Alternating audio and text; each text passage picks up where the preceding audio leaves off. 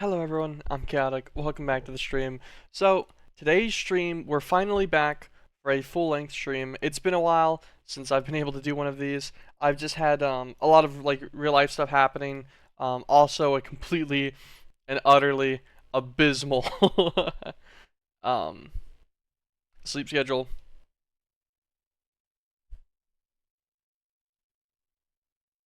It is pretty funny, but we are finally back. I got a good amount of sleep last night and everything for once. So a solid 7 hours has got me going. Um, let's think. What do I need to do today? So I was kind of thinking about trying to get the miners done today, maybe. I was also looking at a little bit of stuff. I was making sure like our 16,384Ks that we made. I want to say that we made 30 of them. And stuff. Yeah. So we made 30 of those yesterday. We queued them up before we got off. Not yesterday. Day before. Yeah, day before yesterday. I don't think I streamed yesterday. I'm getting all fucked up on my times, but something. Mythic Assembler. I know that this guy, he takes a bunch of Mythmanite blocks. Let's make like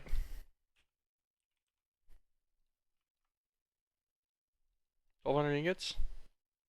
You can do that.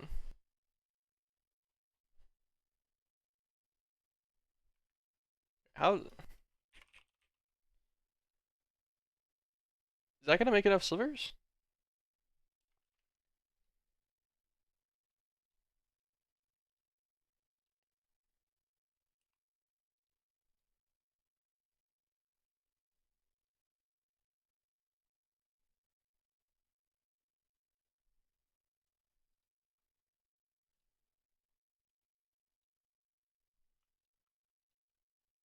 Okay, yeah. So we have the Crimson Gem recipe to make the Primordial Pearls. I was like, does it know how to do that? Okay, yeah, cool. Yeah, we'll have this make like 1,200 Mythmanite then. Obviously that's a bit more than we need for one assembler, but it takes a while because it's gonna be through a blocking mode recipe. Oh, also cancel that craft, I guess. Oh, that's what happens. Those crafts still get stuck, even though it did indeed give us the 10 Fingarum gems. It still has an issue with it. So it doesn't actually see them as starting material. I guess it's fun. This guy will go. He'll go and he'll slowly craft everything through that. Cool. That'll guarantee that we have enough Mythmanite for whatever we end up wanting to use it for at least a while. Okay. Let's deviate on into... I guess it's trying to get all the caps. What are the things that are needed for the caps? The purified ingots, I remember, which we set up. This guy is going to need stasis plates. Okay, all of them are going to need stasis plates. What are all of the matching things for these? Because we have 8 different caps we need to make. So we're going to need 32 ritual anchors, 1 stack of stasis plates, 32 wand attunement upgrades, 32 blank greater focuses, 8 hearts of darkness. Ooh, okay. So we'll need Eldritch Will crystals.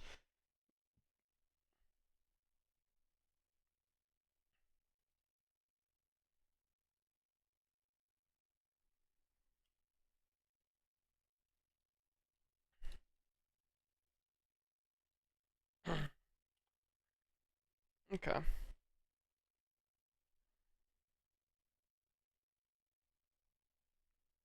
Then if we get 4 of these, we can make a seed out of it.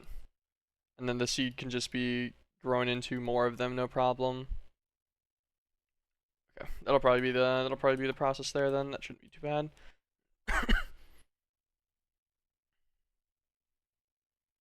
Okay, and we're also gonna need to upgrade our rending staff, I guess, to a staff of the gatekeeper. I wonder if it keeps its enchants whenever you do that. It might not, right? Because I'm pretty sure we already have an Omothal staff of rending. We do. I guess I could just take the sapping 15 off. It wouldn't be that big of a deal. You just simply need to do that in Omothal. It's only 15,000 too. It's pretty easy.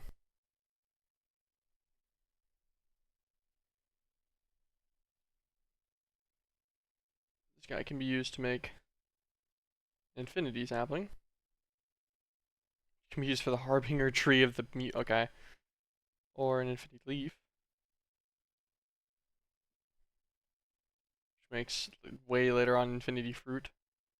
Which then gets either enchanted into living infinity fruit. Which can then make an infinity chicken.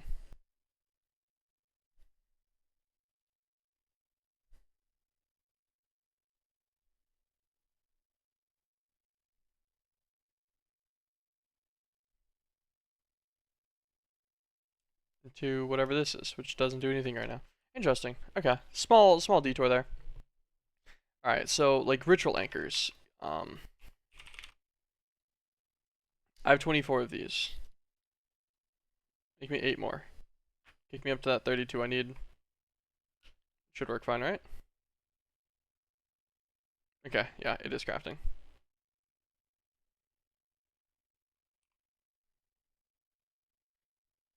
Okay, yeah, they take a few seconds each. Because it's through the Starlight Altar. Cool. So that is our ritual anchors done. So we'll need to get redstone inlays.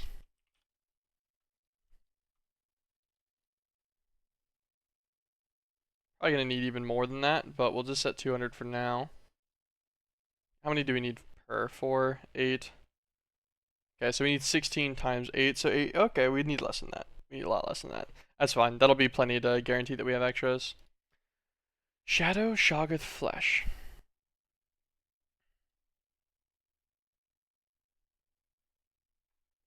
We obtained the Eye of Flesh Manipulation from the Key of Flesh Dominion.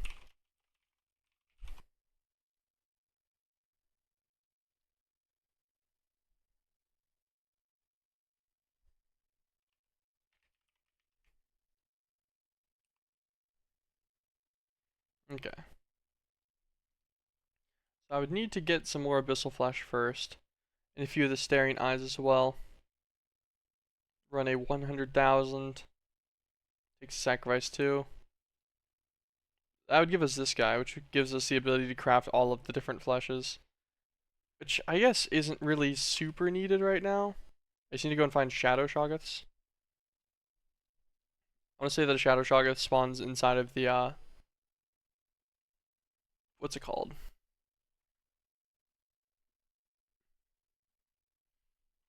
I kind of want to say that it's like the Abyss or whatever. It's whatever happens when we fall off the, like, into the void in Omathal. Pretty sure that's where Shadow Shoggoths are, so that won't be too hard to find them anyways. I guess I'll probably worry about that last. Voxylon statues. Is it the Voxylon statues? That statue's gonna be swapped, obviously, for these. I don't even know why I was gonna ask that question.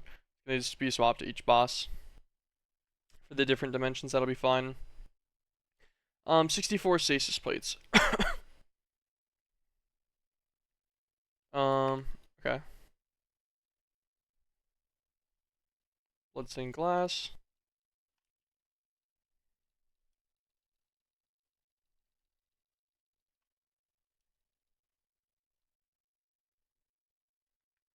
Weighted pressure plate.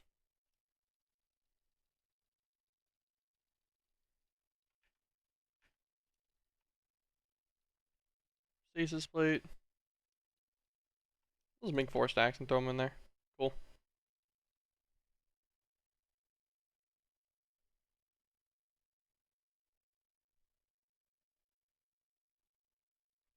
Interesting.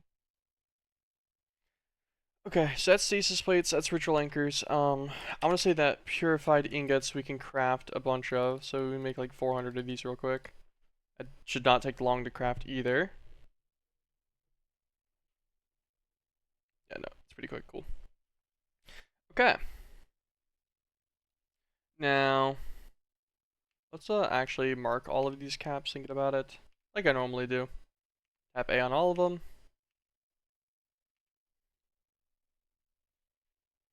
Okay.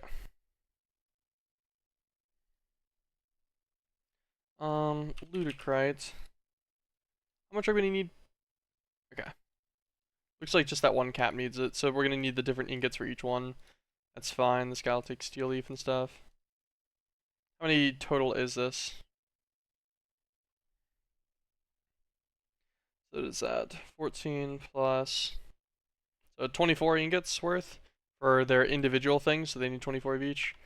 So Ludicrite will make like 40 real quick, that'll be fine. Instant, nice.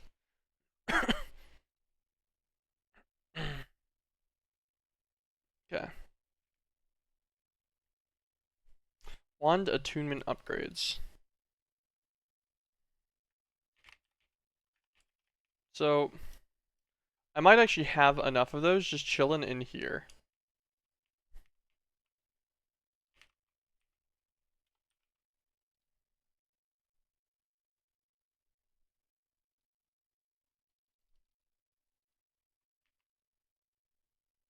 Oh no.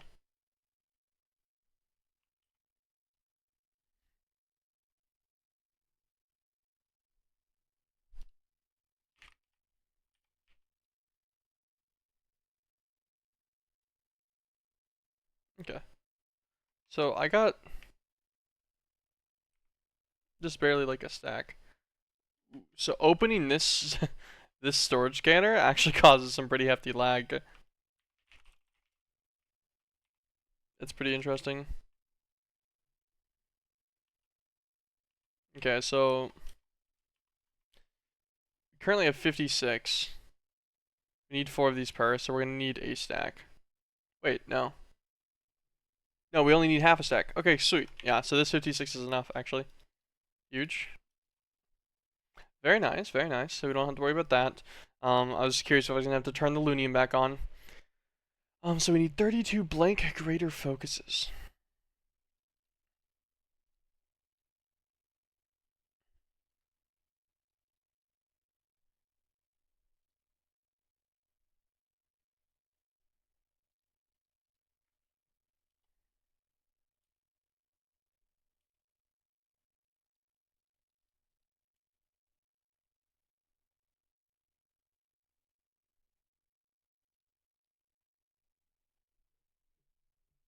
Mm, this would be kind of a pain. So what? If you make, oh gosh, you have to get this from a callstone.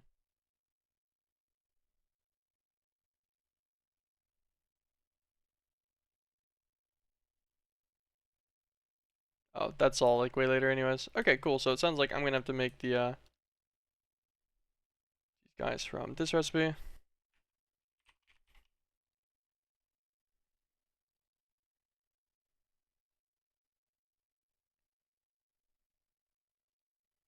Like advanced focus, lesser focus. Okay.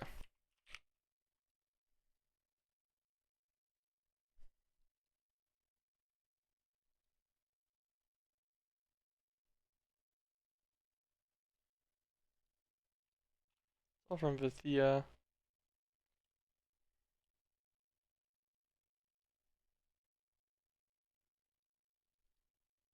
Man. So I'm gonna have to make those through like a crucible automation. God, that's kind of a pain. It's like it's not that big of a deal, but it just means I'll need to set up a thaumatorium and stuff again, and it's not super fun. Especially because this one's gonna need 3 different things melted for it too.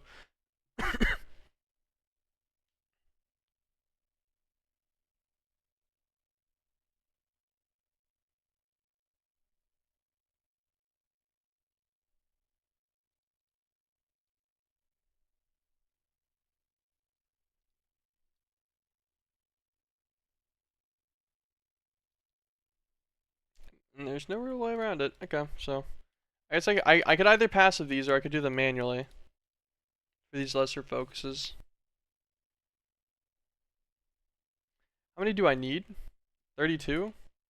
Means I just need to make 32 of these lesser focuses manually. Is that really that bad? You throw in 60, 30, 15, and you can do 3 of them at a time. I could cycle it pretty quick if I wanted to.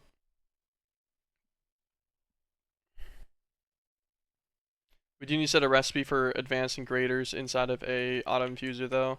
Hopefully our auto infuser has space for that.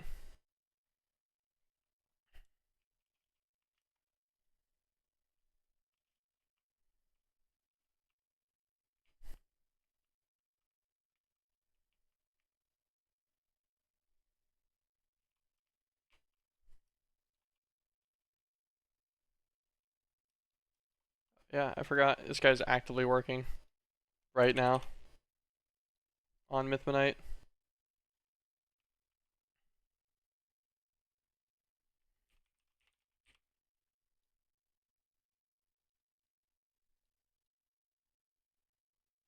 Yeah, we already have the adamantite block on this guy for the increased speed. Okay, so he's going to be blocked for a little bit still.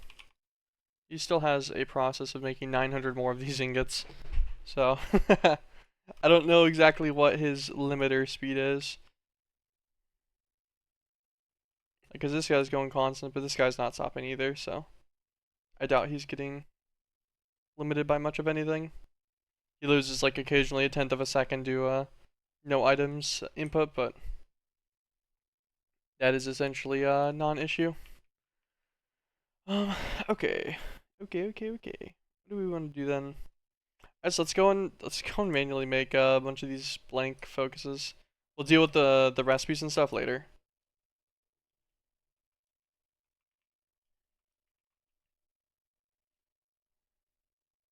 Blank lesser focus. So it's vitreous recantatio, I mean, and aurum.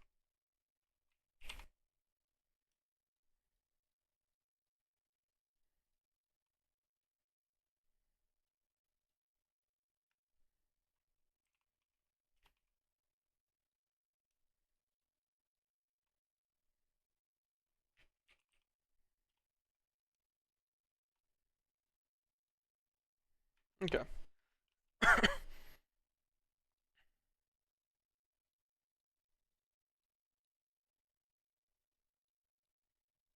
Set this guy into stacks that are manageable real quick.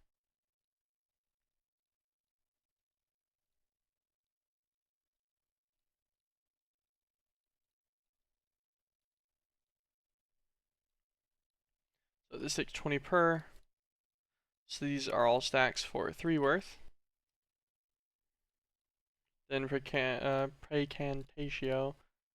go back to our lesser focus. Takes 10 per, so we're going to need 30 for a 3 stack.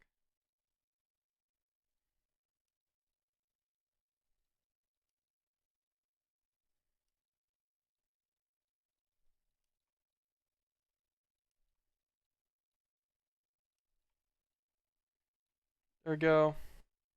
Then these guys just need 5 each. So it'd be 15 for a 3 stack worth.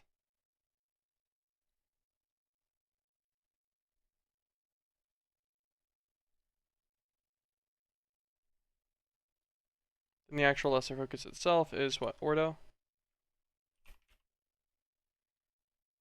Some Ordo V crystals.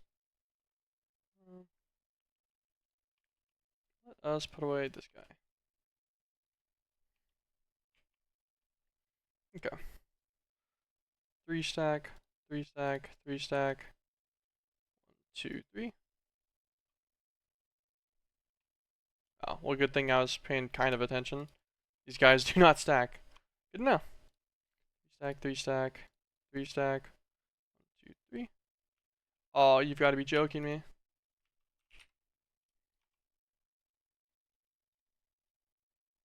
That is not what I meant to click.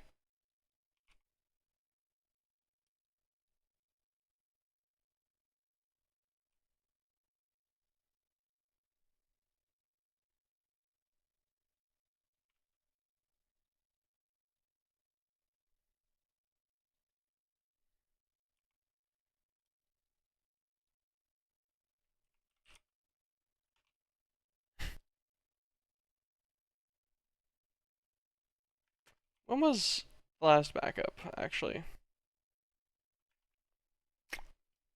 Because I realized what happened just now. Hold on, let me check. So my flux bow went in, is what happened. I was like, wait, this is actually really odd. Why would there be so much extra stuff if I just, like clicked in something a little too far? I didn't, it took me a second to realize what got clicked in 20 minutes ago.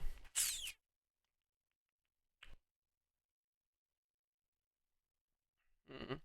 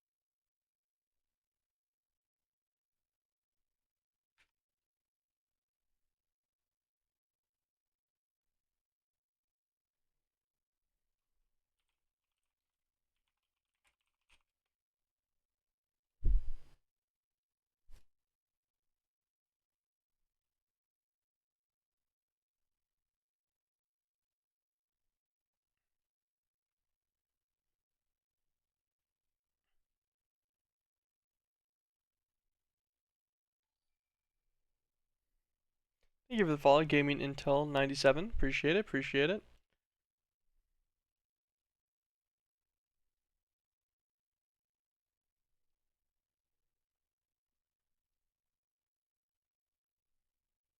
I made a small mistake and accidentally murdered my Flexbow, so now I am attempting to redo the backup to fix them, which is a bit unfortunate.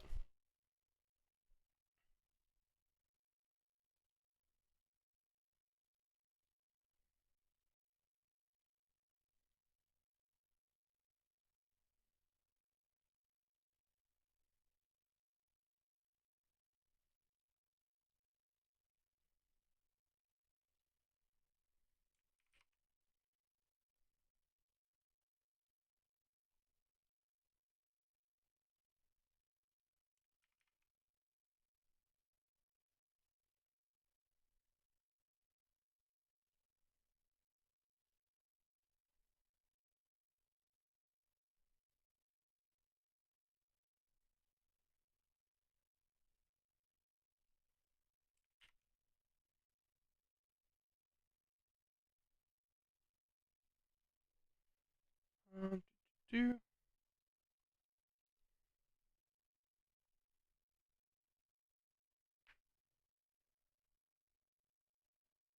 ta-da! Okay. Oops on the mistake there. Let's move this out of the hopper maybe. We also need slivers now, and we also need to make sure that we keep an eye on our further continued issues of any kind of flux in the chunk now.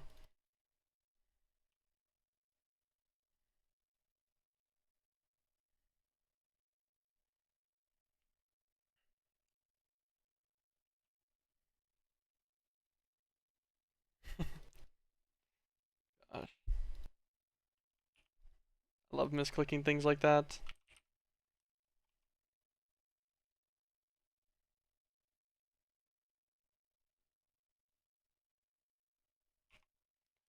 Let's check real fast. Should have a thermometer somewhere in here. We actually don't. Do we have one in the EME? Oop. I think they have EMC, is probably why, right? Yeah.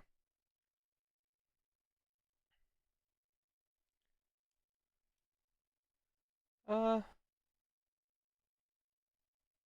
okay. There's a little bit of flux in the chunk, but it's nothing crazy. I don't think we'll see any major issues from it. I will just have to keep that in mind though. Let's try not to butcher that again on accident. Don't just throw mistaken things in there. 60 of these, 30 of these, and 15 of these guys.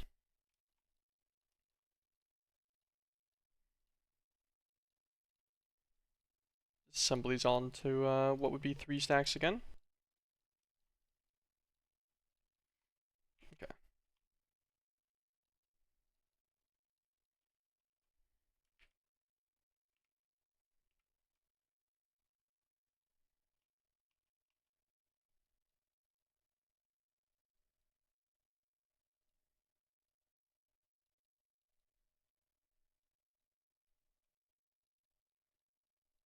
These guys out.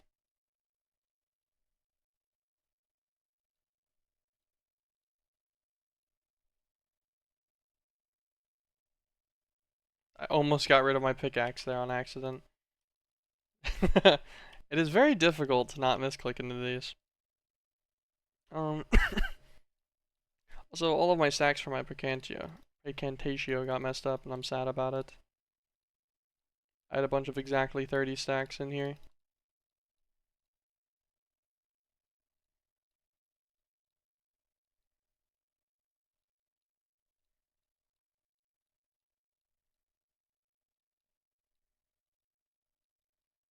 There we go.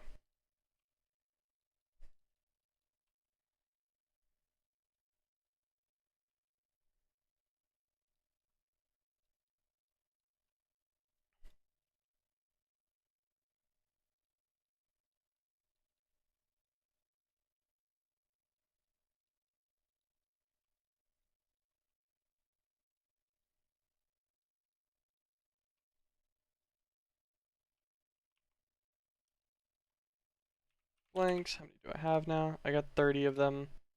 We get some more. Need more vitreous.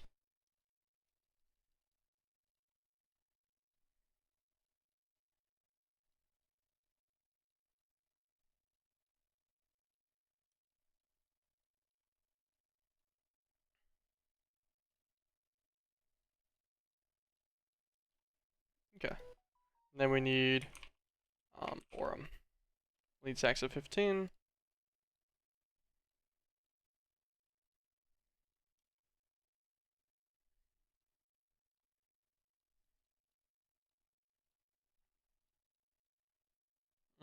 I know an easier way I could have done this, which was just cut it down to 60 first and then split out across the stacks, but either way it wasn't really that bad. Alright. 1, 2, 3. 1, 2, 3.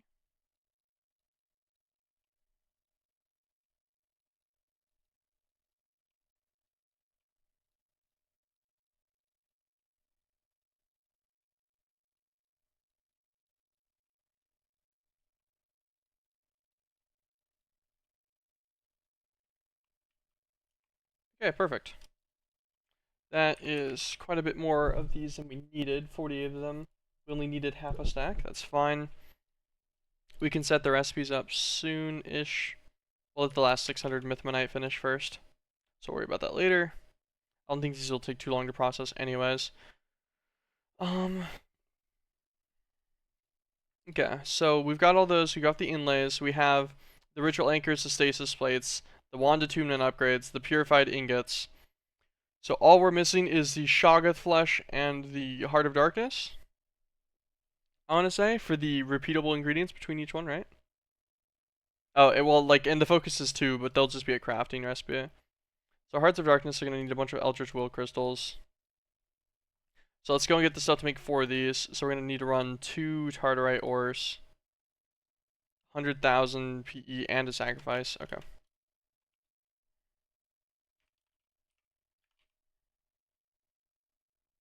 Where's our Bassanomicon at? Here he is. Then we need our Rainbower.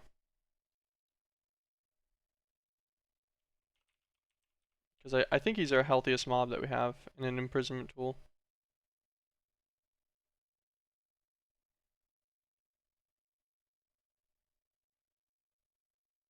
Yep. Oh, he's still our duplicator. So we need to get up to 100,000 PE in this guy. Go run a ritual and do it again. Because we just simply can't get enough of the Tartarite dust we need to make all 4 Eldritch Will crystals from the one singular one, unfortunately. At best case, we can make 3, I think.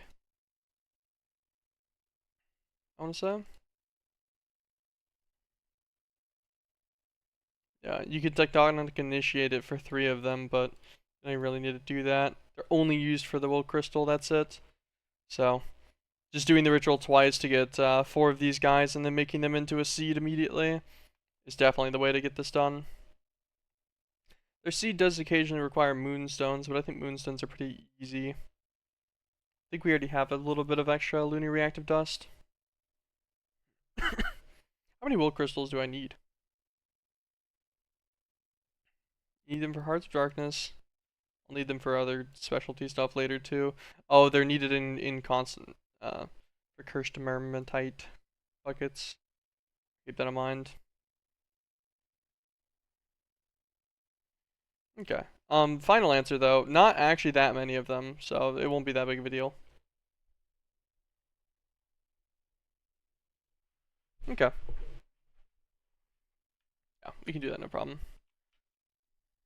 Feed it more Rainbowers.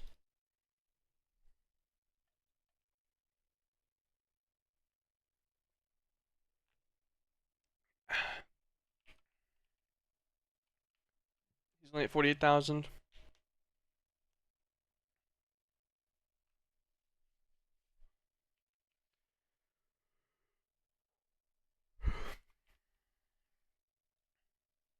Keep feeding him, I guess.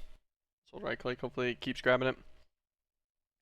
Yeah, so we get this, we get the Eldritch Will Crystal stuff. We'll automate that, I guess. We'll set up a a simple resonator to automate the lunar stuff needed for the moonstone. That should be pretty quick.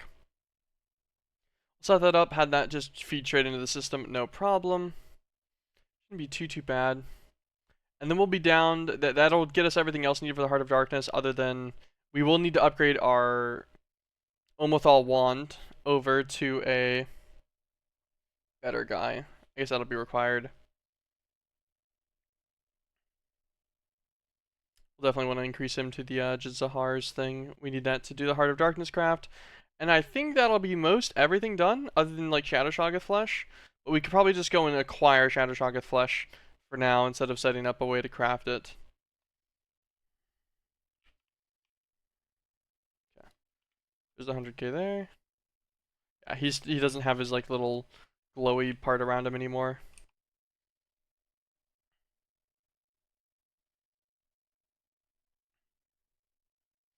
Interesting. Okay. So we need to run the ritual for Cartwright ore. It needs 4 dense rock and 4 Omothal stones, Corallium infused stone. Is this in the overworld? Nice, it is. At least it's not super inconvenient.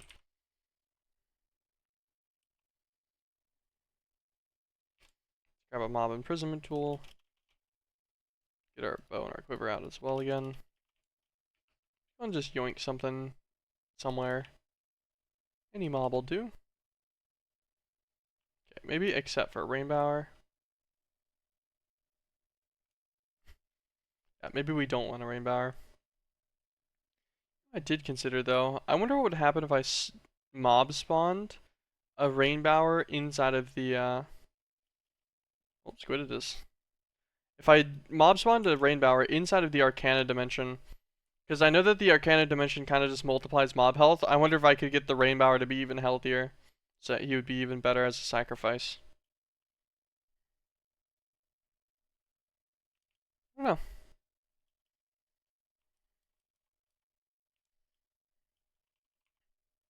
Okay, Corallium infused stone. 2 of these. Dense rock. Yeah, we have a little bit of that. Need 8. Omothal stone will also need 8.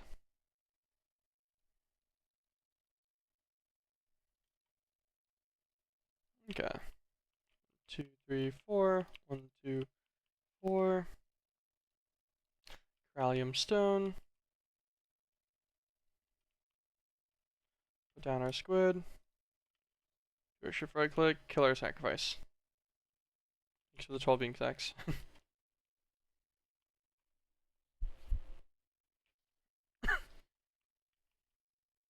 One Tartarite ore. Put this guy back on here.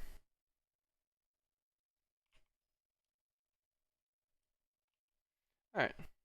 And then back to our process of feeding this guy a bunch of essence again.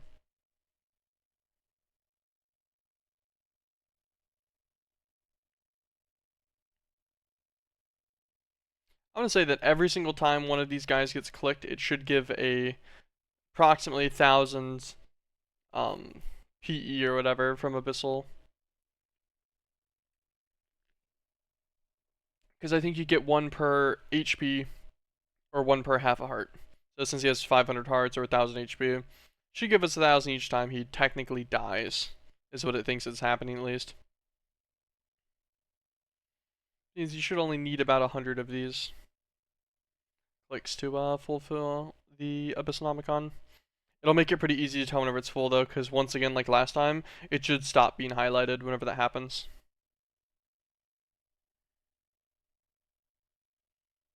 Although there are some issues of like the internal buffer speed and everything, and like if it gets locked up on doing too much at one time, which are difficult to tell whenever you have the torch arenas and such around it, especially because if it does get a lock up, then it like doesn't really show visually for that long.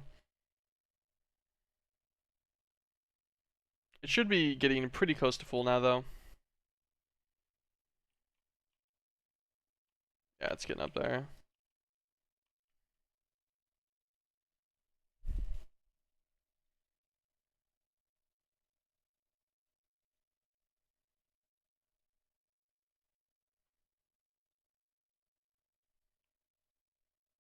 There we go.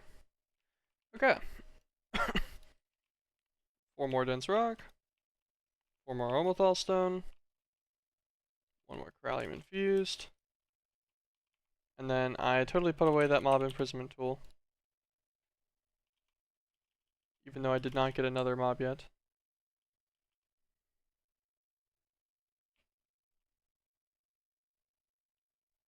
Okay, well I feel like I did see a green mob over here, but I guess not.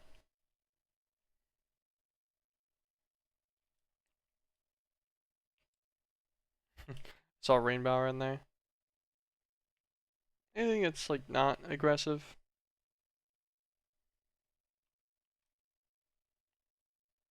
I could use that Jacko man, but they're kind of annoying because they have an inventory on them. It really doesn't matter, I would just hold shift, but I was hoping to just find like a chicken. I guess let's get another squid. Easy as. Yoink. I guess that's our consistent sacrificial item right now. Squid. Fine by me. Let's go get our second tartarite ore. We'll just pulverize them both for the dust. Then make a 4-wheel crystal. Should be pretty easy.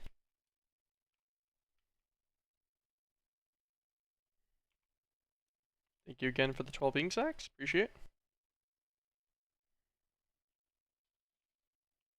Cool. This guy back on here. We'll feed him another like. We'll feed him until it says it's too much. Normally you'd get some fire particles on it if it was having issues on its cooldown stuff. Whatever. We'll feed that. We'll let that eat. Let's go and get our tartarite ore transferred. We'll just pulverize it. Could tectonic initiator it or whatever, but I only need the 4 dust. That's it. This is the only thing it's used for, so there's no point. I would just have an extra that would just sit in the system for no reason. Alienus. Thread. Okay. Grab our will crystal. Where's that? Here he is.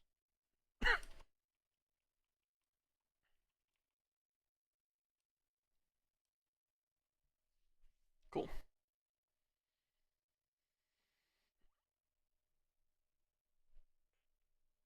This will be pretty simple. Make these 4.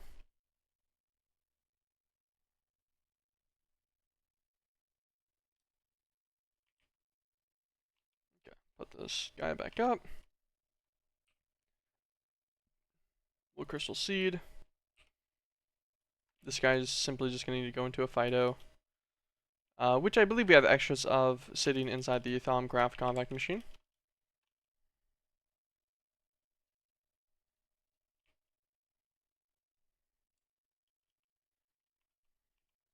Pretty sure, yeah, all of these top ones over here aren't being used.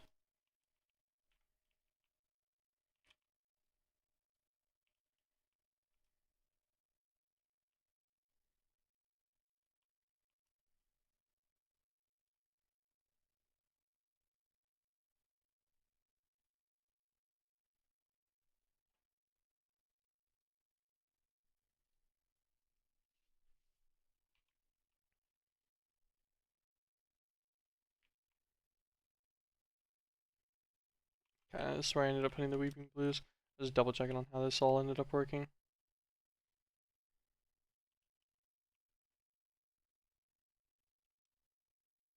What is this trash can here for?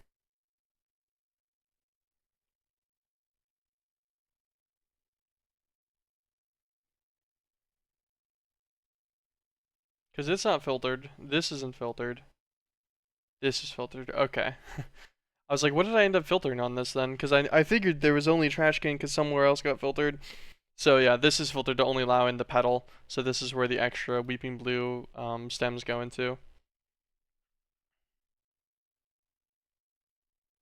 I'll just let it store the Eldritch Will Crystal seeds. I guess it doesn't really matter that much.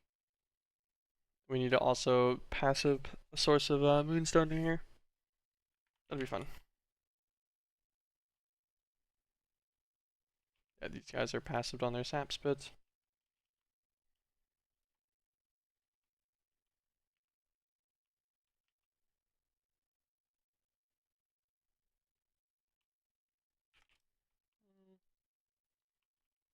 separate them properly, I think. I'm gonna do this.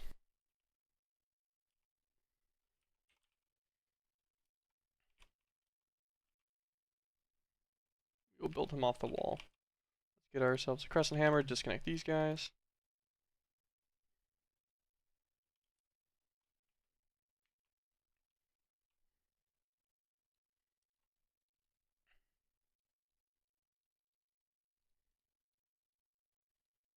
The output on the right.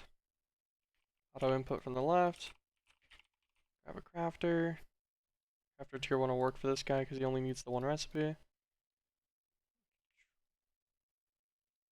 This guy's recipe will be for moonstones. An external buffer.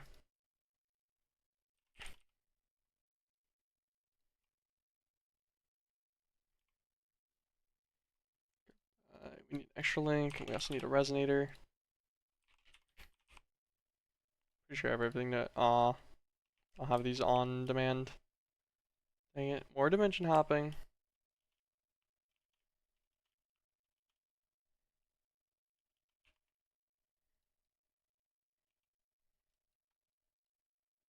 Redstone, ruhenium, iron.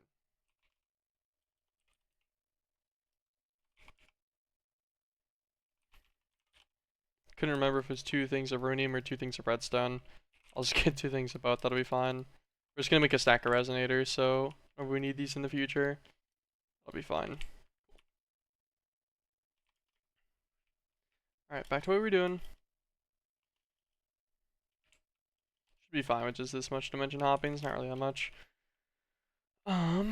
Okay.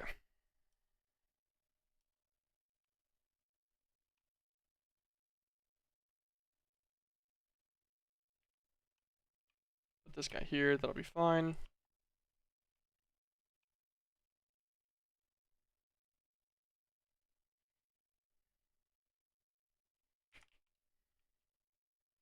We'll just put him here. I forget I can do this.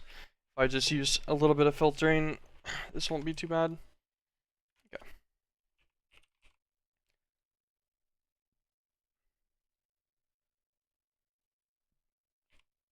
Okay. This guy's going to be an insert filter for diamonds and lunar dust.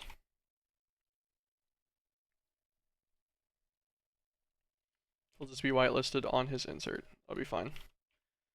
This guy will be a resonator. You can use that on an insert as well. His insert will be limited to lapis. And then we'll have him on an extract always. These guys will be on extract always as well. Let's just get ourselves some lunar reactive because we have some yet.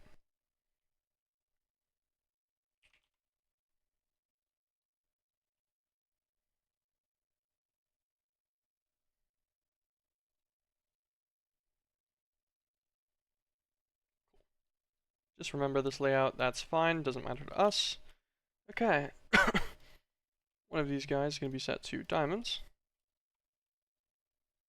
The other one will be set to lapis. This guy will start powering up. He takes a while, he'll be very slow. This guy will go as well, and then we just simply need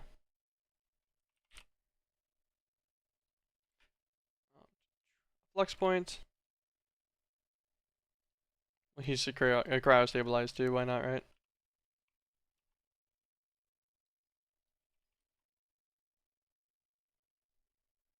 Nice.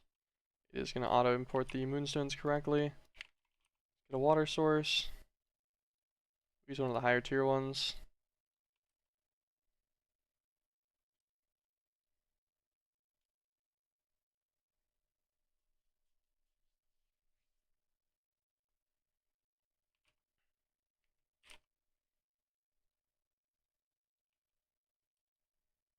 There you go. Increases processing speed too. And give him a Eldritch Will Crystal Seed. Should be fine.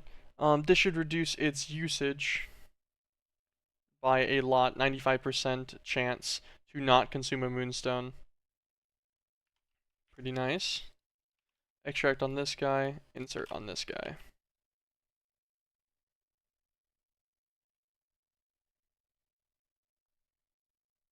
Cool. And this guy is slow, but he should... Yeah, we're already almost up to our 8th. This guy should make plenty, even at default resonator speed, to deal with the fact that this will only every roughly 20 or so outputs consume a moonstone, and it's already got 7 in there just to start with. I think that'll be fine. Already up to 3 Eldritch Roll Crystals, so that will be totally chillin' by the time we need it again. Let's check our Mythmonite status real fast on the craft. Got 125 left. Okay, and all it's down to now is just the actual Mythmonite craft, it looks like. Oh no, it's got another schedule before it.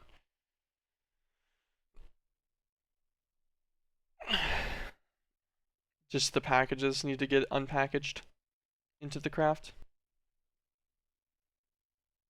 They're on blocking mode, so they're a little bit slower this way, but it guarantees that there's no backlogs or anything on accident.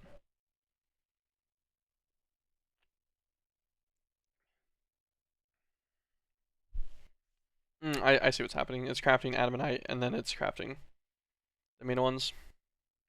Once it gets through this last 100, we will be chilling. That will be all of those done. I guess we could go and detour it for just a second, since we're already down here anyways. I don't think there's going to be too much of an issue if we take out these packages and then encode them with some additional recipes, right? Thanks for the tellurium, appreciate it. I don't even know why I did that. I'm probably going to end up with another one. Do this guy, then we need a blank advanced focus.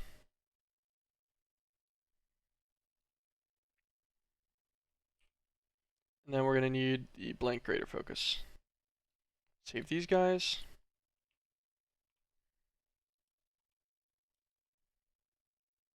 Cool, that should keep these guys going.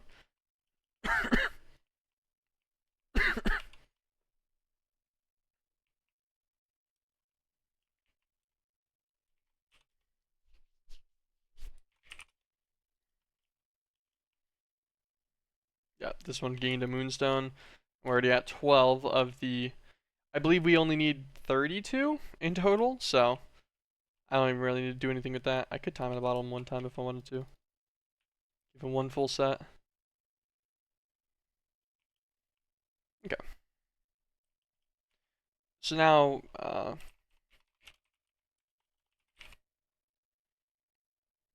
yes, now we can tell it how to make greater focuses and such. So if we tell it to make 32 of these, nice, okay, cool. So there's no issue with that. We'll queue that up too. I don't know how it's going to determine which one gets priority for this. Okay, this is going to get full priority, and then it's just going to delay this craft. That's fine, I guess. Fair enough, right?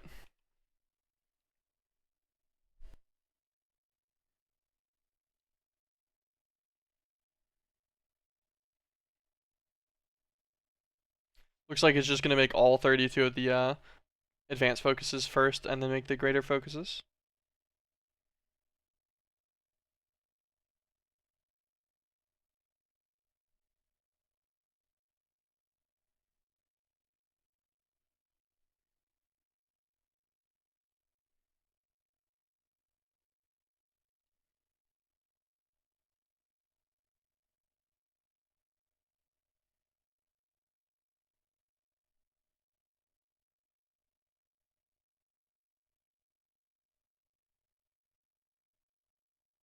How's it crafting 5 at a time? Hold on.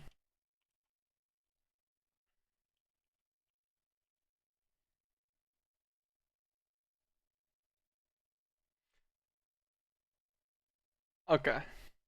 I think that's what's happening. I think it's just the recipe packages show it that way, but it's not actually crafting 5 at a time. Also, why is there one more blank focus?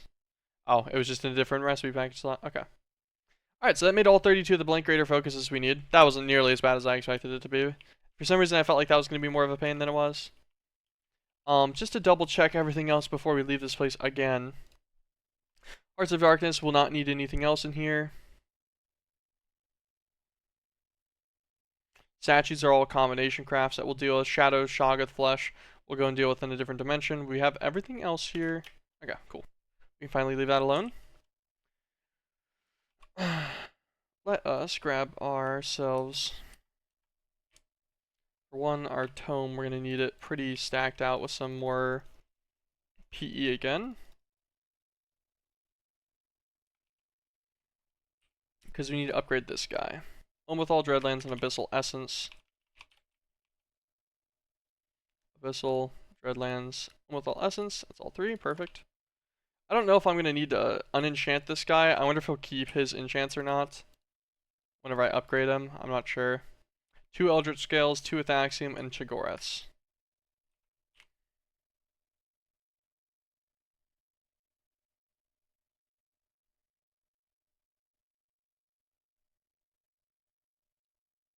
Chaggoraths. 2 Eldritch Scale. Then 2 Athaxium. Should be fine. This guy should have plenty of essence in it now. That's 30,000. I want to say you only needed 15. Need to do it in Omethal. That'll be fine. It's all good.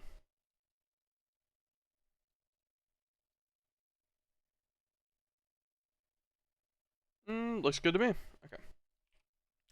Let's click this guy over. Omethal. Scared the hell out of me. We'll do that. Okay. Chaggorath's Gateway Key. Omethal, Abyssal, Dreadlands. 2 Athaxium. 2 Eldritch Scales. And then our Staff of Rending itself. It didn't say that it needed any kind of sacrifice, so it should just be a simple matter of this. I hope this keeps the enchant. I won't be surprised if it doesn't, but I will be a little sad.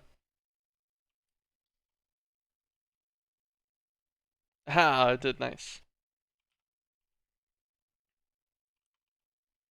Okay, simply just press X and you can change between Rending Staff and just normal loot. That'll be fine.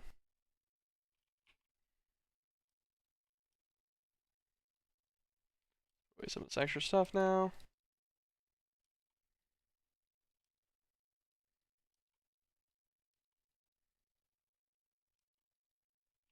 Okay. Then we're gonna need Shadow Shoggoth Flesh.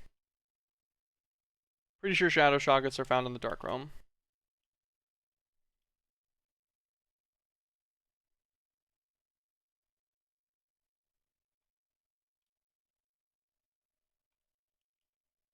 Well, this is convenient.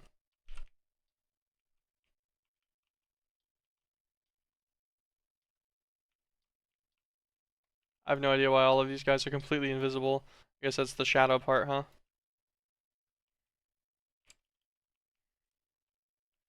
We need 12 per thing. 12 Shadow Shoggoth Flesh per guy.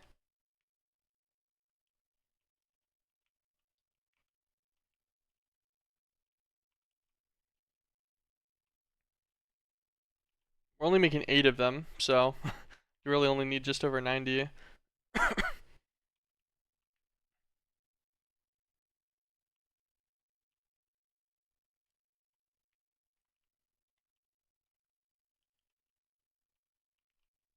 Okay. 2 stacks should be absolutely plenty. What else do we need this for? To make some engravings. To make actual statues later too. That guy's gonna hit me. That should be fine though. And just these 8 guys. Okay, so we don't actually need that much. We should have it like completely enough after this. Ow. Oh, it was a baby one. I was like, what is that? Why is there a spider in here?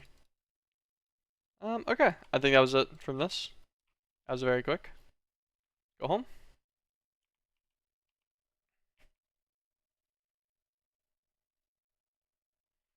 All of the caps are going to be made inside of ultimate crafting tables.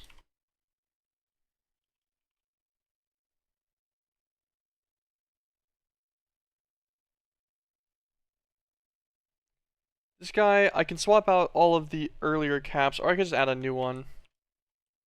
Like add a new section for new caps.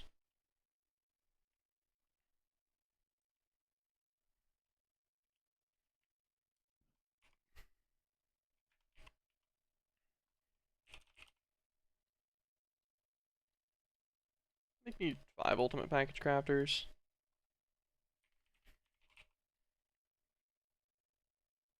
Give me a packager.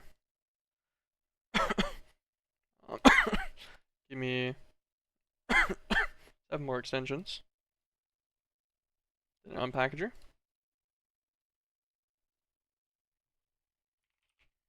If I just look at package crafters.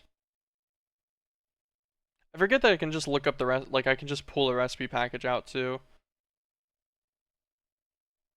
Pretty sure if I was to craft a recipe package, it would just give me one that I could process in the system itself. I think it's how that works. I think it lets you do that.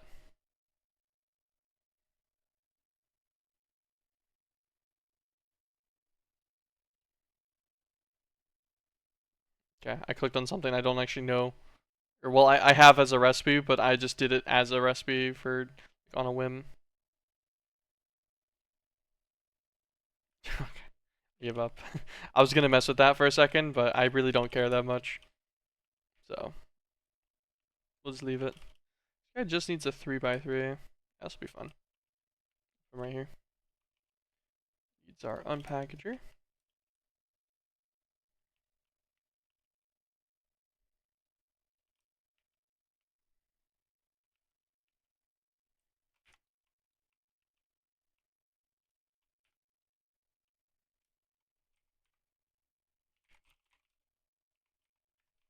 Yeah.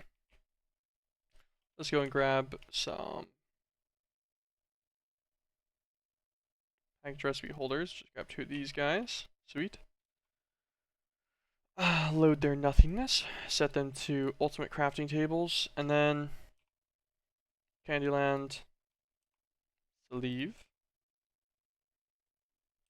Gardensia. Stevia. Oh, well. Let's go back. Make Gardensia again. Didn't click over. Oops. Haven. Iron Mysterium. Box Pawns. That is all 8 of these guys. Beautiful. Save this. This is all we'll do for this ultimate for now. I can't think of other ultimate recipes I need off the top of my head, so.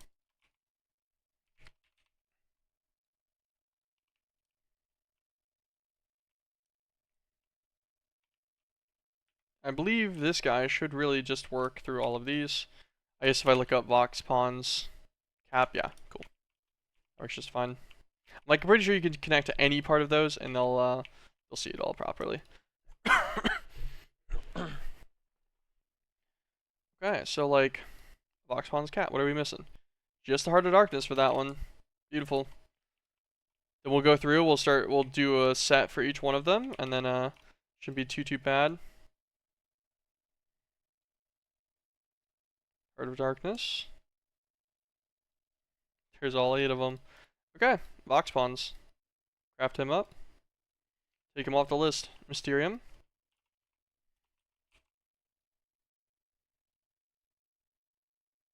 Okay, we already got what we need for that one too. Take him off the list. Iron Mine. I think we have everything for this guy as well. Oh, Mechabot statue. Mechabot statue. We means we just come over here to this guy. Yeah, that's definitely not all 20 yet.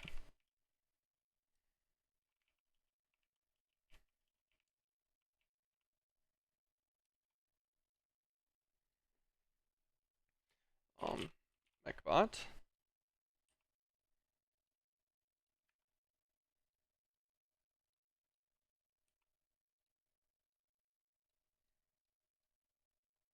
Rock Rider and Guardian. That's Guardian. Voxelon. Pyrosaur. feel like a Rock Rider was in here too.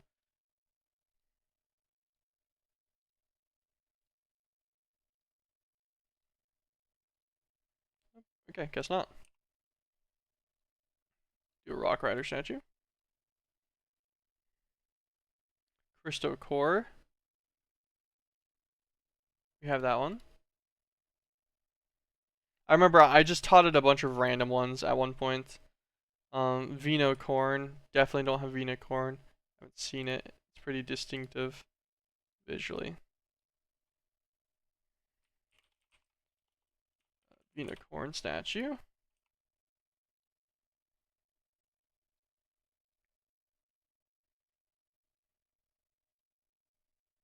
Gyro statue. We definitely haven't done yet either. Cotton Candor statue. Definitely haven't done that either. Candor statue.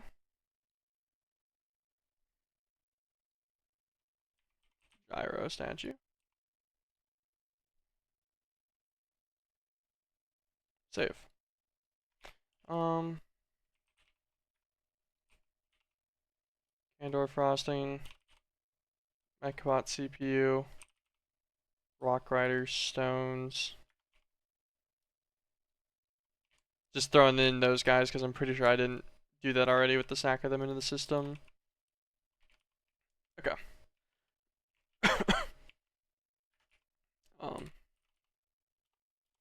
I don't remember what Voxelon guys is. I guess we will find out though. So Iron Mine caps. Back to what we were doing. Cool. Mix all of those. Haven cap. We need Spectre ingots. Ectoplasm, lapis, and gold.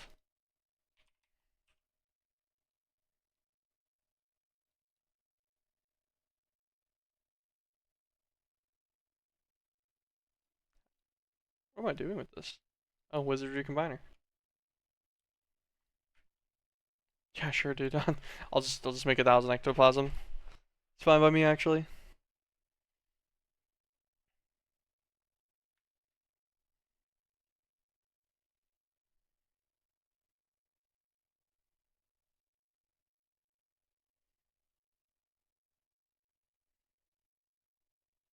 There we go. That's already all the Spectre ingots I needed. Okay, back to what we were doing. Otherwise, we'll just let that keep going. Haven cap. Christevia. HSLA steel. Isla. What do I need this for? This is the steel that's only needed for the turbine stuff. Which I actually don't know if we need ever. Yeah, because it just makes the steam. Yeah, so I don't think I really need to automate this in mass or anything. Carbon manganese blend. Iron.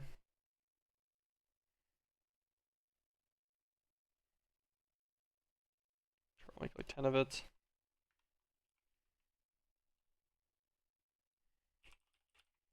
Iron ingots.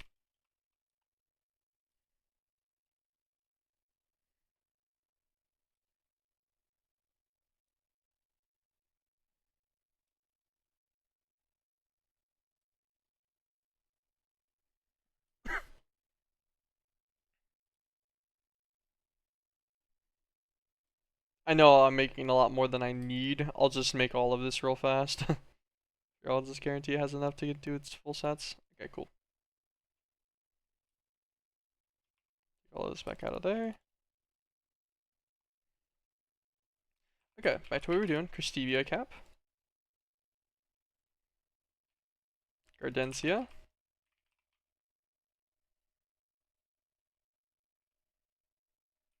Sleeve.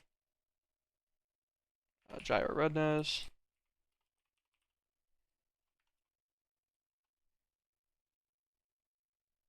Sleeve cap. Perfect. And then Candyland. Pig iron. Okay, fair enough. Do we need pig iron for anything else? Oh, pig iron has EMC after we make one of them. We haven't already made a pig iron before, right? Nope. What's it take to make a pig iron? Blood infused iron. Cursed rock. I feel like I have a cursed rock. Yeah, okay. Yeah, we've done this before for other things. Worked up.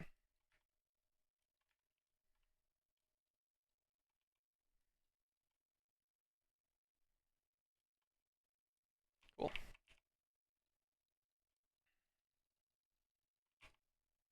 Don't know what we'll need more pig iron for, but it will be in the system on demand. Okay. There you go. This should be Candyland cap. Beautiful. That's the caps for all of the miners now. Not bad. Yeah, their other parts aren't bad. Structure frame tier 5s. We need half a stack each, so we need 4 stacks of this. So we need 256 structure frame tier 5.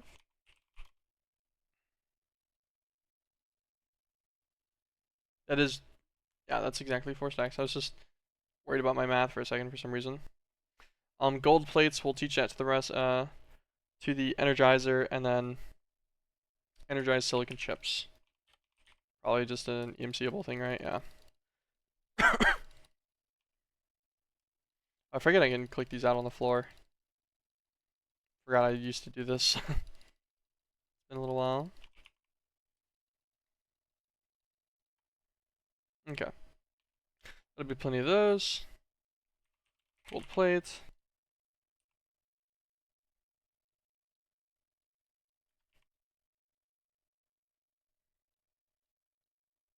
There you go. You can go on that one. Okay. 256. Wrap that guy up in the background right now, since we will need those for our guys anyways in the future. Okay. And now, the fun part, mythical miner.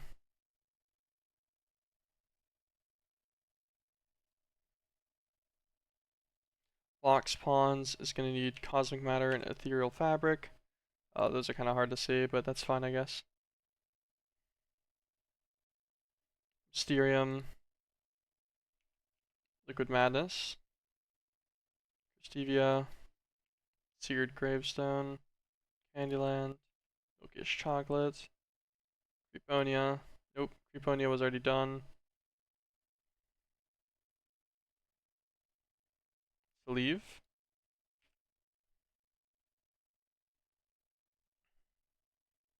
Ardensia.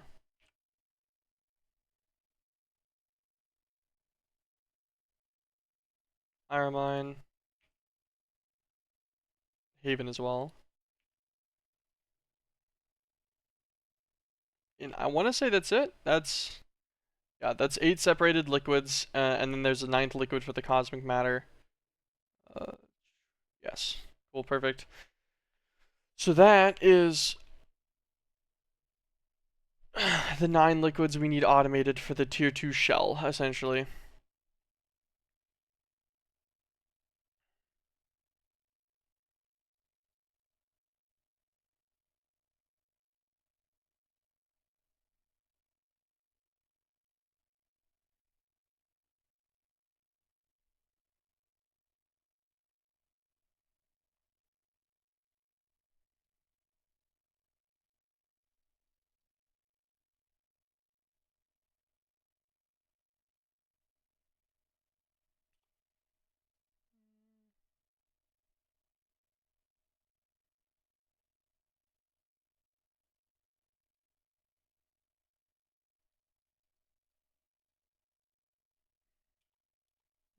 I'll worry about a lot later. So, is that the only form of the crepuscular water? Yeah, I guess it makes sense. So it eats celestial crystals, though. You get... God. That's a rough margin. It also requires the steel thermal mixer. What does this guy take? Oh, nothing. He's cheap. Actually, what's Imburium? Never mind, you need to use an infusion table with magma blocks.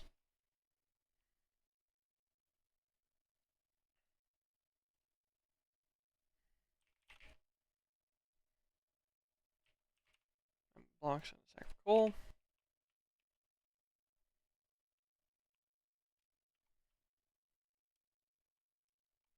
Okay, I wasn't sure if that was just a crafting thing or not, or if that was going to take time. If so, I wanted to get that started immediately. Okay, yeah, so we're going to need to... God, that astral water is going to be paying. You'll be able to make it at a lot more efficient of a recipe doing the Twilight Matter route after you get the initial stuff, thalamic replicators and such. Just needs air melted down. That is substantially more accessible.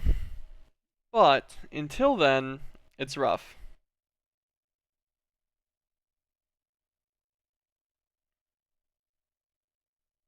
Mm.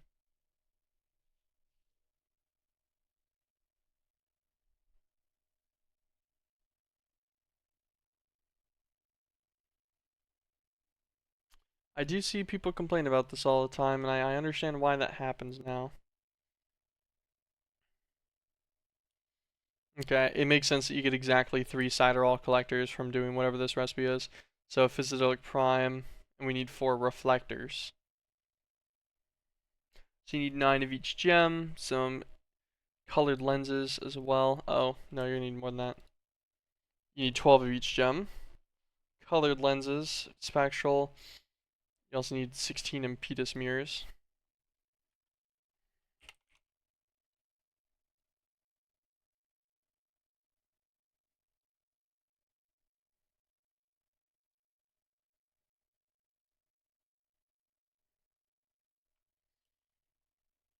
Okay, I can make the jewels manually, that's fine. For the impetus jewels. Everything else about this is also fine, to be honest. Weird glass.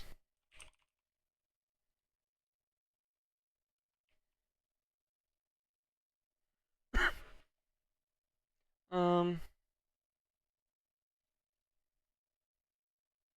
as this guy needs to go in the auto infuser, but he's the only additional recipe in there. Right? Um, I guess we can teach mute glass to the auto workbench too. Okay. Go in here. Here.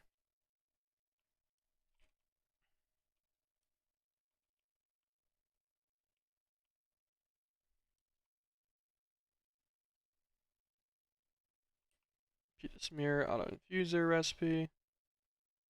All of this other stuff should be fine. Save this guy.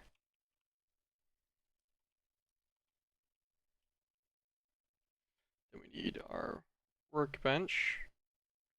I want to say actually our workbench is probably already chilling on max, right? Your glass, aqua, ordo, glass pane, quicksilver. It has EMC, so I don't really need to teach it. I just need to make one.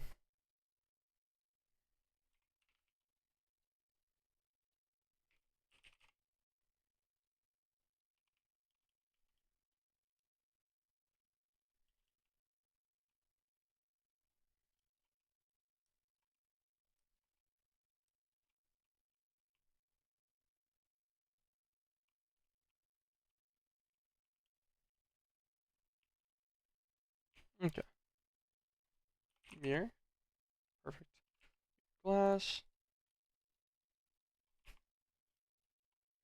Impetus. And then these 16 are actually used to make... Okay, these are in a celestial altar though.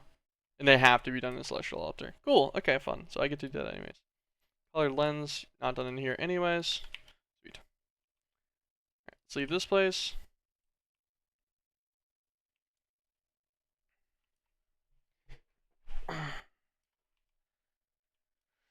Let's go down to... I should go back up here real quick.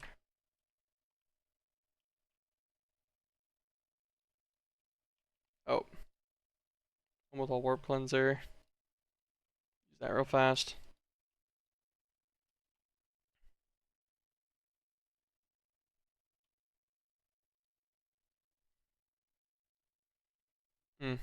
Gem.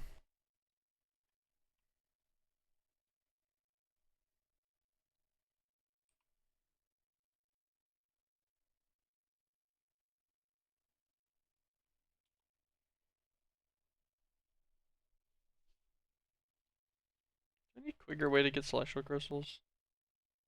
I guess eventually you'll be able to just make them in mass. At least moderately. Yeah.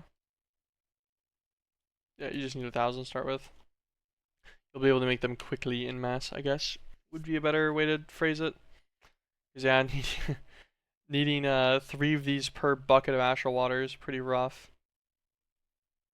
That gets you like it's 20 runs on the Haven Mythical Miner. Definitely not something you automate immediately though. You set up the crepuscular gems. This is definitely a Atomic Replication one by far, just because of how annoying it is to make. So you make your initial bucket so that you can run your Haven Miner for enough to get its first 2 garnets, and then you actually automate it with the replicator. You just need to get that first bucket. Wait, how bad's the replicator actually? Hold on. Okay, yeah, it doesn't have anything. It doesn't have anything crazy. I was just thinking about it. I'm like, this isn't blocked behind something I don't have access to, right? I didn't feel like it was. I felt like it was a pretty early on guy. It is.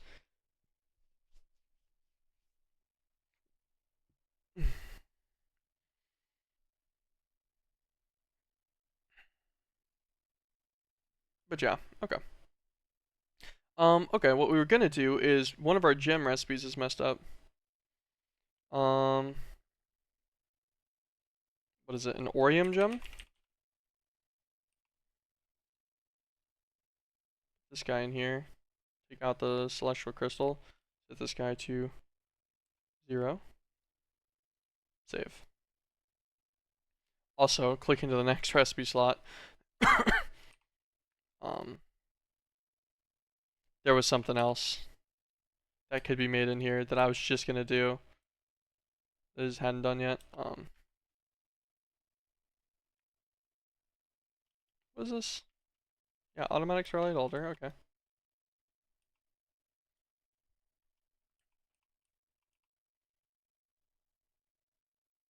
Alright, this is one of them. We'll teach it Physidelic Prime too, why not, right?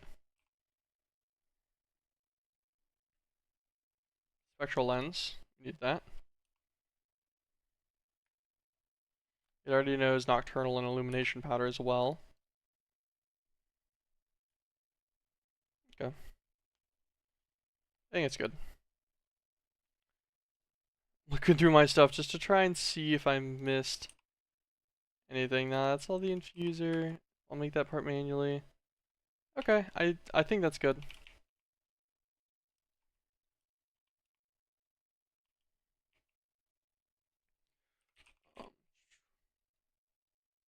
Let's make 12 of these. Black dye. Oh, Flectuotite. Wait a second. Did that ask for 40 Flectuotite? Is that right? Oh, it takes 4. Yeah. Okay. Yeah. No. So it was asking for 40. We don't have Flectuotite in large capacity yet, right? It only needs Lelicia garnets actually with a Flectuotite chicken. How many Lelicia garnets do I have? 16,000.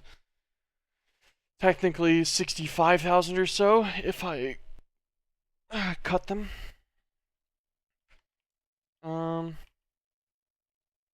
Flectuotite chicken. I don't already have a Flectuotite chicken, right?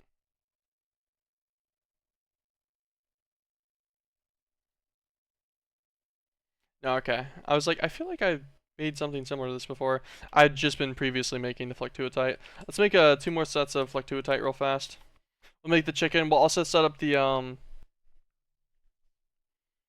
passive version of, like, guarantee that we have passive Dolomite, Ender Dolomite being replicated for the system. And send that stuff in real quick too. Okay, 2 more sets of Flectuotites, right? Go over to our plasmatic condenser room. Pearlescence. I think 16 of it. I think we need 8 per. Spores.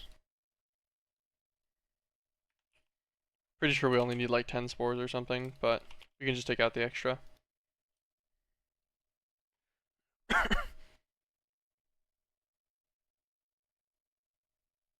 Okay, I was like, this is definitely the recipe.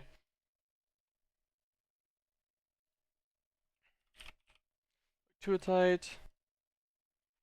Lilicia tokens. Orange spore and stone.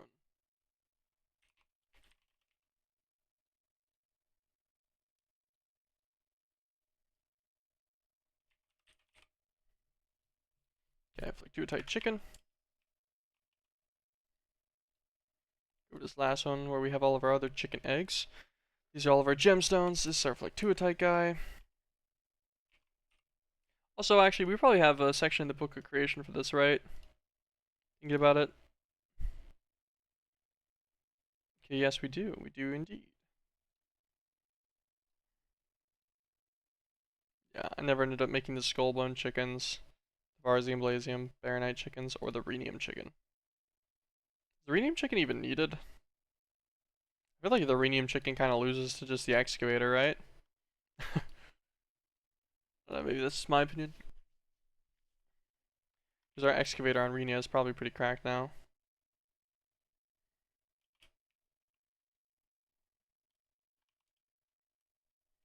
Yeah. I was like, 78k seems really low. Yeah, it's 976,000.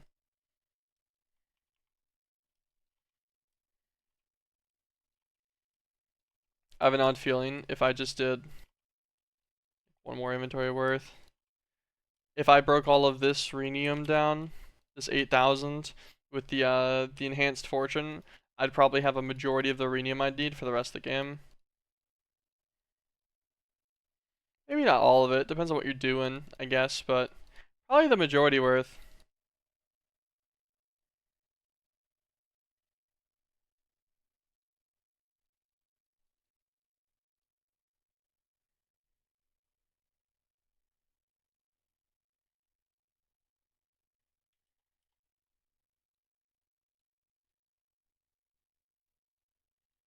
Interesting. Okay. Grab a couple more inventories worth.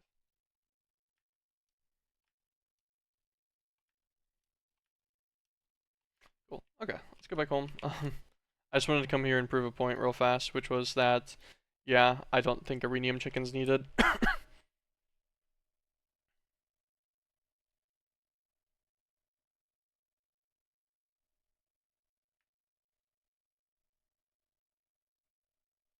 That's Gustavia. Let's get ourselves a Candite chicken. We'll go through and make all the rest of these chickens real fast too. This shell. Chocolate blocks. Okay. I remember, yeah.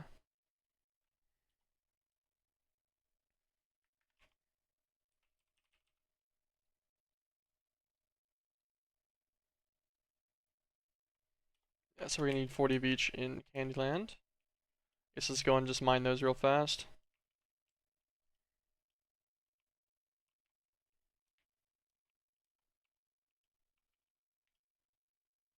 Sup, Rainbower. Of course, right?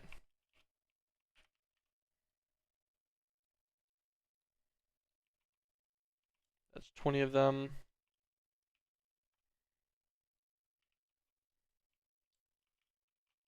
Each structures always spawn 20? Oh no, that one spawned only 19.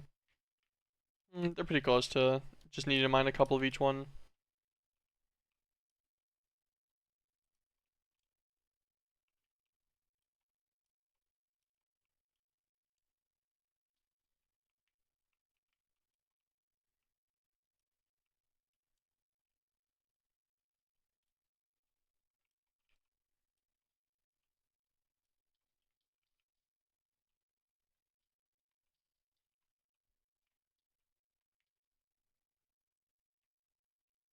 They're just shooting at each other. Dark chocolate's good. We need normal chocolate blocks. We're gonna need a little bit more, what? White chocolate, I guess? Milk chocolate, maybe? I don't remember what it's called now. Okay, guys, could you not, please? Thank you. Please, appreciate it. Please.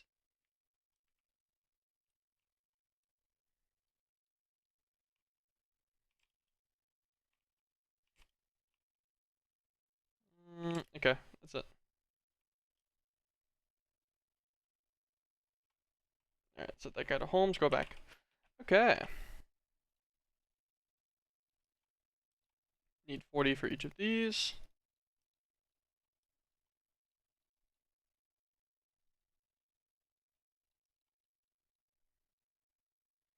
Then simply a stack of sour gummies, of which we don't have.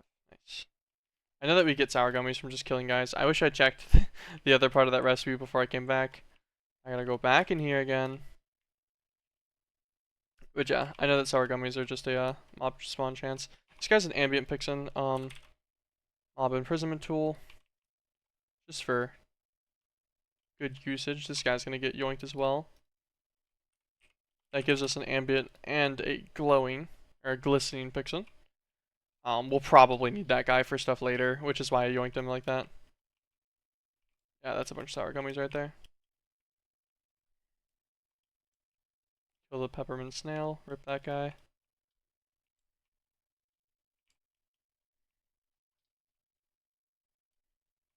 feel like my HP is lower than it's supposed to be. Feels like my Ring of Odin isn't working. Or something, I'm not sure.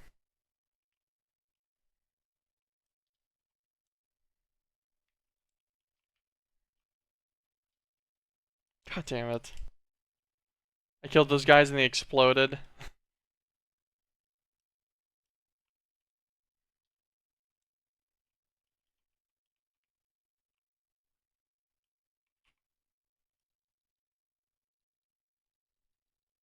This will,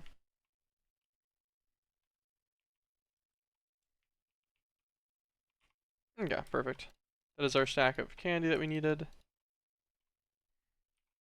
Candyland tokens. Want to say that's everything for the candy deck? Yes, perfect. Now, how did we manage to get to Finema? I guess we accidentally shift scrolled while we had that in our hotbar at one point. Oops. Spontaneous teleport. Candite chicken. Put him away. Okay, so we're gonna need a Vidtite chicken, so petals, 24 of each petal, and some Gardensia tokens. It's kind of rough.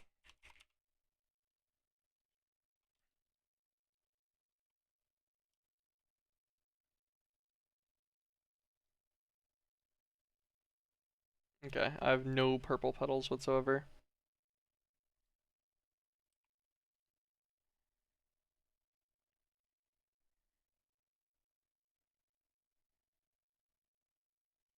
Okay. So we need to go back to there. What else will we need for this? Just that and the Gardensia tokens. Okay. Let's go back to Gardensia, go and get all these petals. Gardensia was green, right?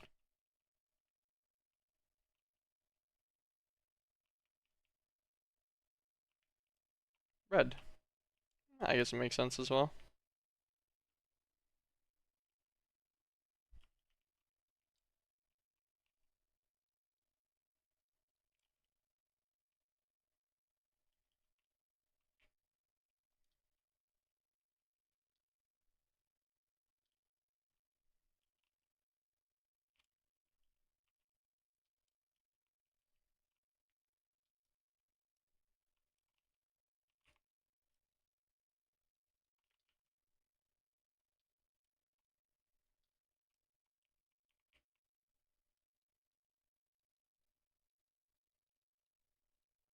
Clean up most of this. Okay, we just need to get 24 of each petal.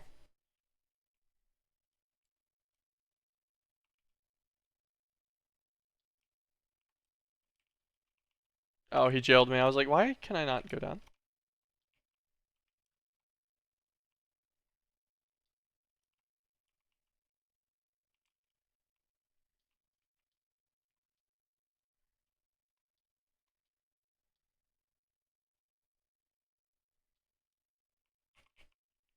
I find it weird that the Howlers just like spawn in random dimensions all the time as well. They spawn in plenty of places where they don't exactly fit the theme, I'll be honest. Oh, there's our first purple petal. Nice. Okay, cool. So the reason why that is cool is that means we can see all of the petals now consistently. Actually, let's put away some stuff. Let's put our shrinking device, our Bissonomicon. I don't think our quiver needs to be in a hotbar either. So we'll put him there. And then we'll put our 5 petals in our hotbar. This will make it way easier to manage them visually.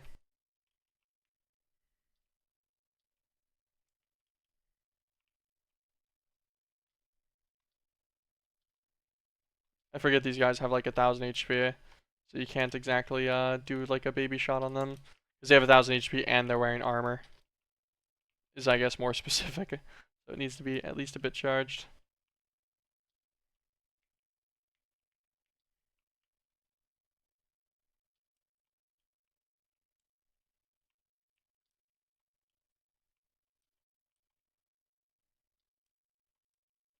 Shouldn't need to clear my inventory anymore either, because I have one of each petal already.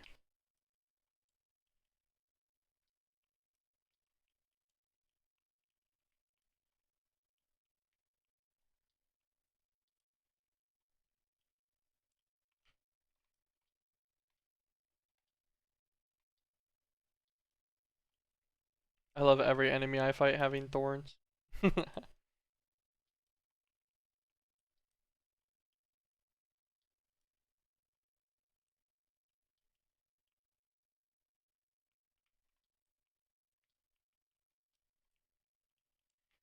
Okay, that is all 24 of our orange ones.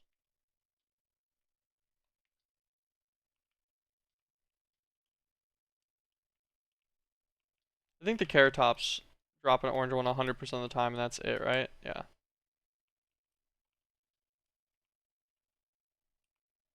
Okay, purples come from the flower faces.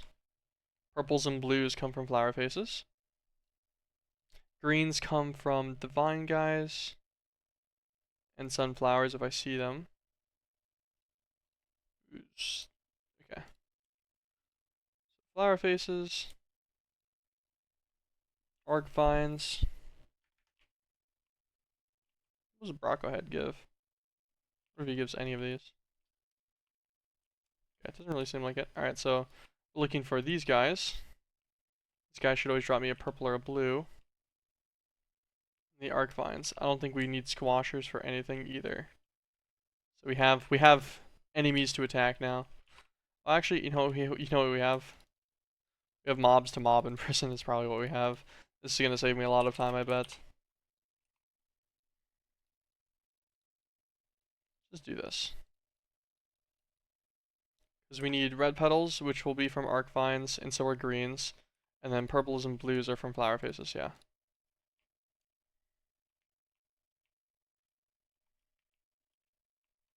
Yoink. Alright, now we just look for an arc vine. Yoink. Cool. We kill this vine wizard just because. Murked. Okay, let's go back to home. Pick this back up before I leave.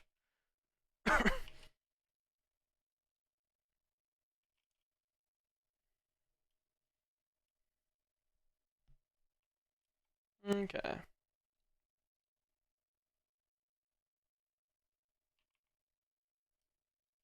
Put away the mine construct.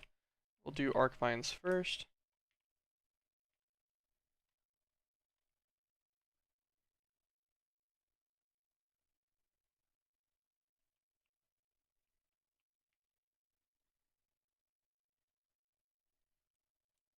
I think odds are that is plenty.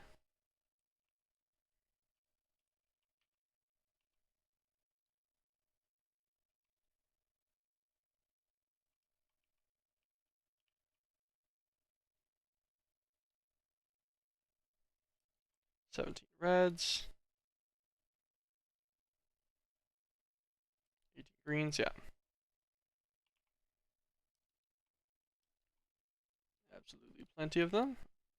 All of those. We just need to swap this guy out to a flower face.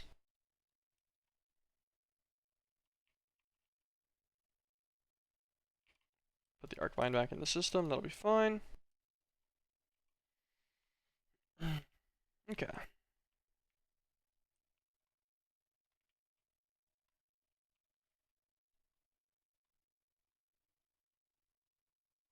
Forget actually, I don't need to actually charge on any of these guys now. Because spawning in this dimension, they have like no HP.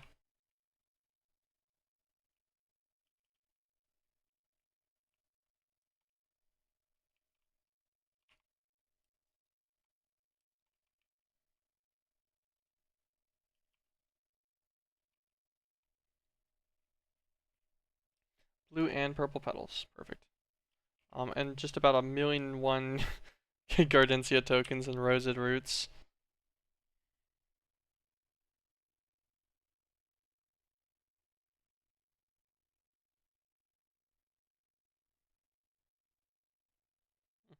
Interesting.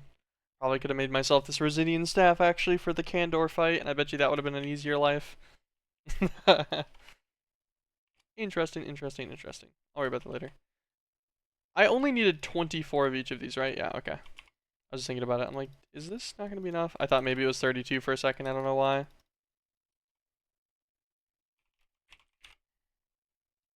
Get a red petal back. Put too many away.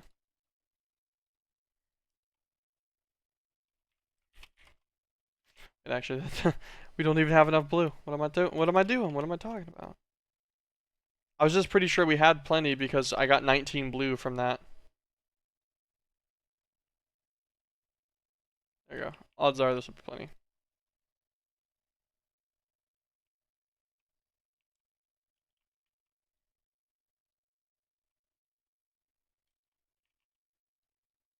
Perfect. Now we have enough blue. Cool. Bit tight, and so we just need a stack of Gardencia tokens. We got that easy.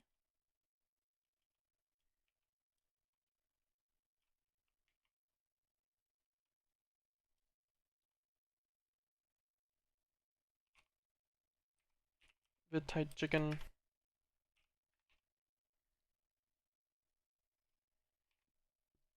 Put him in here too. Okay. Iron mines will just be a Lion chicken, so iridium alloy ingots, iron mine tokens, magnet shards. Iron mine tokens.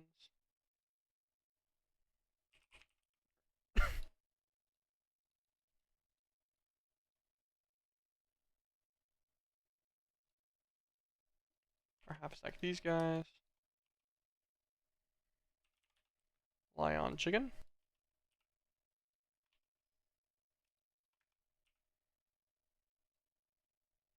Mistite chicken. Fungal tea, mysterium, mushroom.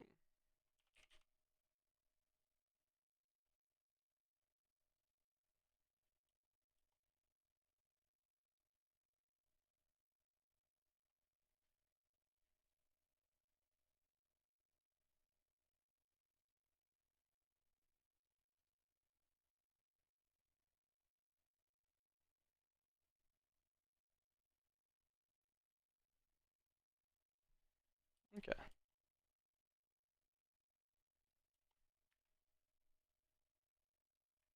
Where do I find a mushroom? I know they're in the Twilight Forest.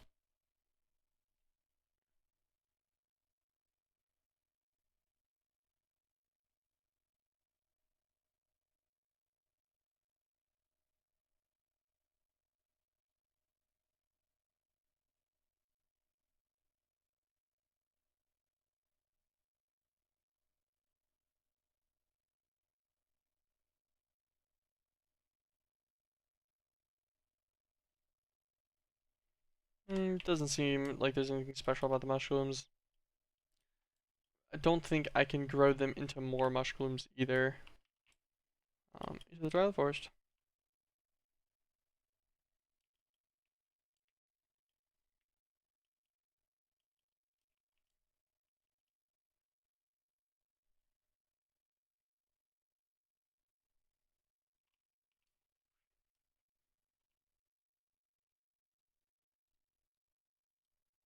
So one thing I forgot that the quiver needs charge and that doesn't work in the inventory. That's why it stays in the hotbar. Where, oh where, I wonder, would a mushroom be quickly acquirable? That was just like in caves and such in here. It can be found. I wonder if there can be any inside of this spot, like in the top section.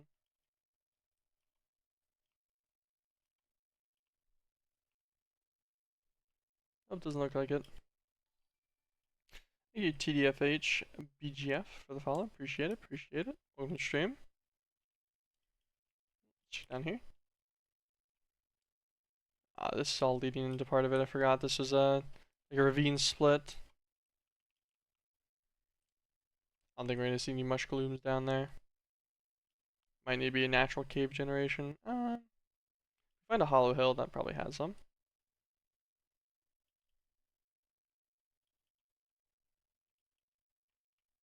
Just down here.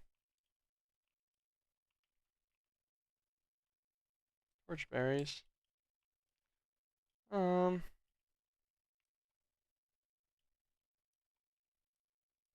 for a mushroom.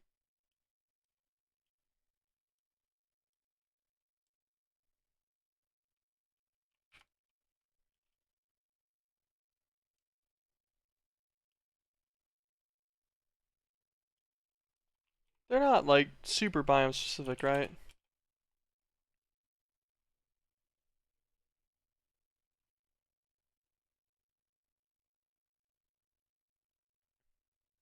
Okay, yes, it kind of is. It's it's found in the dark forest. Um,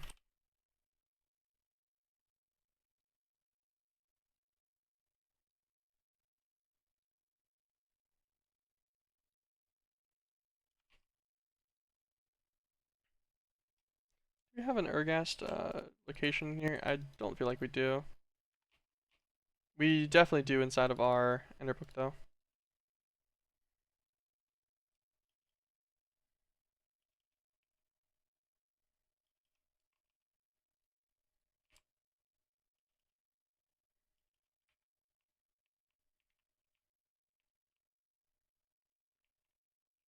Mushrooms. Don't do that. Okay. We need a stack of these guys real quick.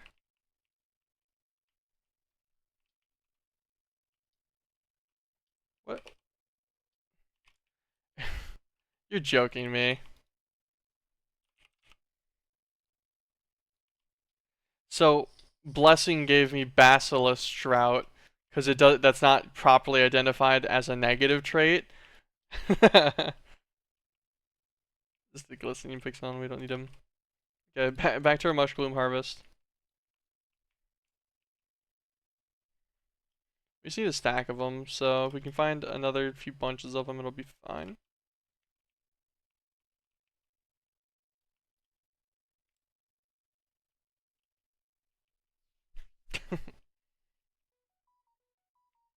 Basilisk Drought. What a blessing. What a trait to receive from defensive effects. It's funny.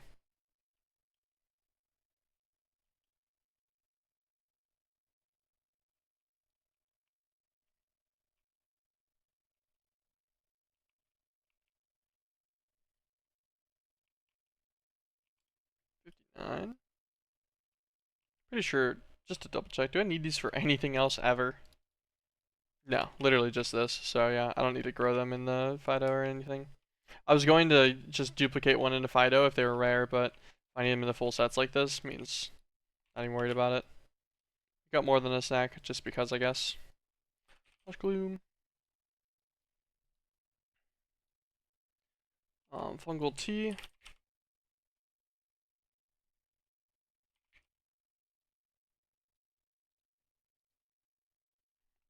What? How's it even possible that I have no fungal tea?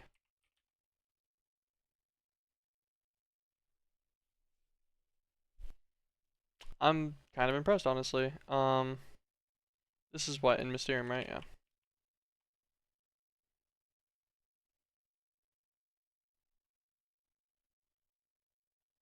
Oh, I never set a point for that. Okay. I was gonna try to save myself one dimension hop. Yes, it's fine though. Back to Mysterium. Okay, so we need Fung Ungs. Fung Ungs. The Fung Geek.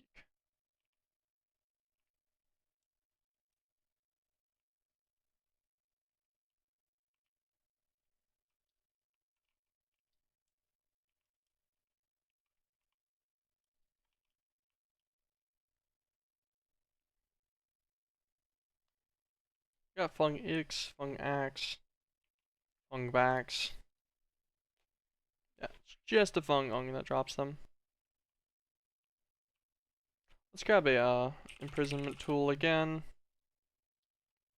Once we find one Fung Ung, we'll just yoink him and bring him with us.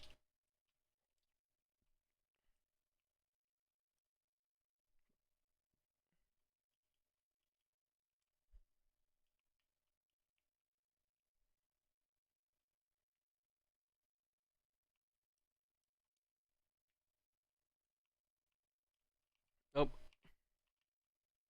We're actually gonna yoink this guy. It's another Pixon variant. It's a blooming one. Just in case we need any of their specialty attributes and stuff, we can just mob duplicate them and collect them with an infusion bowl in the overworld. I forgot this dimension spawn these guys. It's kind of around.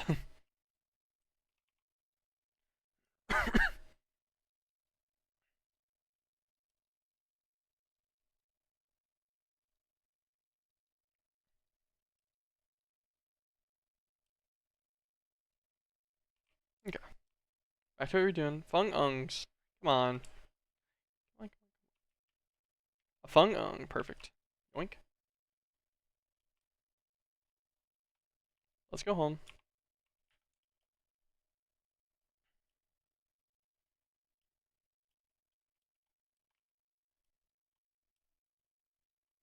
Fung Ungs can go in here. Flowers can come out.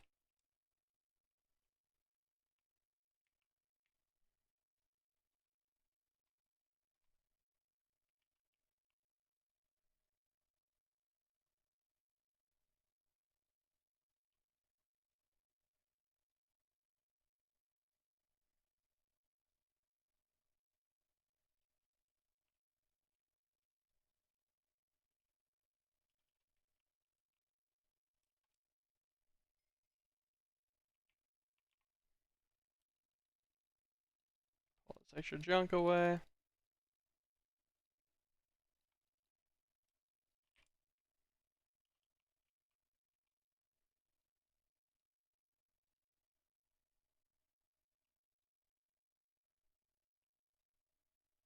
Really? Did I only get 10 fungal tea from that? Wait. I guess it's 0-2-1 at a, but it's at a 20% chance, and I have looting 15.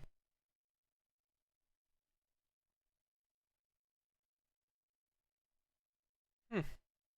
I'm extremely surprised. I need like a whole stack, right? Yeah.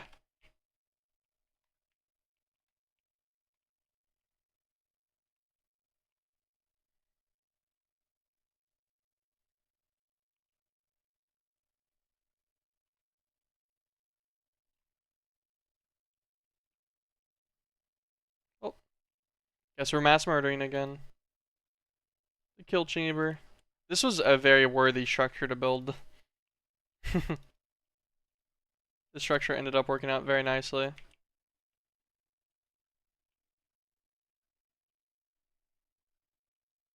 Those are kind of fun.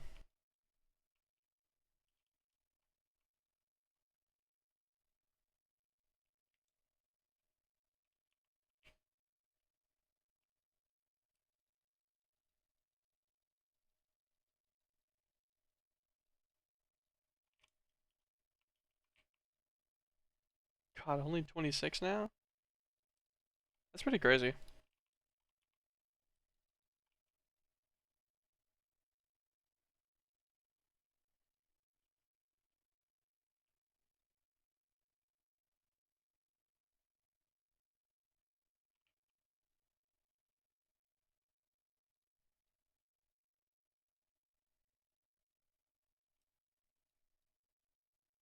Grab a bunch of these mushroom spores and stuff, put them away. Then we're gonna set these mushroom spores into the filter here.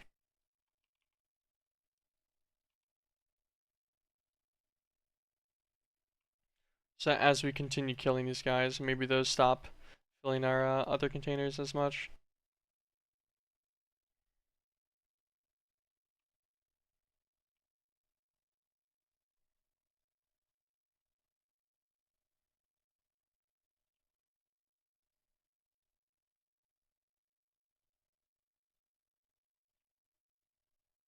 It's funny that just like little baby taps like this do like 100 damage.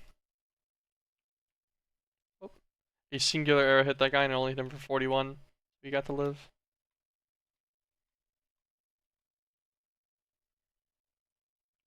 Did I ever put Vorpal on this? I never did. I really should do that at some point. Give him his Vorpal 15 enchant.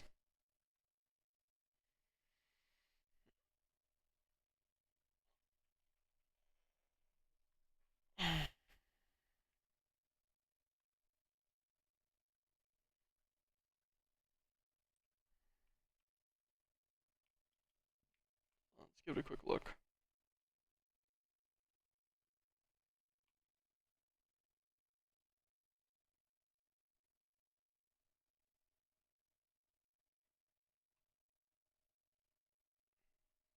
It's ignoring metadata, that's why. I was like, why did it yoink all the tokens out of this one, too? I would have threw away anything I wanted. Probably not. I wouldn't have left it in here, I don't think otherwise. We'll leave all the T's in there so we can just check in on that until we get our full stack.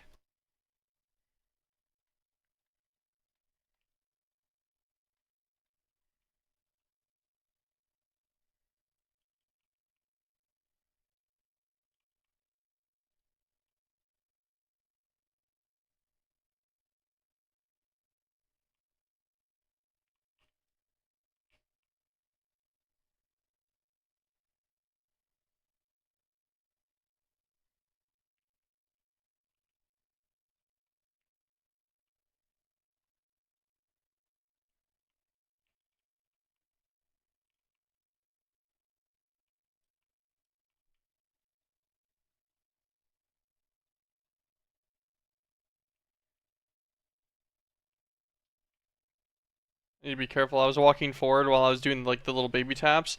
I need to keep that in mind that I can actually hit myself with my bow if I do that, because I can walk faster than it, than the arrows shoot out of it. And then the last thing you want to do with this bow is hit yourself. It destroys you pretty effectively. It's like odds are I'd probably live through it, but it would break all my armor. And I don't think I want to deal with that again. Okay, there's a whole stack. We can turn this guy off now. Finish our executions.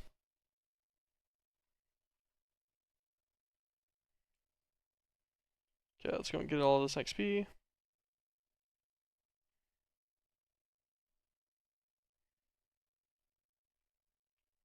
Cool.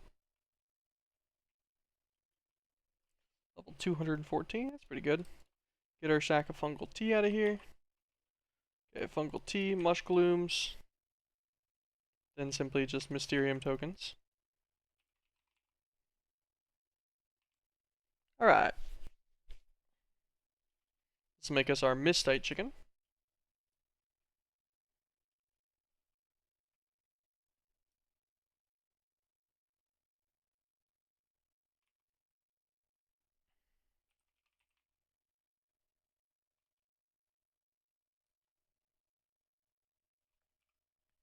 Okay. Then we need the Crystallite chicken from Haven. 24 Eden cores, a stack of Haven tokens, a stack of floating stone. Floating stone, plenty. Haven tokens, plenty. Eden cores.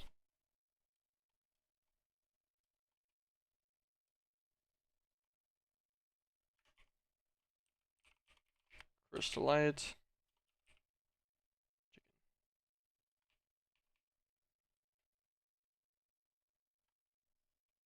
Okay, perfect.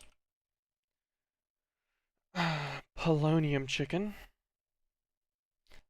Toxic lumps.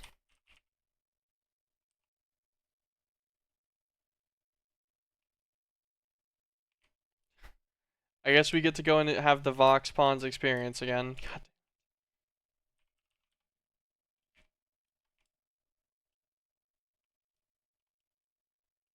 Vox Pawns is this sad looking one.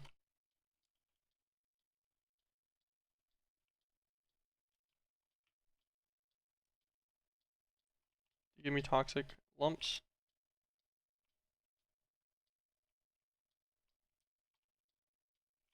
Okay, I got 18 from that guy.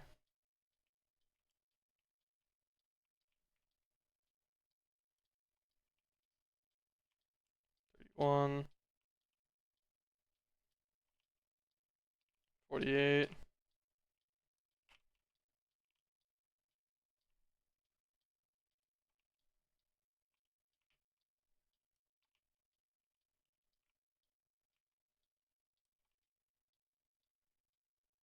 Okay. That should be plenty. Let's go home.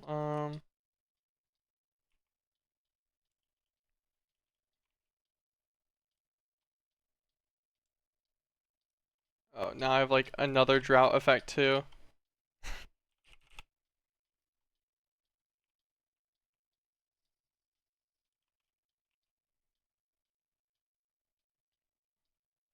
Oh, I see what happened.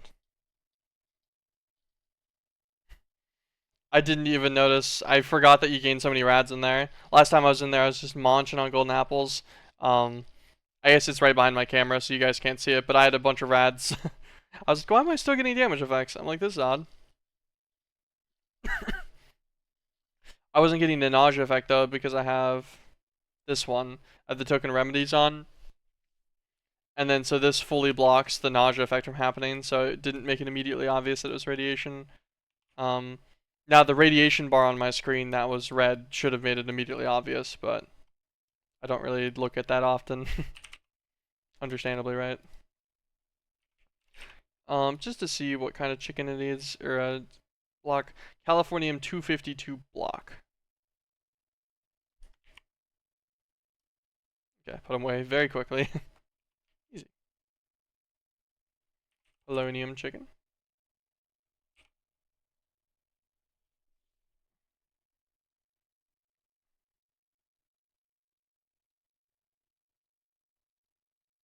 I'll make polonium ingots. I forget what this is useful for.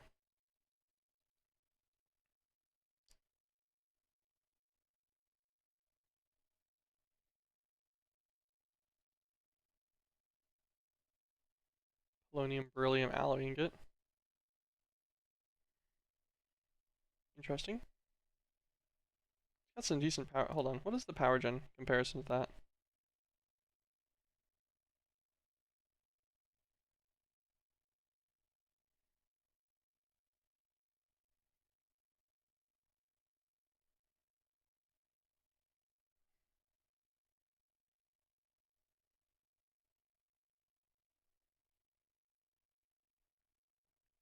The power gen comparison is way better. That is objectively the highest power gen thing in here. And it's not even really close either. It depletes pretty quickly already, intrinsically as well. Also a lot of heat. We will need depleted polonium. Why does... See, this recipe seems useless to me. I don't know, maybe just me though.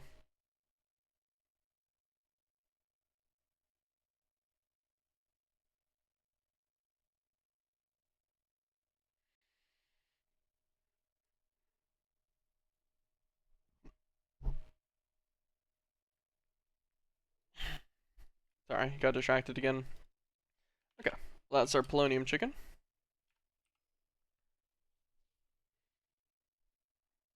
Then it's simply just a palladium chicken. So hardened confetti, circus coins, manulian sleeve. Once again, have to pop our own with all warp cleanser.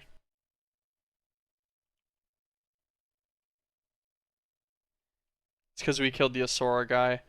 We killed the Asura dragon, so we got a bit more warp again. We also got a Tingle Staff. Interesting. Okay. Needed circus coins, 36 of them. Thankfully, we do have extras of those. Come on, confetti. Damn. Oh, okay. I'm like, damn, we have like none of this. Yeah, it's because you don't really get the ball as a drop on its own except from Gyro. Gyro and Jumbo. And I only killed like 2 Jumbos. I actually had to get a higher hunting level first, I think, is what was blocking me from killing those guys immediately. Otherwise, I would have had a bit more. Stack of Manilian. And then a stack of sleeve tokens. That's sleeve, right? Yeah.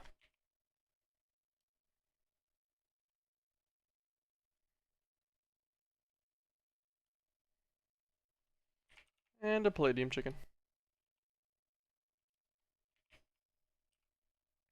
Okay, that's all the chickens for the second shell. I could make, I guess, the skullbone ones.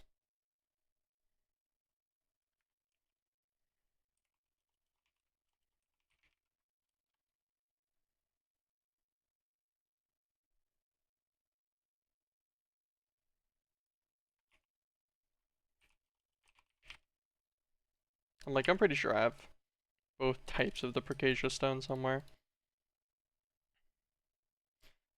So then tokens, a stack of dragon bones, a stack of sticky slime. Sticky slime, dragon bones, Percasia tokens.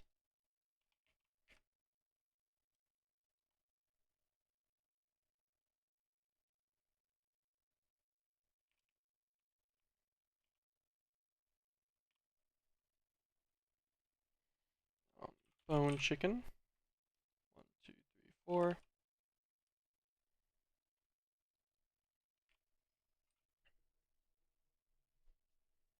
Varzium, Blazium, Baronite. Okay, I get all these at once. So I'll need Electrum coins for that guy. And maybe I will make the Rhenium chicken just because.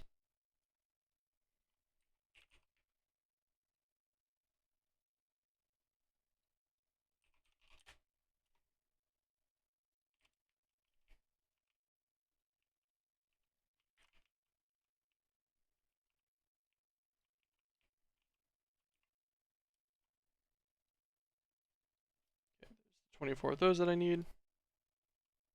Spirit fruit. Yeah.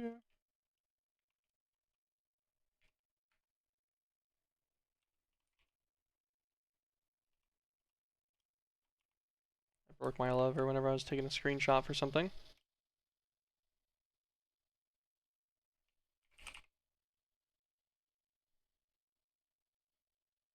This is a laggy setup and it's very loud, but it gets spirit fruit very quickly.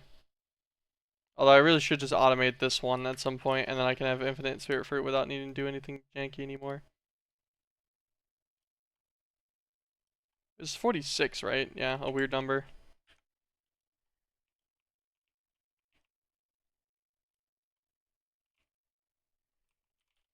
Medium chicken.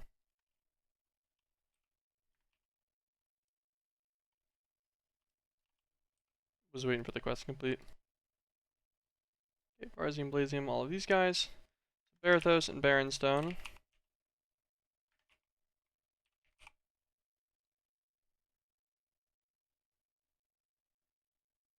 Barathos, Hellstone.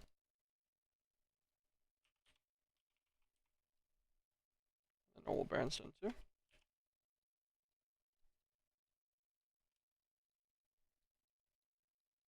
A lot of stack of both. Baron tokens, hive eggs.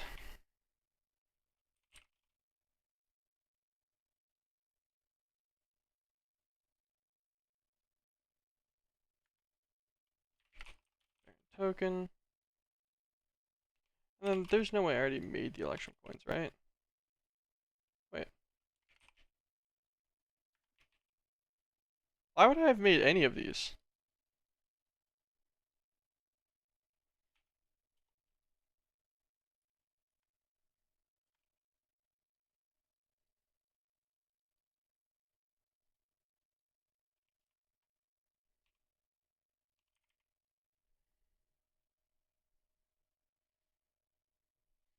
Okay, no, I definitely haven't.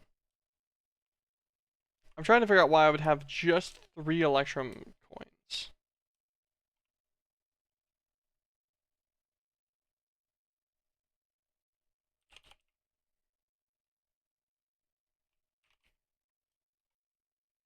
Interesting. Very interesting. Okay, whatever. I need 60 of these guys.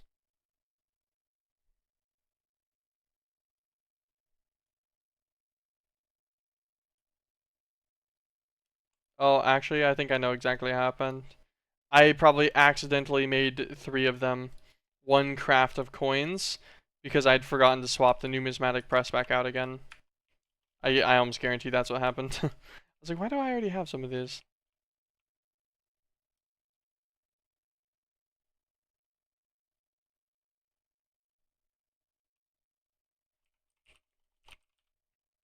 Egg, Lysium, Varsium, Baronite. The pure.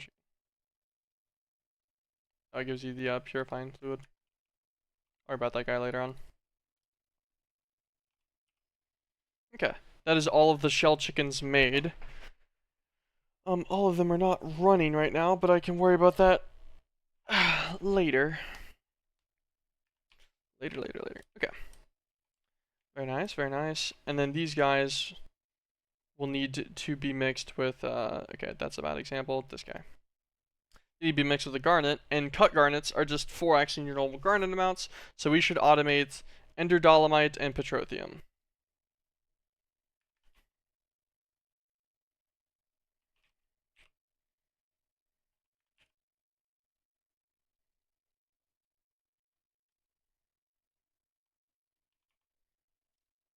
Okay, yeah, that works great.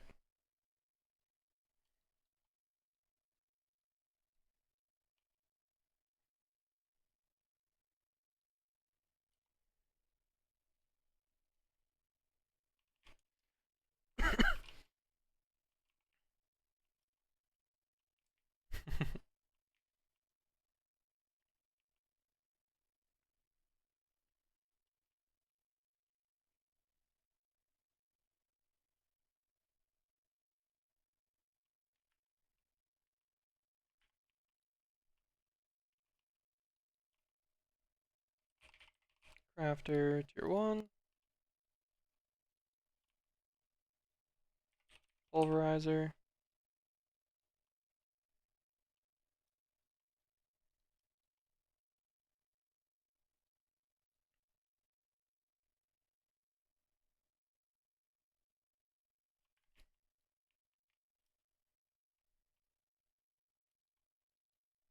So output there, input on the right, auto input.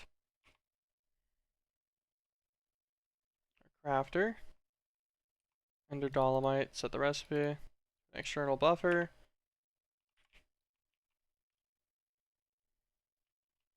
This guy will simply get a link. We'll upgrade it. We'll use one cable for it. That's fine. Stack and stack. Remember the layout. Conduit. I'm actually kind of surprised I finally ran out of the pulsating iron nuggets like ages and ages ago that I pulled out in mass. Electric toys.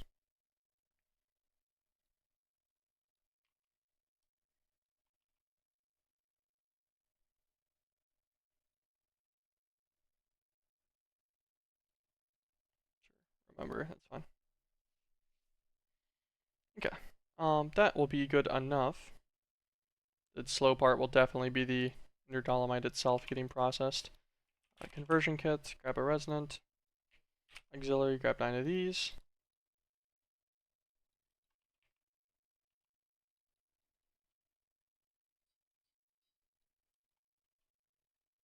Should be pretty simple.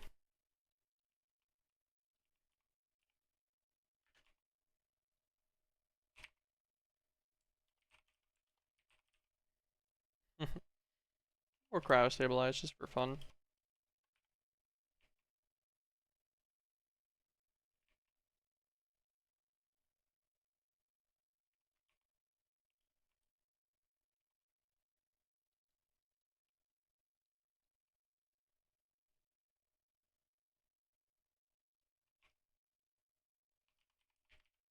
Track speed upgrades.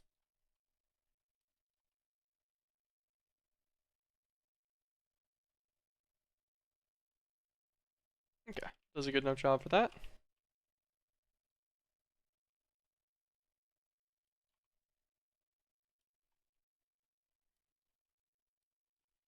I have this guy go a stack at a time as well, just to guarantee that the crafter never gets behind. So it's always going out at full speed for dolomite production. Alright, that's going to produce a lot of ender dolomite. That'll be fun. It's going to chill in the system. We got plenty of space. So, Petrothium.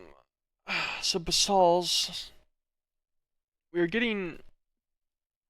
We just have like one set of these getting pulled from a loot fabricator, I think. We have one thermal elemental matter worth of guys being made into basalts rods. Pretty sure. Also, just double check. Yeah, our uranium supply is getting really low. We really need to deal with that today. 500,000 basalt rods.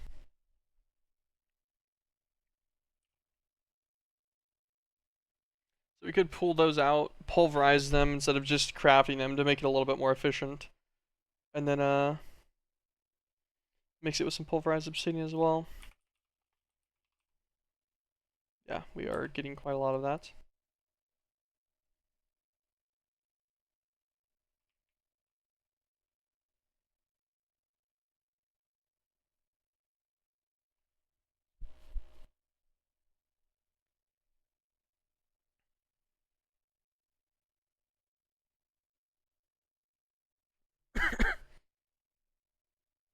You pull out the basalts rods, pulverize them into powder, send them into a crafter, and you also pull out the pulverized obsidian.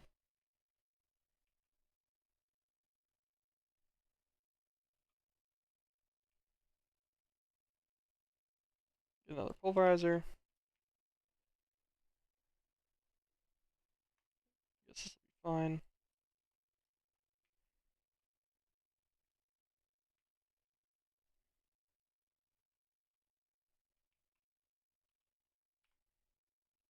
This guy off. This guy's going to be on insert and extract. Need you set basalt's rods in here.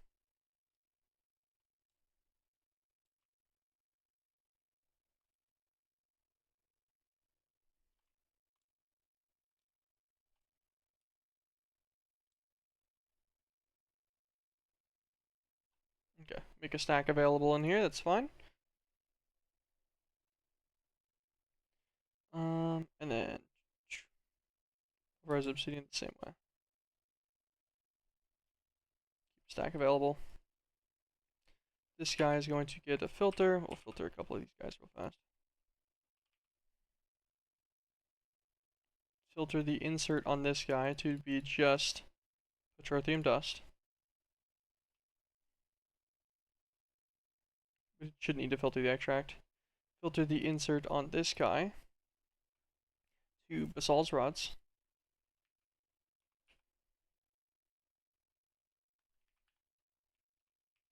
Then we just need to grab another crafter.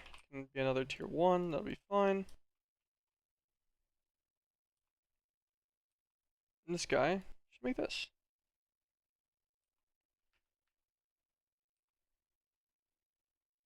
External. Redstone, pulverized obsidian, basalt's powder.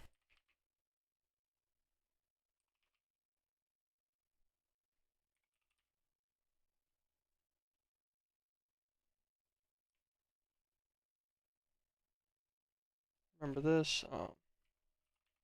This one actually, let's just throw in a stack of cobblestone.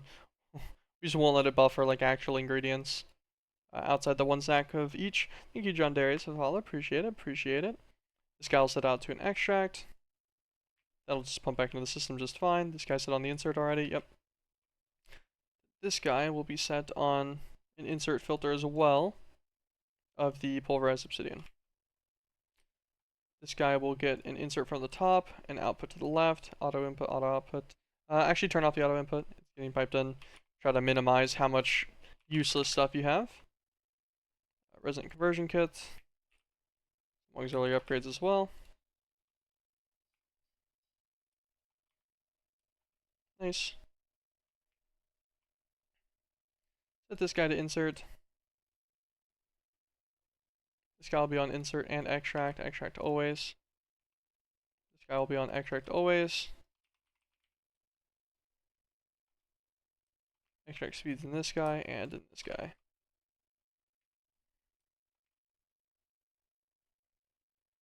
Okay, that should be a pretty simple guy now. Grab some more cryo stabilize just because that's the wrong thing.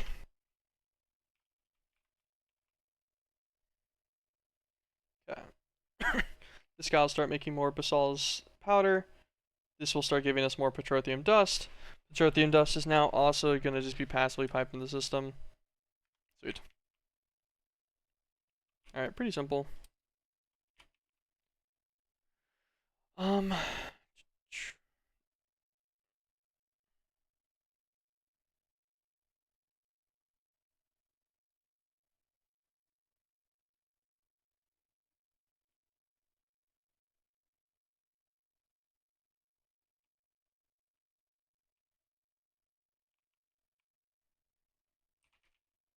Link.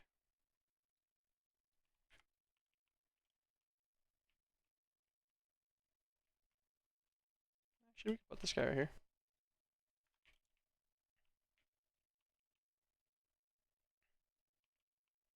Correct always. This guy will be on redstone.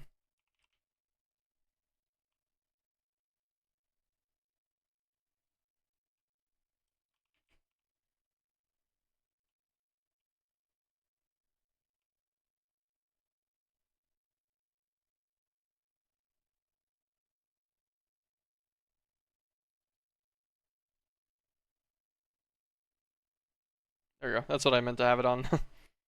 Whoops. Alright. And that should make it, this should never be faster on the pulverized output. I don't think, right?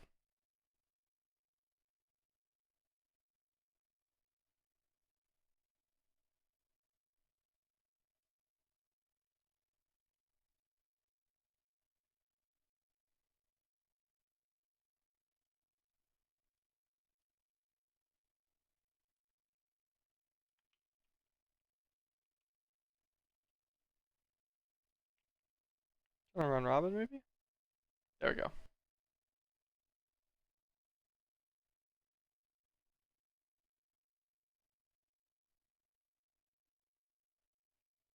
Yeah, alright. I'm pretty sure the byproduct from the pulverizer will always get covered by the crafting recipe. I don't think it'll ever be an issue.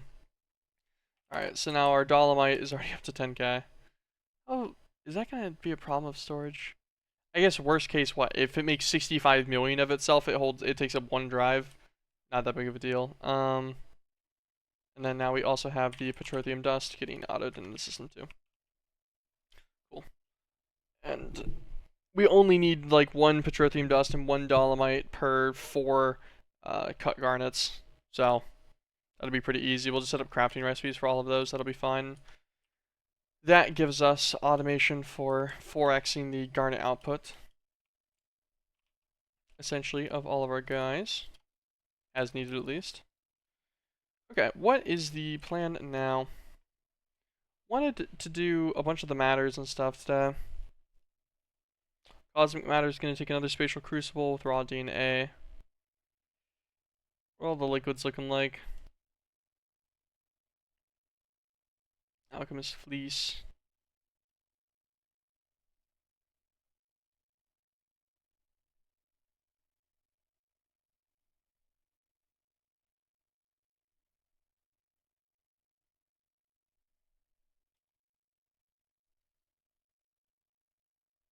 Also just thermic replicate this guy. That'll probably be the play. I figure we probably won't automate the passives of these guys this time. I think we'll probably just make like a bucket each, and then we'll set up everything to automate them through the thermic replicator instead for these higher tier mythic fluids, since they seem a little bit more annoying to get a hold of in large quantities at least. I guess, so if we're gonna do that, let's just go and double check these guys and see what they all take.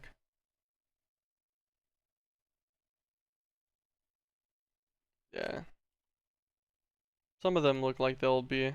This guy probably doesn't matter as much because the recipe for liquid madness, like the fragment of madness and stuff, just being in the carbonite and power and all that, that's I think pretty easy to deal with. But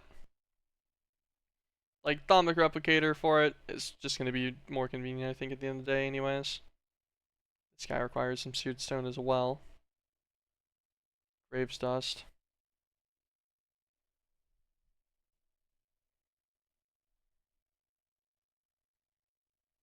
I'd rather not use a crusher for any of these guys. How much graves dust do I already have? Only 87 in here. I wonder if I got lucky enough and it got in here at all? It did. Okay. So we have 217,000. That's pretty good. Let's actually take this guy. He should really go on the system somewhere. Get a storage bus. Okay. Maybe not 100 of them. We'll make like 20. I guess we could have made 100. It doesn't really matter. I don't know why I was even thought about being kind of worried about that for a second for some reason. Let's check out our network tool real quick too. Let's see total amount looking like it's coming off on this side. 29, so we got 3 more slots.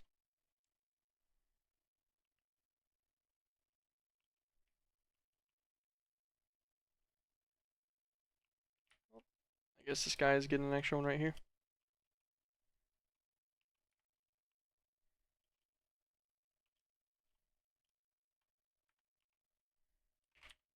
Cable.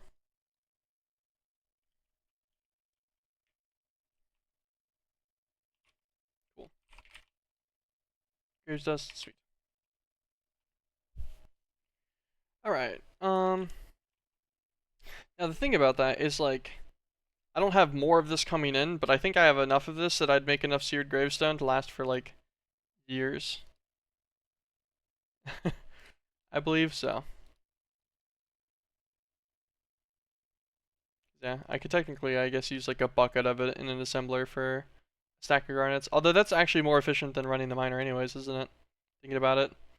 Because you need 50 millibuckets. So you need 100 millibuckets per garnet normally. Because you need 50 per run at a 50% chance. Yeah. So it is definitely more liquid efficient. By quite a long shot.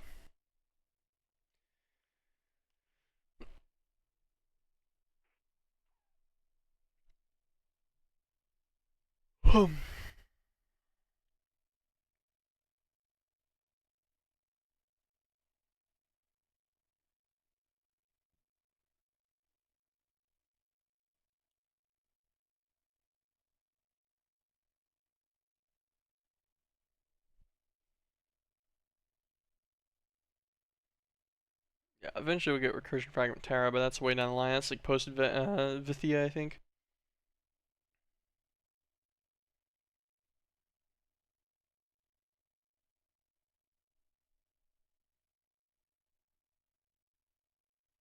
I assume this would probably be the play, getting the Cursed Sapphire. And then just maybe on demanding the garnets? I'm not sure.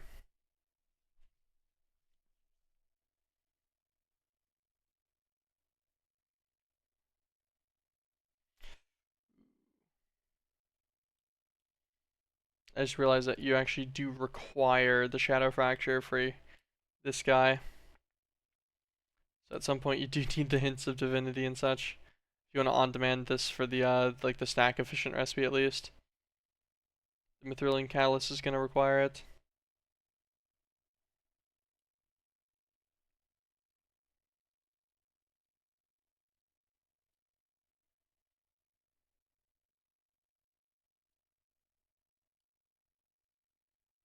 Okay, so I'll need them for the collapser conduit and stuff later too. Okay, I will need to eventually automate a Shadow Fracture then for Mithrilium Catalyst.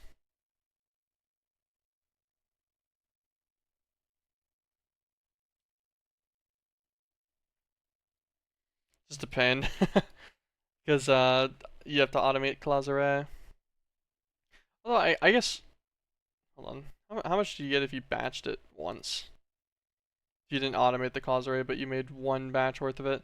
So you need 4 catalysts per 2 collapsor conduits.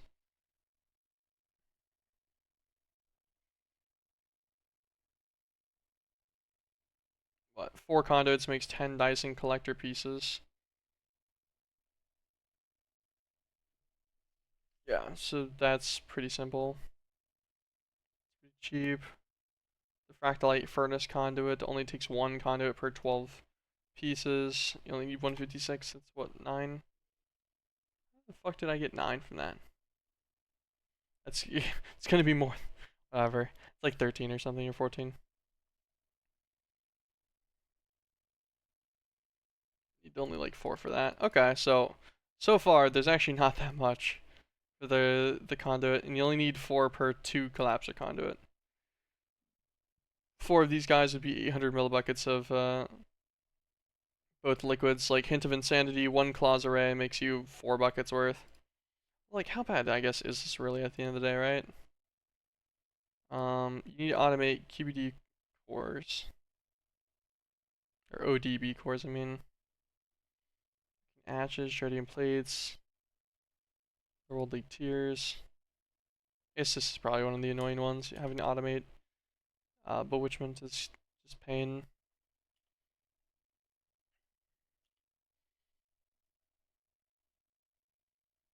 This is all just done by the farm already. It's just crafting. Making ashes is pretty simple. I think you can automate a Hellfire Forge. Pretty sure you can pipe into it with an Ender Conduit just fine. Just give it a limited item conduit or whatever. Or limited item filter. And I think you could do that without needing to use a Berserker Forge for it. It wouldn't be super fast, but like you don't need it to be super fast. And then you just need to make the different essences. The only difference between these being the reagent that they need. Now the reagents will need Berserker Forges. Because otherwise dealing with the will is going to be kind of a pain. Dealing with the will in general is going to be kind of a pain, huh?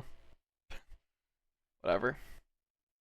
I'll worry about that down the line. But yeah, because you make 4 of this at one time. You make 4 claws array per like set, which would make 16 buckets worth. 16 buckets gives you like what, like 70 or something of these almost.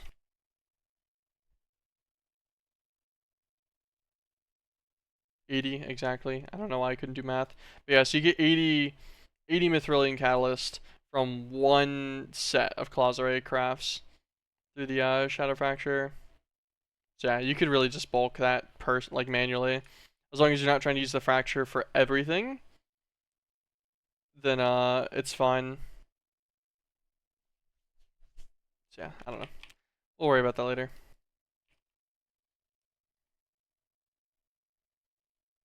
I forgot what we even looked at that for originally.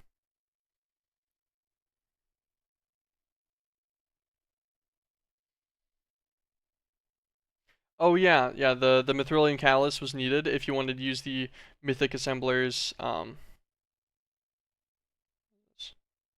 Interesting. If you wanted to use their recipes.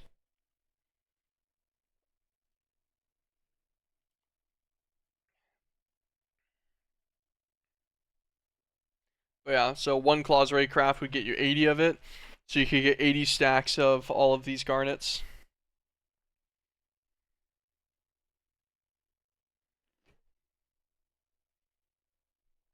I think it's pretty good. I don't think it's that big of a deal. Trying to think about how many 80 stacks is, like 7,000 or so. Yeah. So that means like 2 crafts of it would be almost all of the garnets I've made in this whole duration. Of like days and days and days and days of them running constantly in the miners, I'm pretty sure. Everything is still running, right? Yep, they're all still going. Okay, yeah, so I'm not gonna worry about that too much. I will probably just manually do claws array as needed, I guess. I forgot about Oblidus. Oblidus.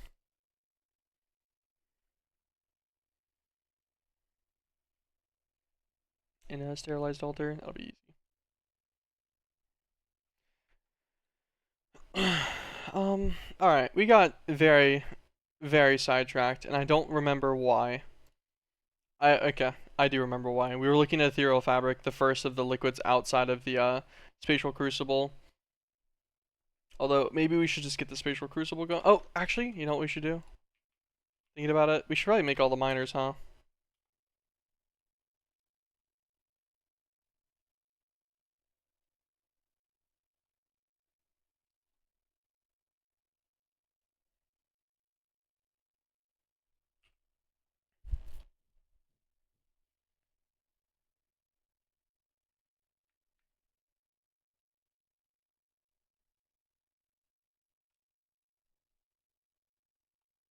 Okay.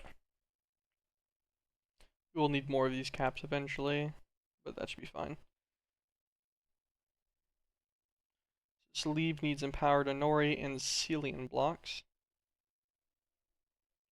Oh damn, are all of these gonna require extra Eden blocks?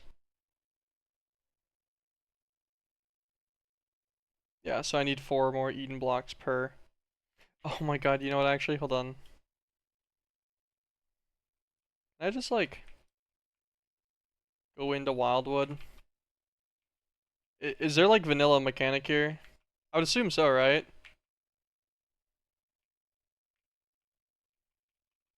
I just do this. Go back home. You can go back into Wildwood and it's formed a new portal. Yes, yes I can. Yeah, that's good because I was like, man, that's gonna be atrocious. Make all those again. Like I could, but why would I if I don't need to? Also, something I'll check in a second. I'll check on this one. Do these need their corners or are they like another portal? Ah, yeah. I think they're like another portal. Nice. Keep that in mind as well. So I can make 4 less. So I can get away with just making the 10 of them that you would normally make. That's not bad. Good to know. Good to know. Okay. So this guy's gonna need 8 empowered Anori.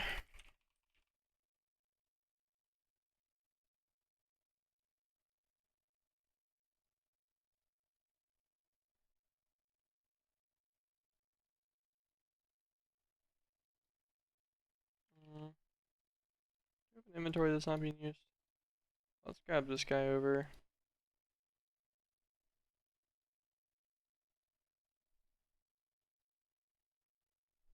I want to say that these guys were the ones found on Finum. So I'll just try to remember that part. Put them all in here.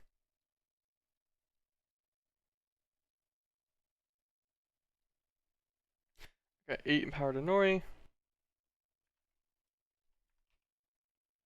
Sleeve cap. The other one will be Cillian blocks. 1, 2, 3, 4. Gardensia cap. It's going to be 8 Insanium blocks. And then 4 garden blocks. 1, 2, 3, 4. Insanium. A little bit of it. Probably enough. Probably enough to get that done. Haven caps are going to be Haven block. And then Eden bricks.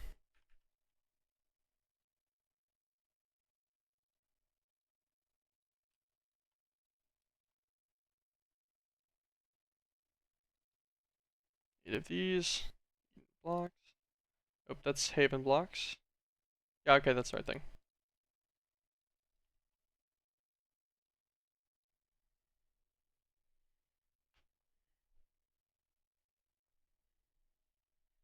It's hurting me a little bit. My wrist hurts. Okay. Christivian crystals.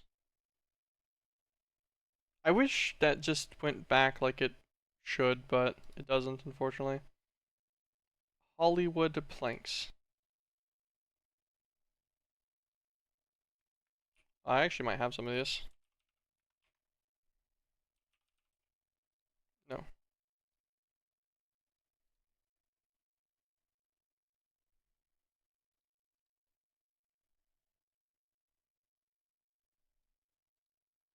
So they're in Renia. We're just gonna go there. I assume they're part of one of the structures. Maybe that one. They have EMC, right? Yeah.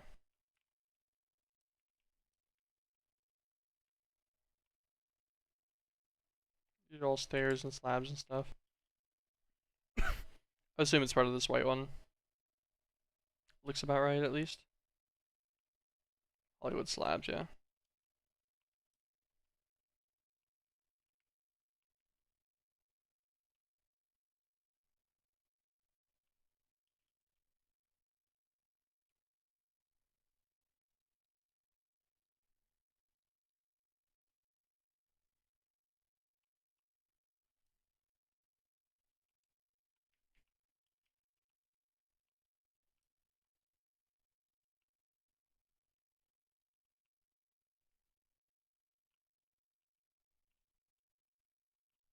Interesting.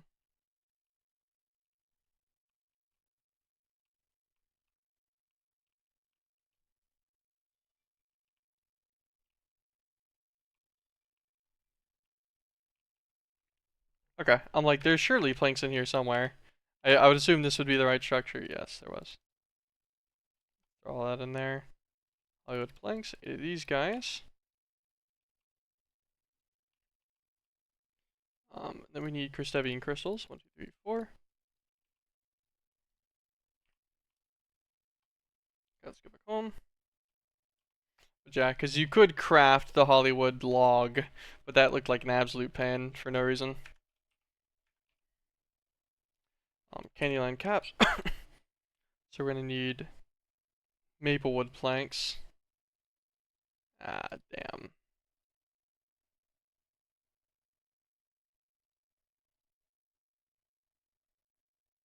Might already have a maplewood actually, thinking about it. That'll be fine. Blocks of candy. 1, 2, 3, 4. Well, we got an extra one on accident. Maplewood. Nice, okay. We do indeed have just maplewood.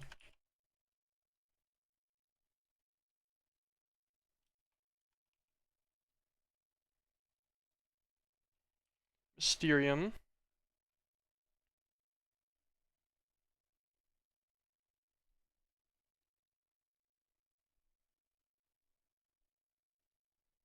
Dark capped mushroom blocks.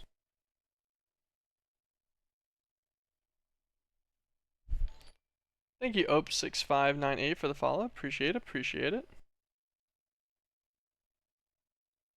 I would assume I just find this mushroom block based on its name in Erebus somewhere. So I just need 4 of those. That'll be fine.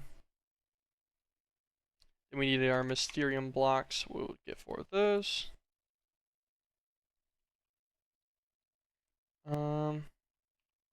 Do I have any dark cap mushrooms? No. I have a silk touch pick in here still, right? Yeah. Let's go to Erebus real fast. Let's go and see if we can find some. This portal. We have a lot of portals now. I guess it makes sense. Dimensional Ascension, right? Okay.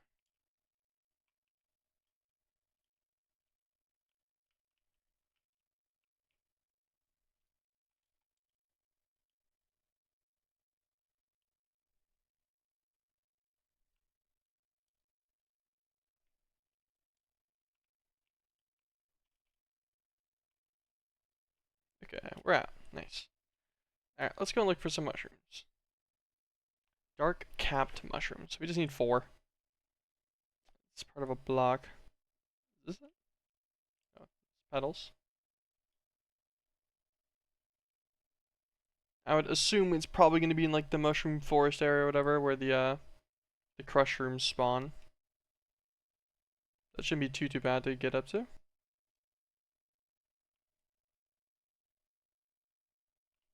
Actually, do I have any locations in here? No, just the portal and the temple.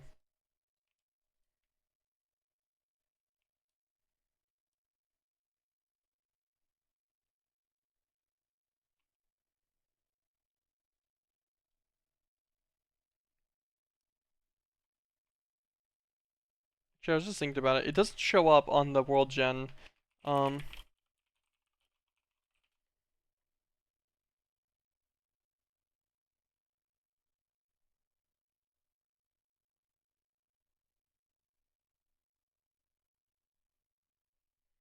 okay, fungal forest. Where's my nature's compass? I think it has EMC, so it's probably just sitting here. Alright, so first we have to spell correctly. That would help. Fungal forest. Oh, there's one right here.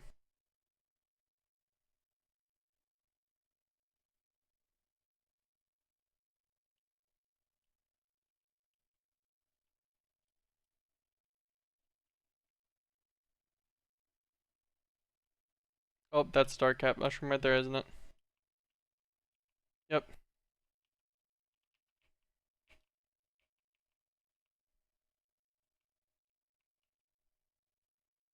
Nice. Grab the stems too.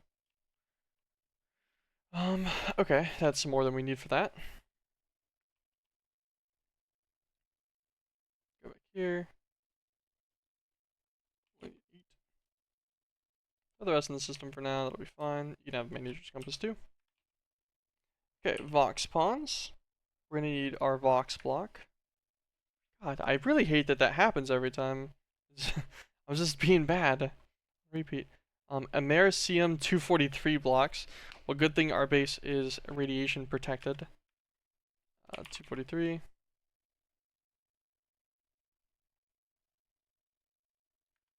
Eight of those guys. Then our Vox blocks. 1, 2, 3, 4. Iron Mine Cap. Hero blocks. And then Evil Infused Iron.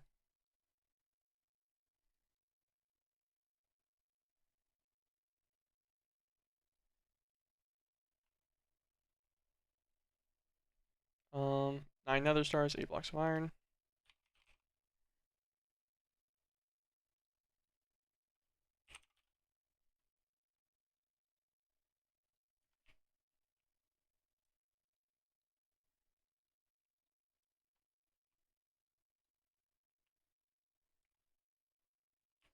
There you go, give the guy a little bit of a buff.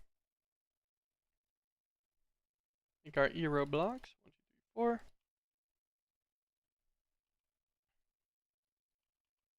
8 blocks of Evil Infused Iron. Okay, and I want to say that was all of the unique blocks for each one. And then all of them are going to have 2 fluid outputs, or 2 fluid inputs and 2 item outputs, and then an energy hatch as well. How much power is all this going to take? 85k for the Era Mine one. 85, 85, 85. Okay, 85k for each one. So 680,000 arithmetic for the miners themselves. It's fine. It's nothing. Okay. Let's look through these real fast actually. 10. This is like a weird amount, but 18.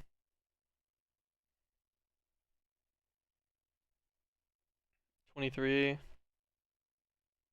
21. Less than 20. So 23 is the highest output for one.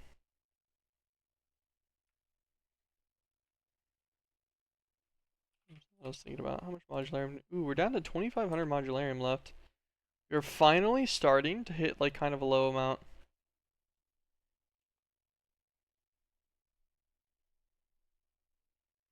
Could also pretty easily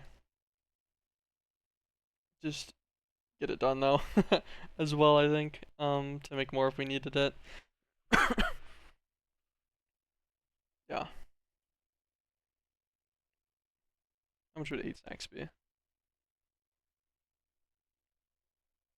I can't do math, so I'm not going to, but like 512. I guess I am gonna do math.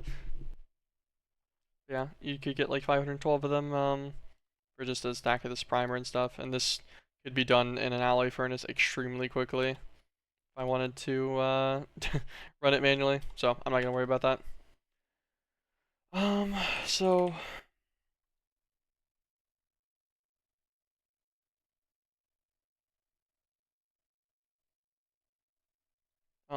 input hatch.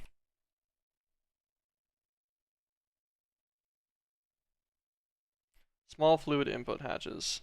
We are going to need, we'll make 20 of these because we're going to need at least that many in total. We'll need 16. We're going to need 2 for each one of these miners. That'll be fine. Any more? Oh gosh. Well, more casings it is.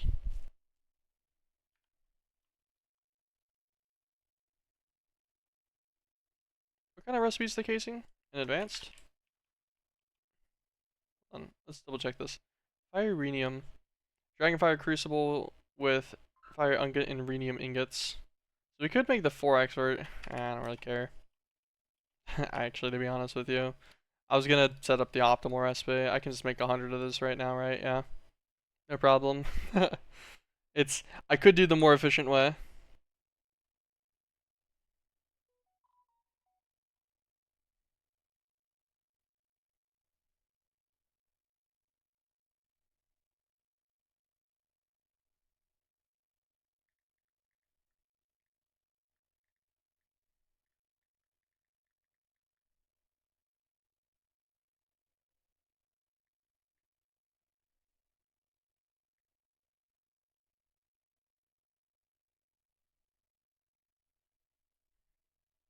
Okay. Make 100 more casing, that'll be fine. So that's our fluid inputs, and then if we look up input hatch again,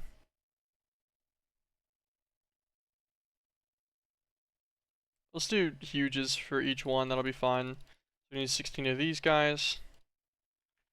Chest is our limit, nice.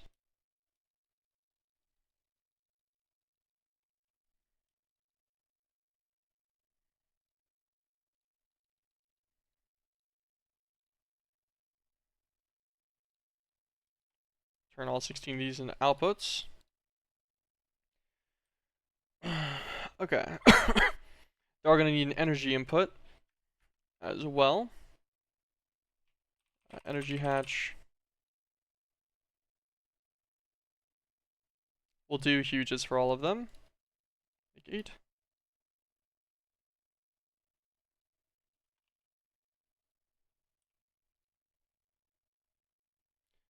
Force axis structure frames.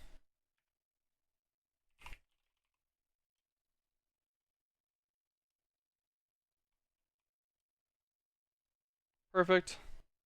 And then just their controllers, I guess. Grab 8 of these.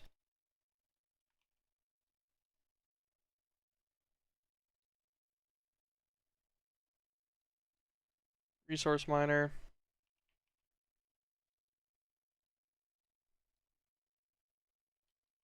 Pretty sure I can now just use a chisel on the controllers themselves. Pull out a variant. Do I not have a chisel in here? I don't. I definitely have one in the EME system before I pull another one out with EMC. Yeah, there's 4 of them in here because of this.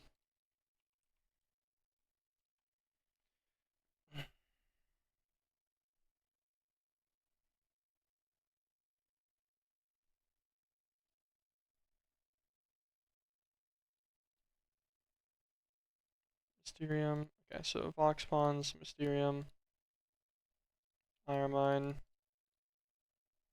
Haven, Stevia, Hortensia, Sleeve, Candyland. Should be it, right? Yeah. That is all 8. They're all different. Yes. Okay, sweet. That is literally everything that we should need for the miners themselves, at least. Nice and easy. Not too bad, not too bad.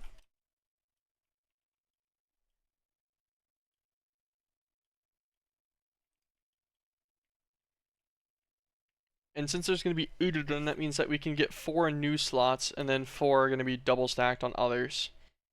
We'll have to keep that in mind. Also going to need our crystal binder.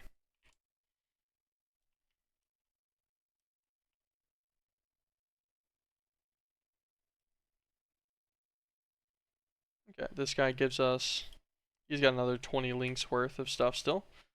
Let us start building out these miners.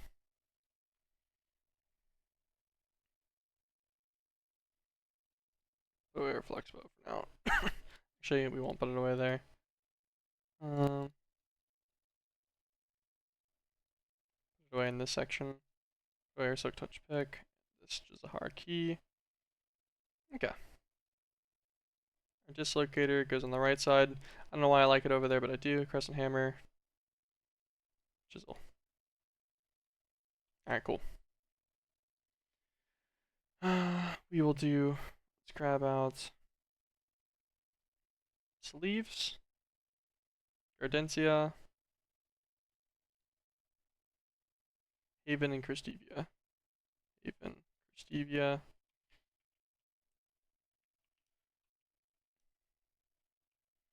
We're gonna need some energy hatches on their own. Grab all of these as well. The major structure frames.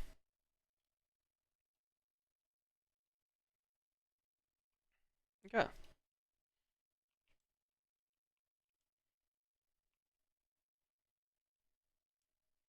Find all of these guys with that crystal. Alright.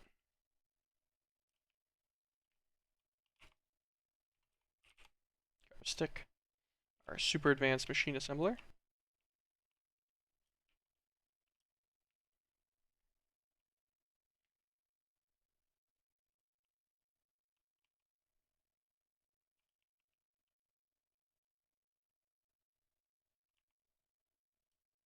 I did just realize that by blocks of insanium, it meant blocks of insanium ingots.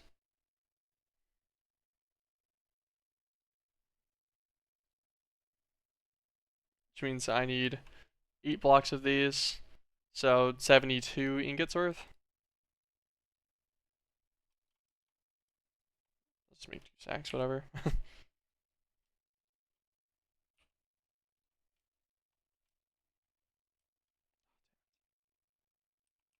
Make this back out of its nuggets.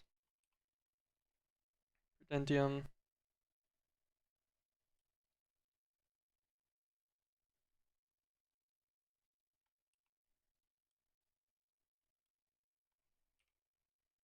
Turn these guys up into intermediums. These guys up into superiums. Supremiums. And insaniums. Cool. Alright, 8 blocks of insanium, not insanium essence. There we go. Okay, these guys will just be missing their fluid inputs, that's fine. Pretty sure I can only assemble one of these at a time. Oh, wait, no, it will let me do multiple at once. I just assumed it was going to give me the error again of like doing it too fast or something. Oh, neat. And if I just get, we'll just use some cobblestone real fast as our scaffolding block, take out these other 4 sets.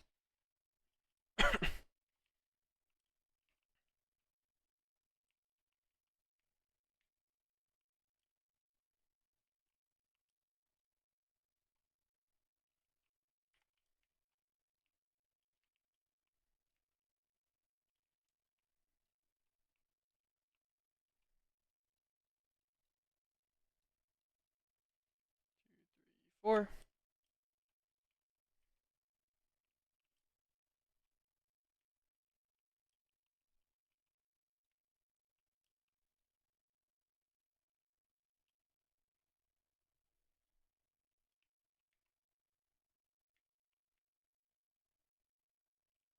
Okay, fluid input.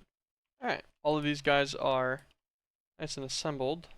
We do still have space to go in between the miners as well, no problem underneath. So we can still get in here to put on our or enter chest filtering and such, as well as set up the extracts and put down the fluids. So that is all 8 miners made. Now they just all need their liquids.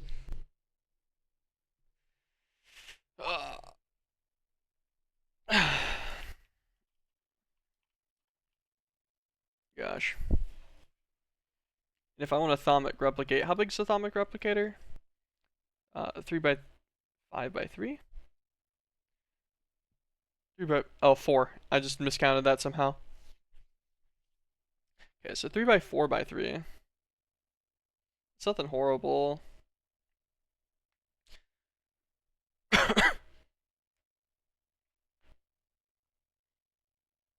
Trying to think about how much space 8 of them would take up. Because, yeah, if there were 8 long, it'd be 24 blocks long. But if you just did it 4 long, you could have done 12 blocks across. Although they do still need their, they just need an input, right? Yeah, they need an essential input.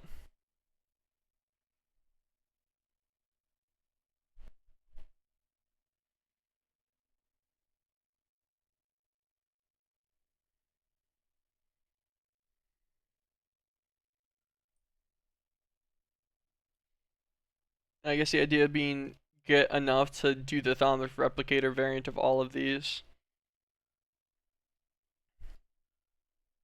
So I don't have to automate the material through its default way.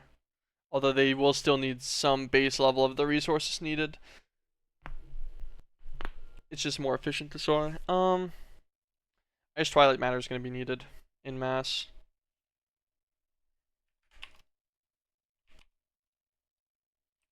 Eden fragments can be crafted, yeah, from Eden souls, which will be fine.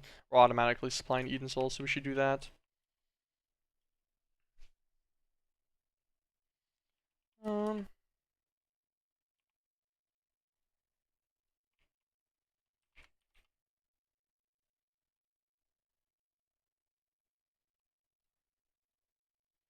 Grab an ender tank, and we're gonna dye it fully yellow. Let's go yellow powder. Okay, I was curious if the petals would work directly for a dye. It's fine. We have yellow dye in here anyways. Pretty sure yellow, yellow, yellow is not used by anything. Yep, cool.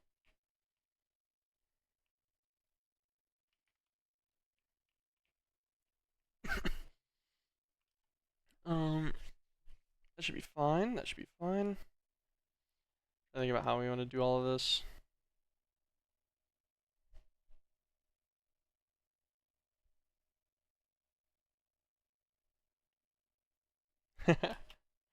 I just thought about something really funny that you could technically do.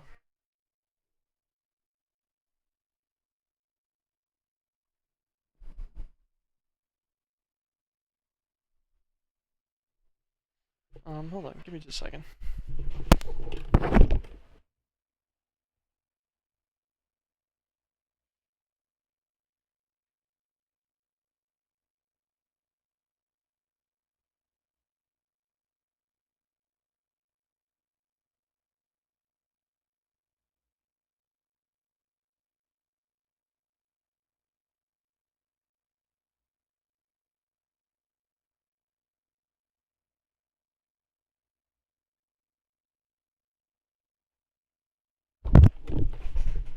Okay, sorry, I was just checking on a noise outside.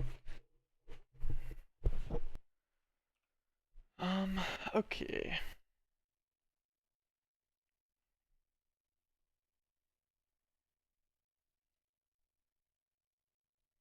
I'm gonna automate all of their things.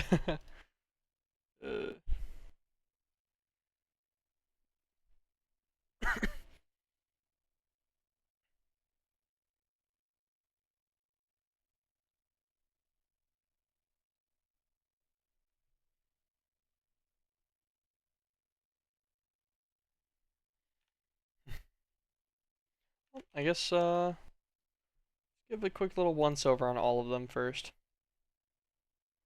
Liquid Madness will just take UU Matter and Mortis, that'll be fine. Graves Dust for Seared Gravestone. Milkish Chocolate. Molten Milk Chocolate. Okay, cool. We have that automated already too. we got the milk chocolate from the DML coming in, so we don't need to do anything with that from the nuclear craft line. Just simply melt that guy down. Census, that'll make the milkiest chocolate we need. Ghostly matter, mysterious combs, and ectoplasm. How much of this are we gonna need?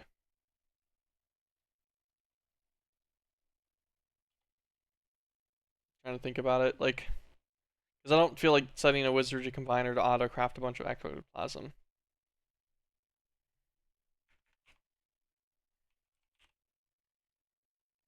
I made 900 of it, I guess, right? So that'd do 900 times 16. So that'd make 14.4 million millibuckets worth of ghostly matter. I could use 1,000 per stack of garnets, or 50 per run of the mythical miner. We divide that by 50. So it's 288,000 runs, or about 11.5 million seconds. So 192,000 minutes, I think. So 3,200 hours constantly, or about 130 days worth of ghostly matter in ectoplasm right now. And I should just be able to do like this. There we go. Yeah. Alright, so I don't think that'll be a problem. What we're essentially doing here is just checking on like how much of each thing we have in a large enough mass. So mysterious combs, pretty simple. Run like an ender or a spectral bee or something. That should be in there. Do that real fast.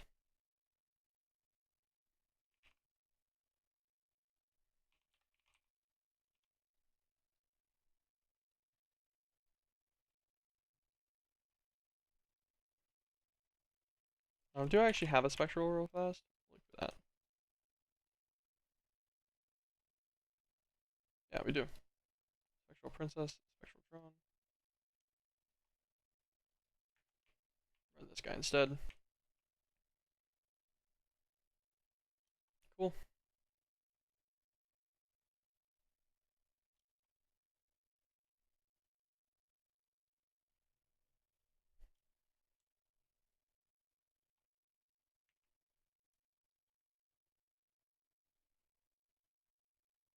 There you go.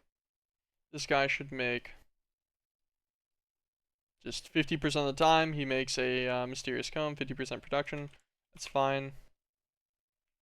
APRA.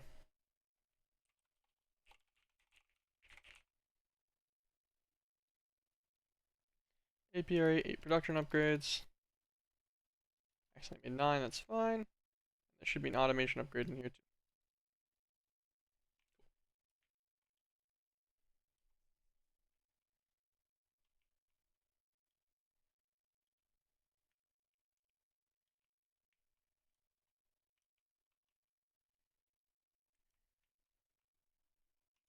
Grab myself a conduit.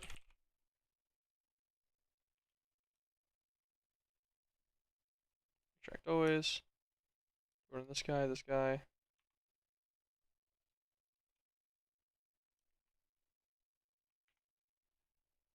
There you go. And he will just simply feed us mysterious combs. He's not going to be super quick because it's just 1B, but he is at the fastest production with 8 production upgrades, so he'll be quick enough. And that should allow us to make plenty of the ghostly matter, no problem. We have the ectoplasm in just a large enough bulk that it should be fine forever. Pretty much after we use all the ectoplasm we have, I think that's going to be plenty in a replicator for our ghostly matter production. Liquid life, chrome and shiny scales, dropped by sirens. You can also use pristine witch matter with prismarine shards and craft it, or we could just woot a siren if we wanted to. Chrome is just, we've already got that in ridiculous quantities. So I'm just realizing resonating stones found on a Pishi. I don't have a Pishi yet, do I? I'm all hopeful for all of this, but that's a little bit further, isn't it?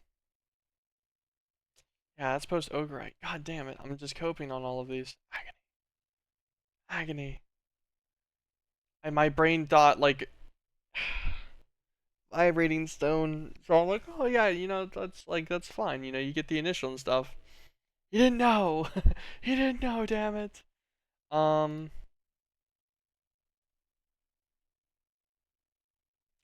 yeah, this falls after the Ogrite line.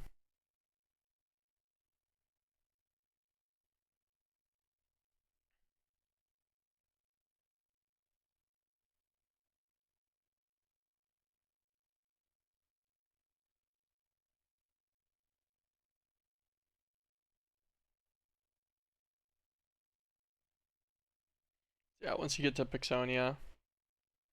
Where does all this fall? Okay, it's right here.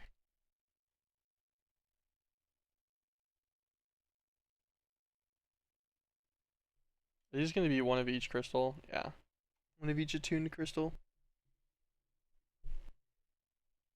The apposite.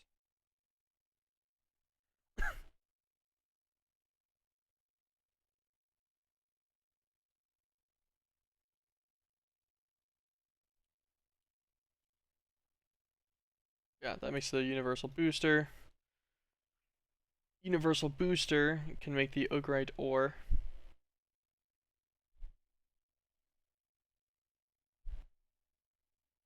Constant singularities, that's fine. Fusion connectors, yeah. 5s. Everything else about this, union catalyst, all of this is completely 100% possible, manageable, easy peasy, no problem.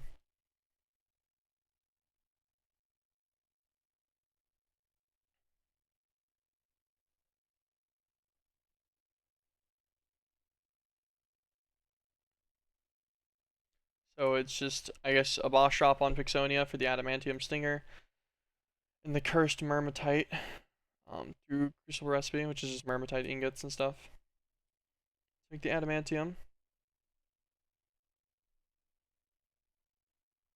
Yeah, so pretty much getting to Pixonia unlocks this. I guess we need the machine case and stuff. Oh my god. Okay, maybe we just automate the fluids as is then, through their normal recipes, and then deal with it that way. And maybe we go back and then make some of the more efficient that are needed.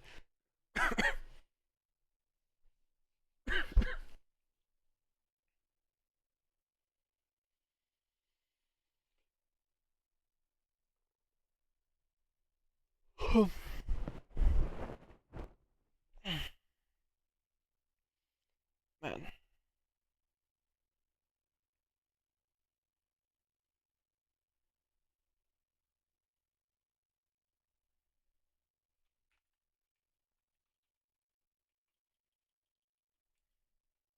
Let's make some more compact machines while I contemplate.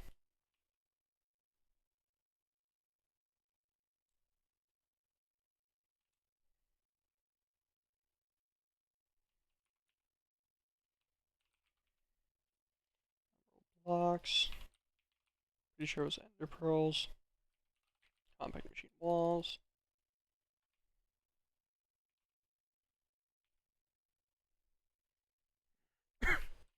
Oh yeah, does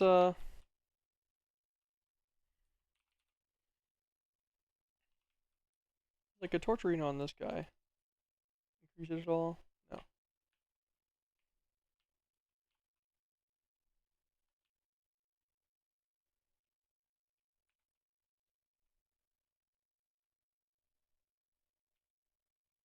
Let's see if anything faster. Okay, yeah, no, yeah, that's definitely working.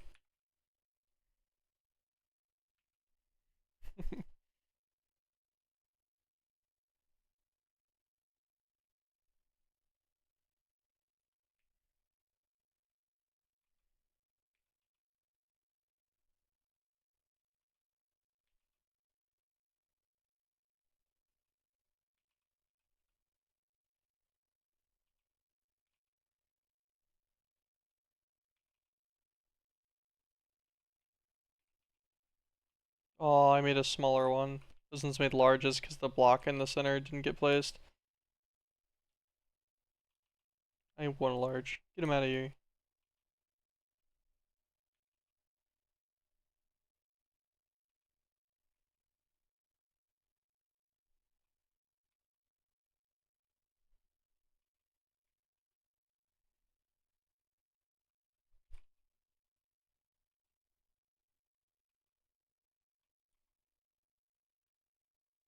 Okay, cool. That was pretty quick.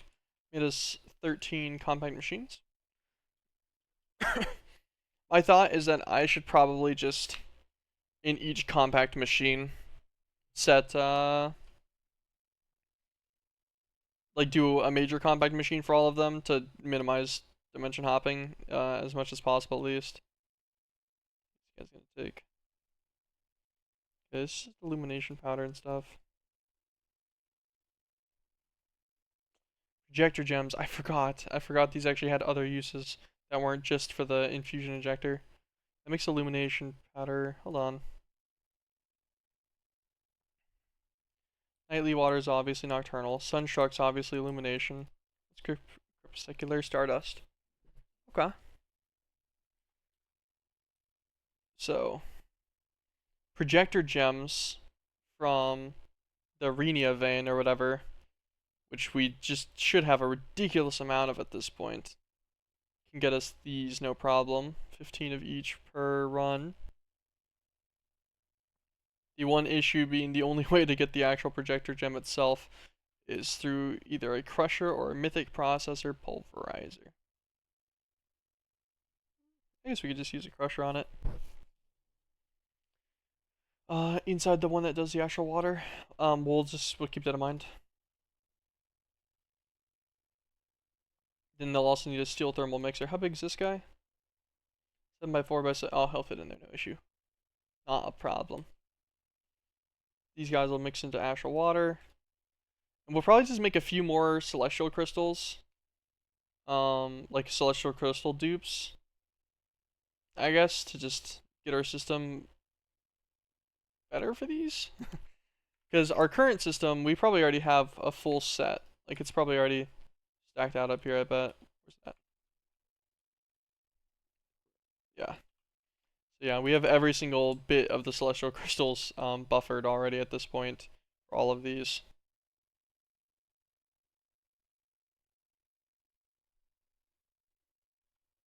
Which is nice.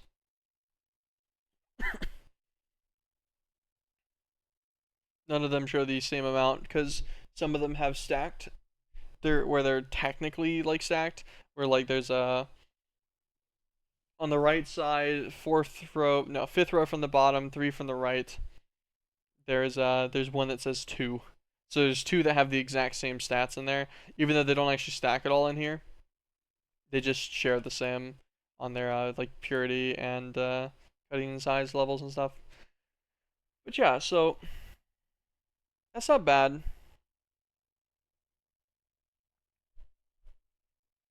Like our celestial crystal supply from this is pretty decent. One thing though being that it takes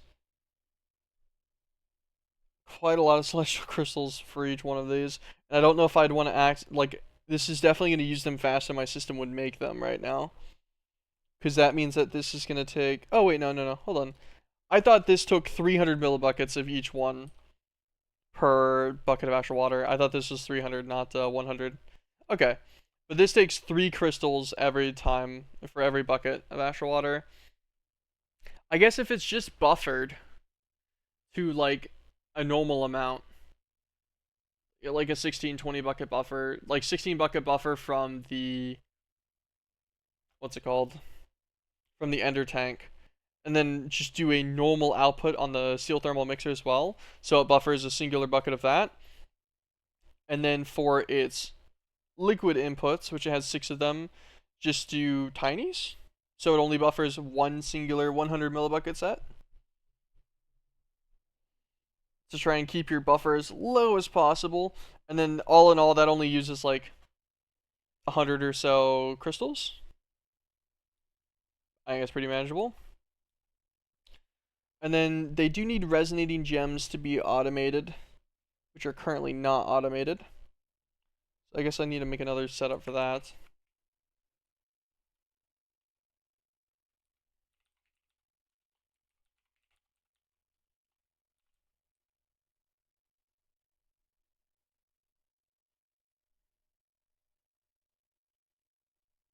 Oh, I guess I could set this recipe on my automatic starlight altar actually to make another containment chalice.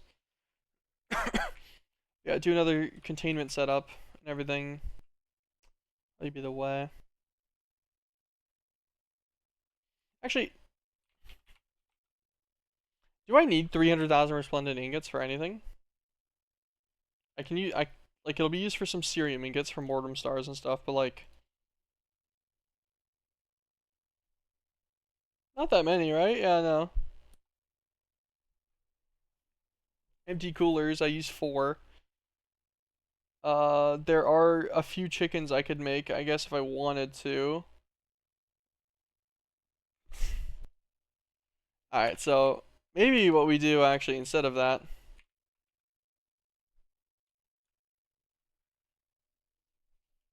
What's this guy set on? Yeah, he's gotten resonating gems as well. Let's turn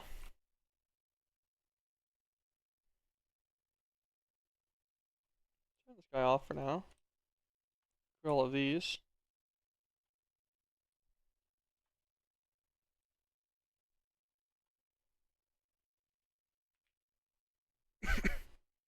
Yeah, we have 170 million aquamarine. I think that's probably pretty good. Um,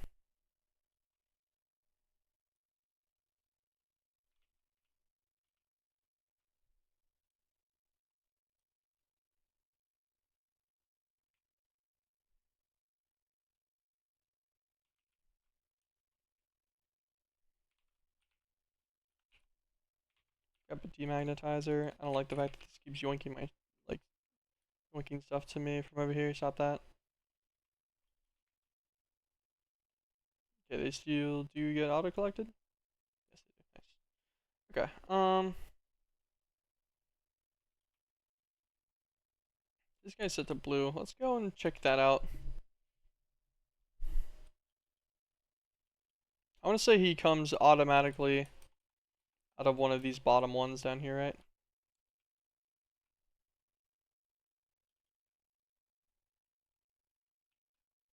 But this one's light blue. That's an input.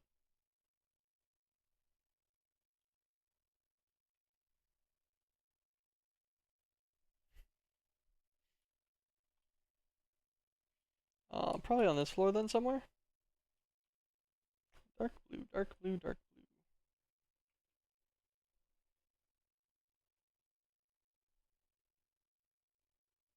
blue. I have no fucking idea. Oh wait.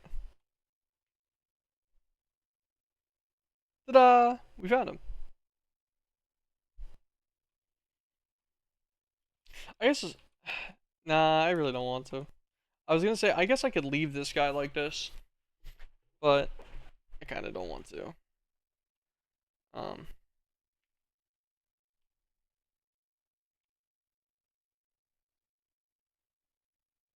so he's pulling out of the dank for this. Does that dank have the aquamarine in it? Oh my god, it does. What a beaut.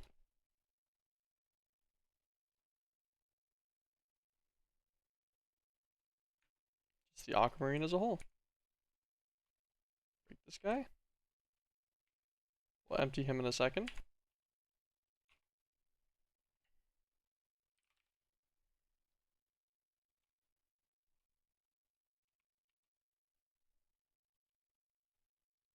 Yeah, aquamarine instead.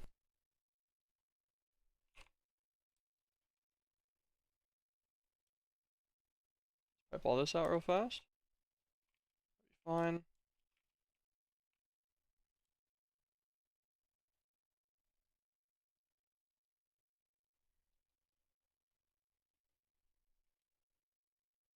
Edit that guy out to nothing. Take all this junk out.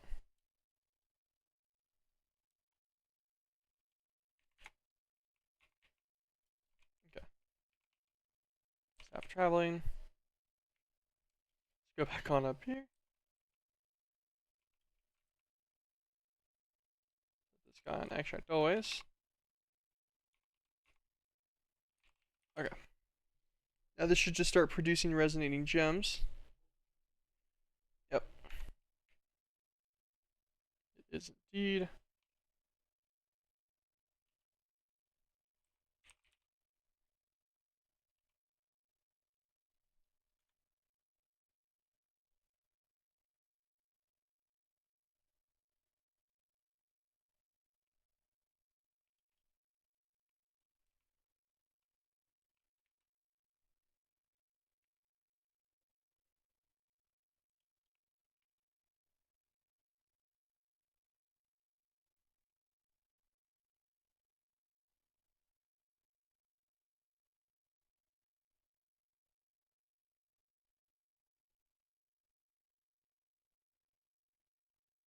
Pretty pleasing to look at. I don't actually know what we're using that much starlight for. Oh, okay. I see what's happening. These guys, they make a visual decrease that looks pretty big whenever it's only taking out like 20 millibuckets.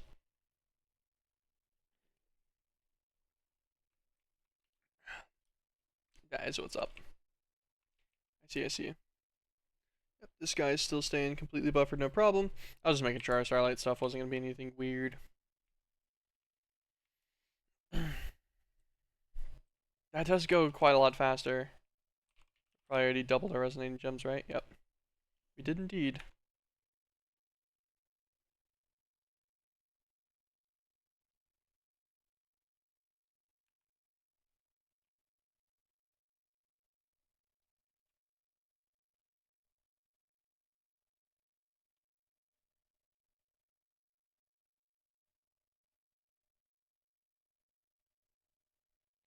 Probably the mechanical user clicks, I bet, that are the biggest inconsistency here. Just missing the tick of the click. Just barely. Okay. So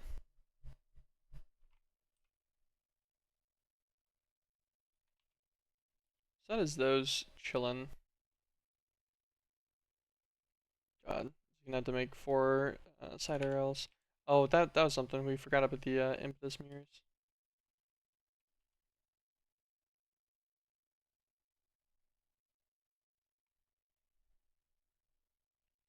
I wonder if making a nether steel loom is worth.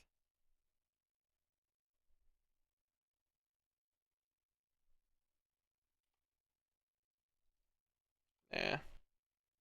I need to feed it the primal man, or like, yeah, the primal mana, which would need for one, a dragonfire forge. Do I need to make more mana dust? I could do that, like I've forgotten slime. Could just automate this. And it wouldn't even be that bad.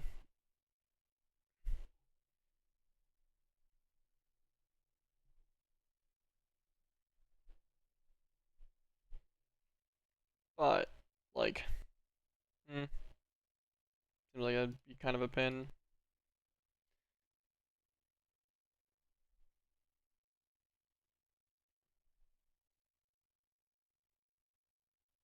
It's doing this kind of a pain too, though. Actually, you know,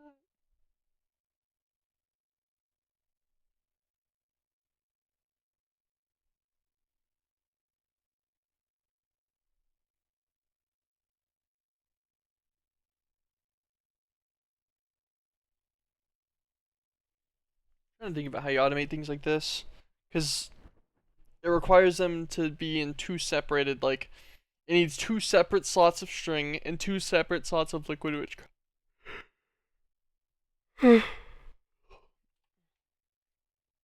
Which would be a little bit annoying.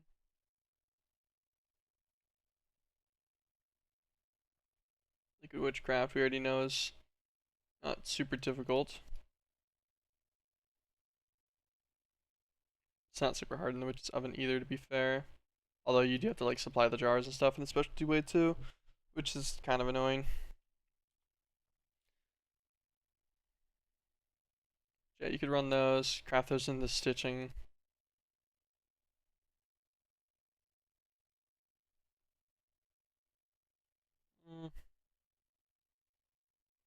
I don't know. Nether steel loom probably is easier for this.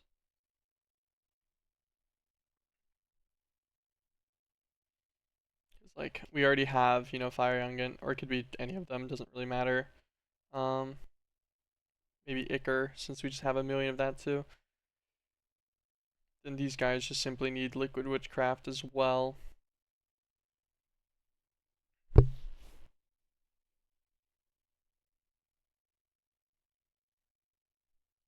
does that make?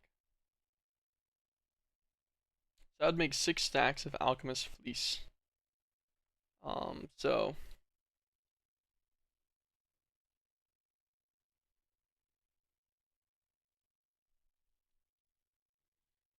So if you do one full recipe in a loom, you make 76 buckets worth of ethereal fabric.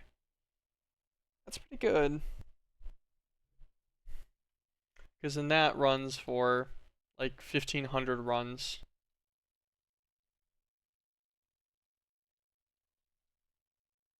For about 17 hours, I guess.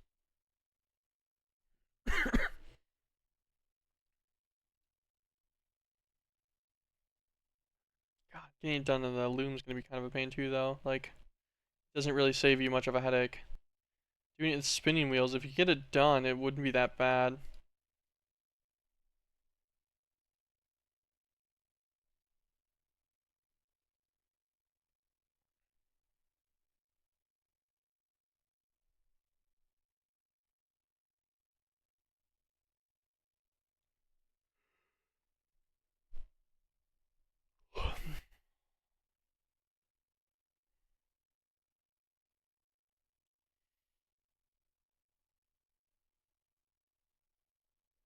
So, I wonder if the soul accumulator uses the spawner.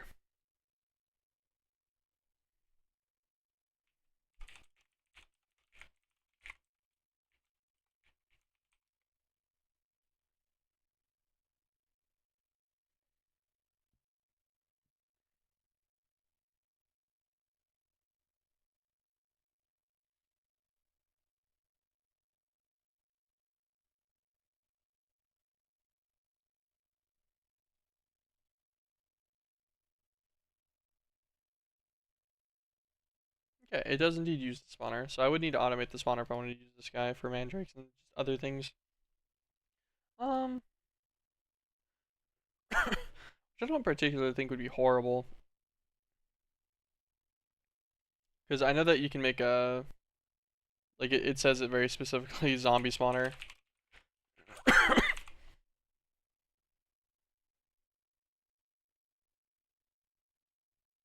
These ones are craftable, just Hydra Fangs.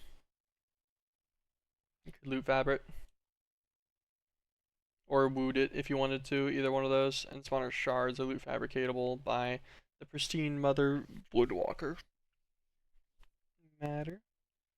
You run that instead.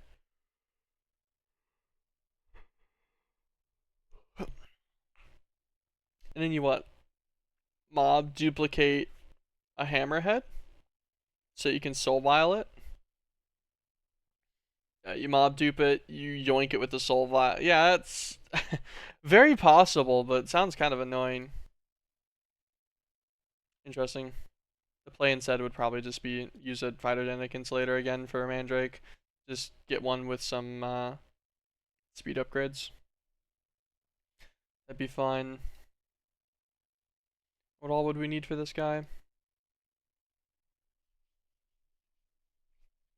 Technically, we can use any of the jars and stuff. So like, we could output like Ichor or something.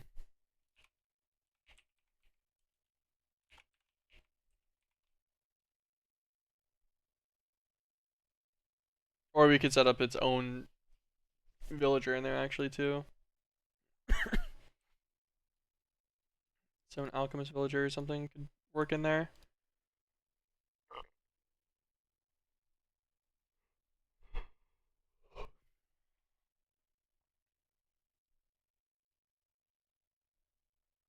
But yeah. So you just automate the liquid witchcraft. Ash gets trashed, that's fine. How do you do this part? Probably just a conduit that's set to 2 stacks, I guess, of each. I'm trying to think about if they would ever leave, like, if they would ever lose their stack in a way that it would split to where, it can max out 128 string, 2 stacks worth of string, but then instead of doing the 2 stacks worth of string in just 2 stacks, it does like 2 stacks or 2 stacks worth of string, so 128 string across like 3 or 4 slots instead.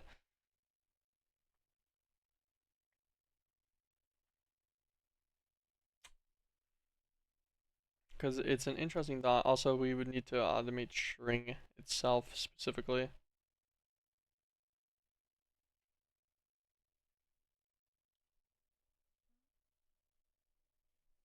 which we still haven't done. Ooh, the spider, I guess. Oh, string chicken will work. Oh, I could totally do a string chicken just in there. Make a string chicken, and just simply put them in a roost in there. We'll just output string. That would work.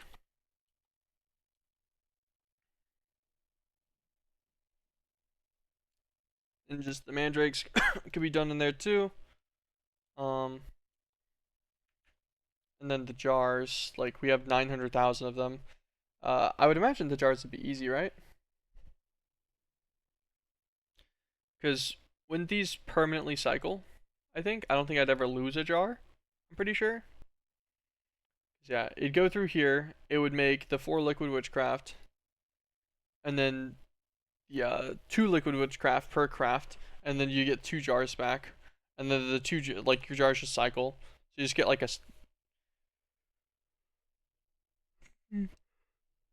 I get like 2 stacks.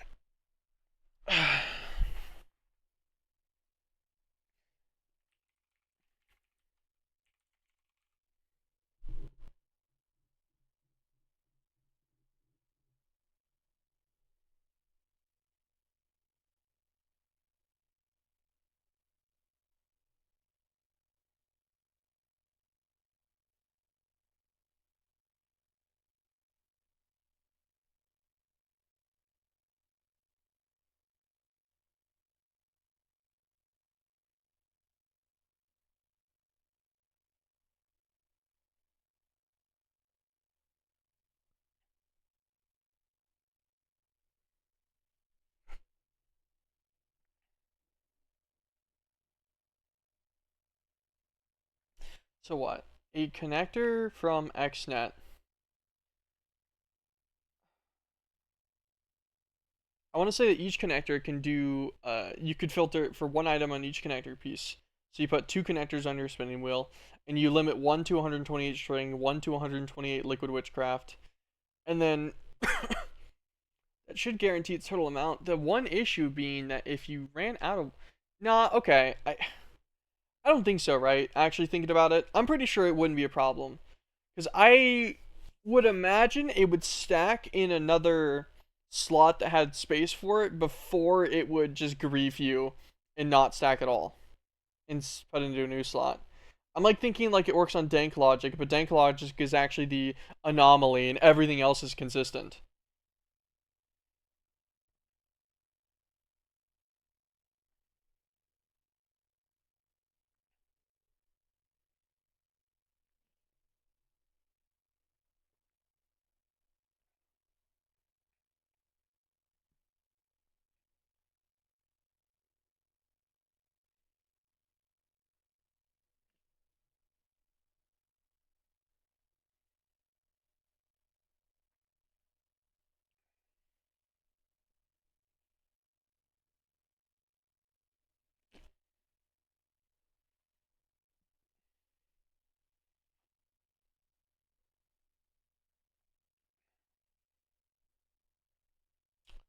Thinking, I'm thinking. My brain is working overtime right now. We're contemplating all of my choices up until this point.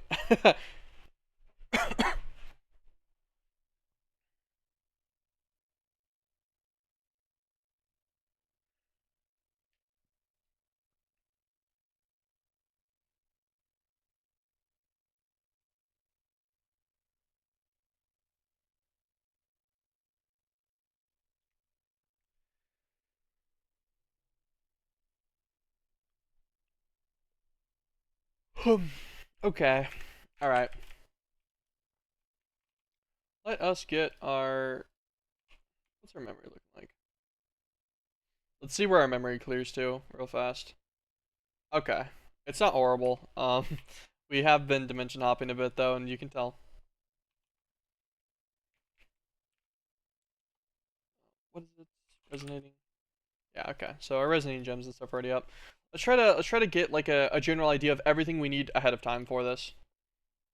Mythical resource crucible. Do we have any kind of ender chest input on this guy or output or anything anymore? Okay, we will need a new one because this guy's being used for U matter. I forgot about that. So we'll need a new everything for the mythical resource guy.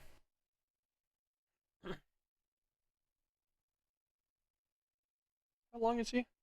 He will fit in there. He will fit in a cube. Okay. Everything he has on him is actually pretty easy. So I don't even think we'll need to worry about getting this ahead of time. I think all of this is, yeah. It's all either EMCable or we already have it in a biggie. Yeah. Okay. Cool. So not gonna worry about that. So you need one spinning wheel for the actual fleet itself. Another spinning wheel for the stitching. Um, Blessed altar piece or blessed stone.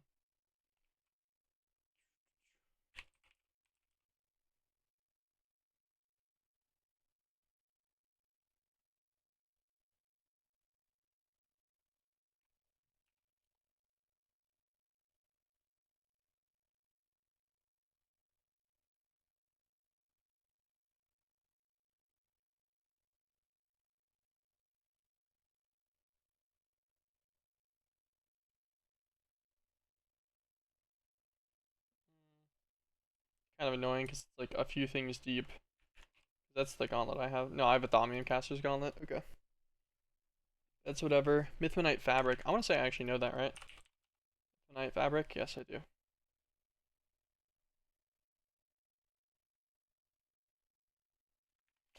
Okay. Let's get this master spell real fast. Actually, or would it just be faster to find a blessed stone?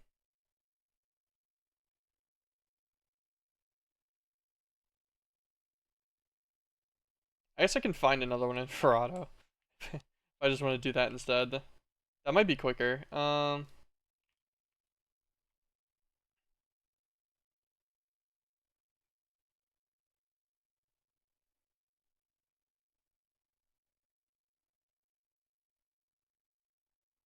actually moderately surprised that I can't just search in there. Ferrado Warper. Maybe we just go into Ferrado real fast. What is okay, interesting.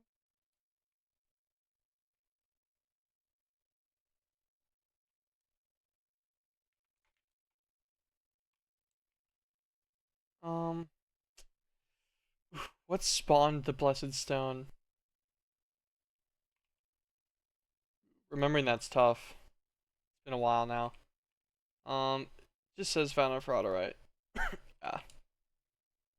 The reason why I want to do this is I just want I just want a maxed altar really easily for my spinning wheels and everything in there. Inside of a compact machine.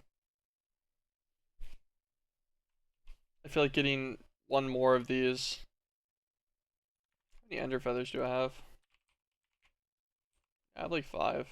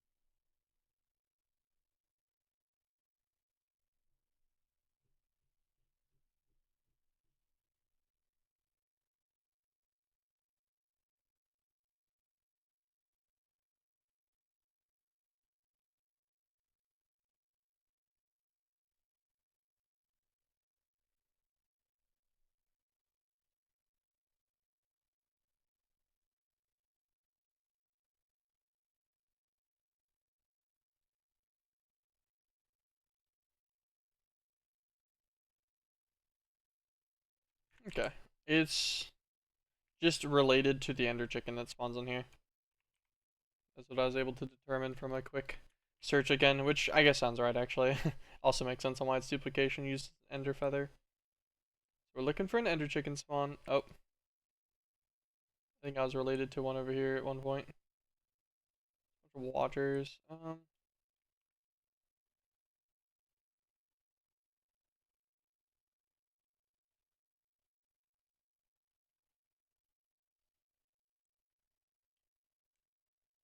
will admit, the shuriken does a little bit better at long range. Against flying opponents especially. I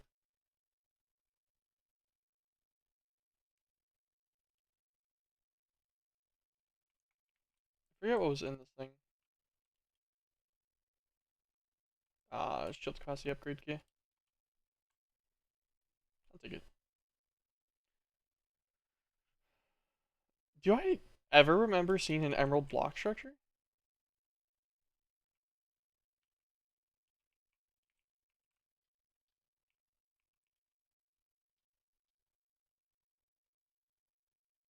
Yeah, attack damage, okay. I definitely did because I remember getting the attack damage from here. Interesting. Where's that ender chicken at?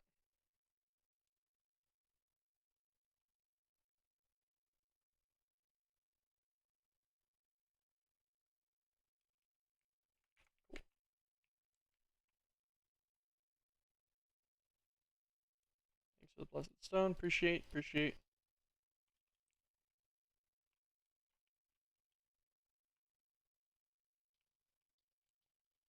Hey, could you not do that, please? Thank you. Please, thank you. Please.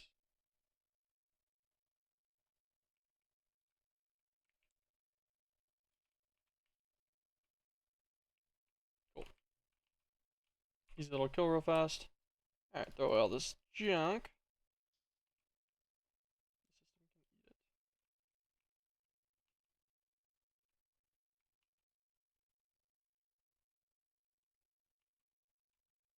Got the feather too.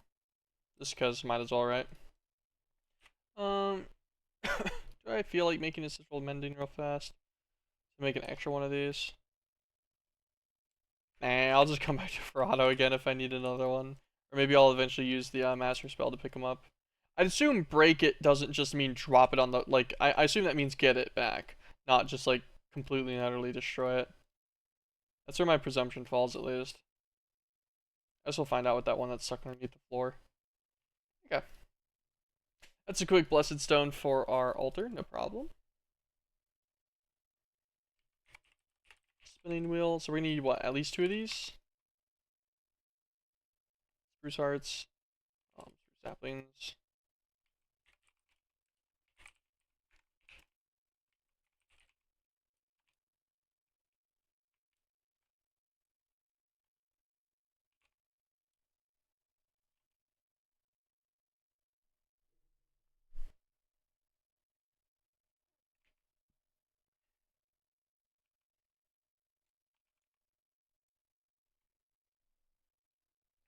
One spinning wheel.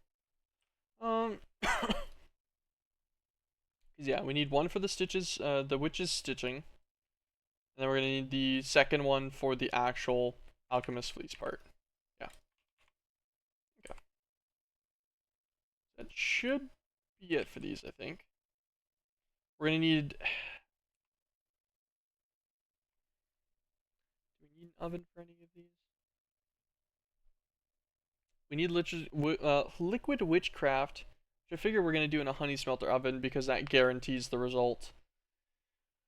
Was the honey smelter super annoying to make? Oh no, that was easy. Oh wait, shielded honey bricks were kind of annoying. I remember this part vaguely. Did I make this manually? I don't remember. Hi Rainbower. What you doing, bro?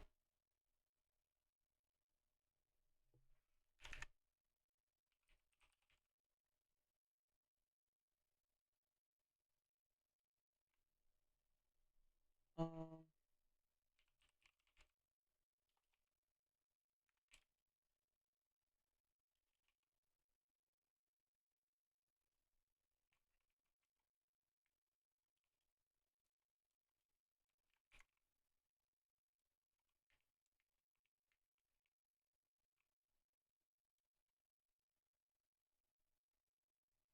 honey brick. Set this guy to his ultimate table again. Save.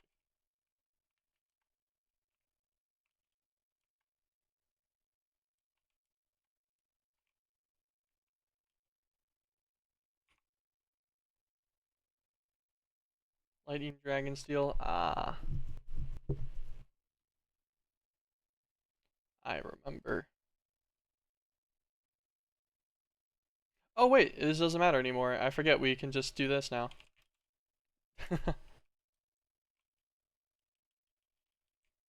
No longer even really slightly annoying.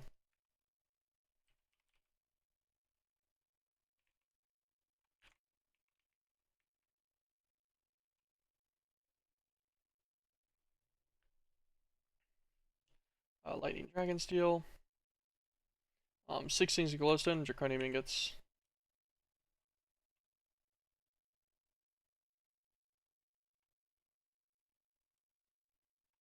Okay. Draconium ingots. Redstone clock. Glowstone block. 1, 2, 3, 4, 5, 6.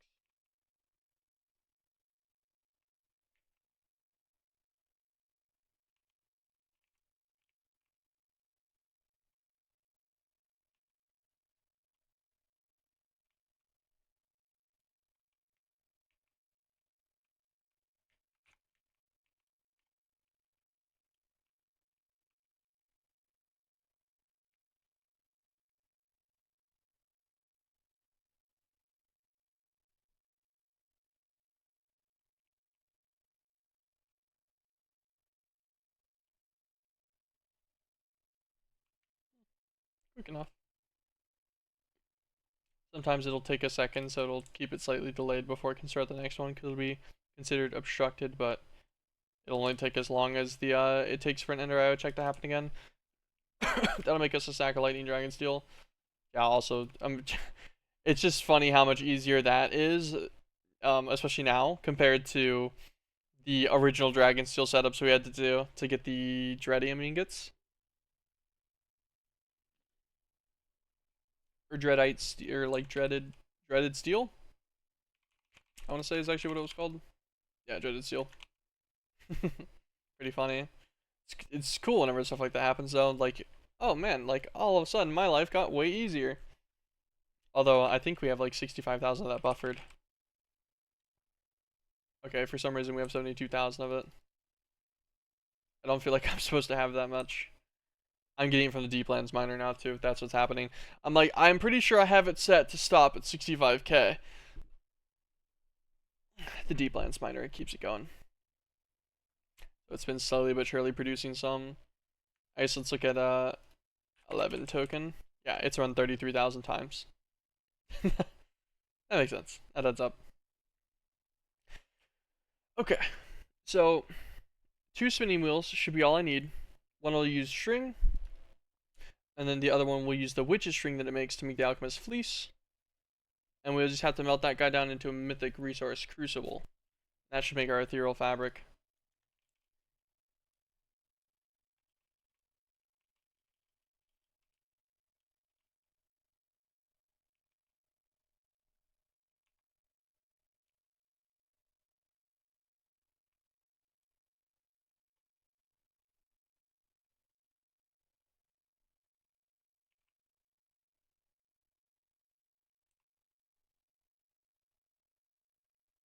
Oh wait, I could do blocks? Damn, yeah, I'll do that. That's gonna be way quicker.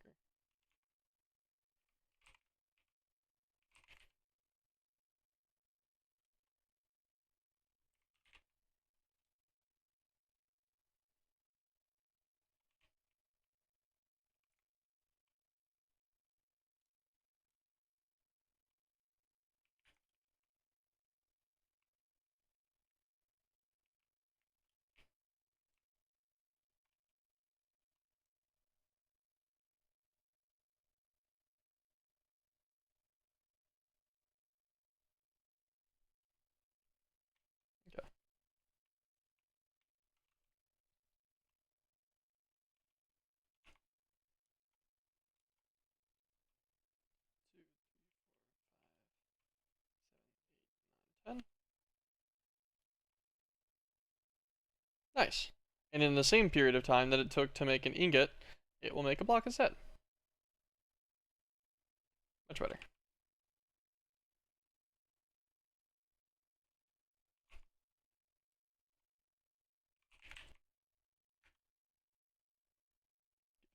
Perfect. Okay. Shielded. There you go. It gets me another honey smelter. I'll need all this stuff for what? A squeezer probably again as well, because I'll want to use the honey drops that I can get in here. I have white colored honey drops, but the funny part about these is these can be used in the industrial squeezer to get honey. They can't be used in anything else for that though. But this is an EMC-able variant of honey essentially, which is just really convenient for feeding honey to a honey smelter, no problem, in mass, without having to deal with actually like centrifuge, like separation and stuff on your other things.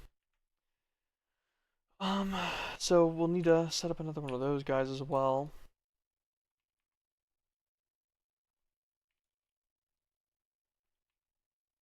Figure that won't be too bad. And we probably do want a villager in there, just custom for his own stuff. The actual fleece itself recipe.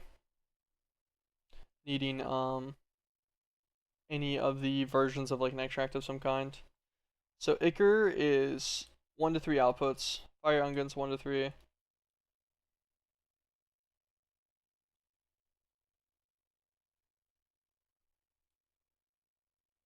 Okay, so we just need Alchemist. It'll do one of these guys. Do we have an Ichor Alchemist over here? Oh no. Why is this happening?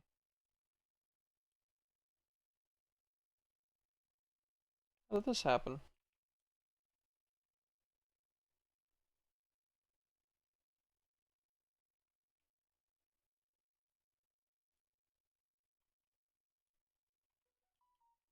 How long has this been happening? I guess is the better question. There we go.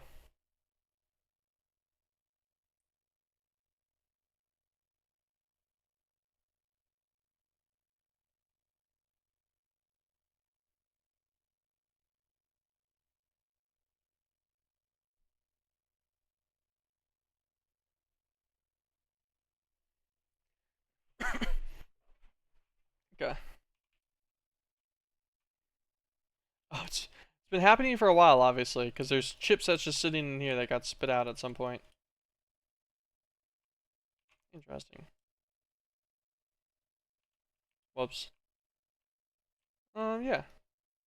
Just weird little thing. I guess I'd meant to at some point pipe it in the system. Nah, it probably still should have just gone straight in here, just because it doesn't need to go through the system to get routed over into this one. It's really not needed, but like I guess this will work anyways. Oops.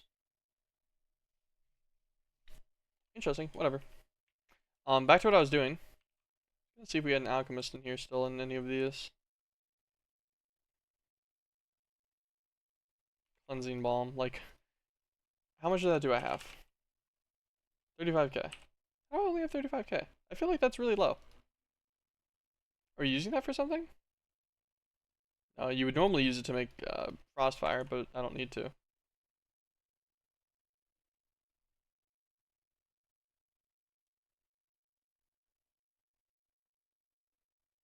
Turn this off.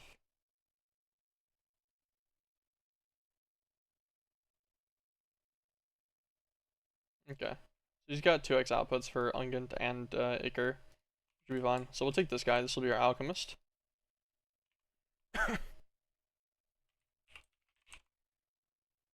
Villager trade exchanger. This one. Okay.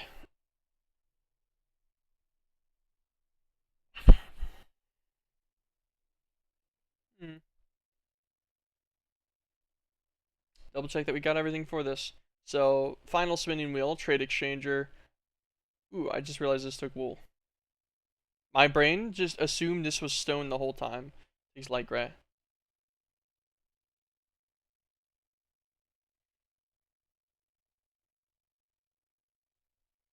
Um, Easiest method, probably just export white wool from our system somewhere.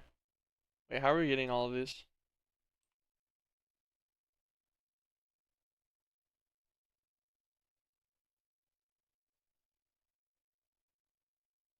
Oh, okay. I know exactly how we're getting all of these. We're getting these from a from the scrap box. I was like, why are we getting these and why are they updating right now actively?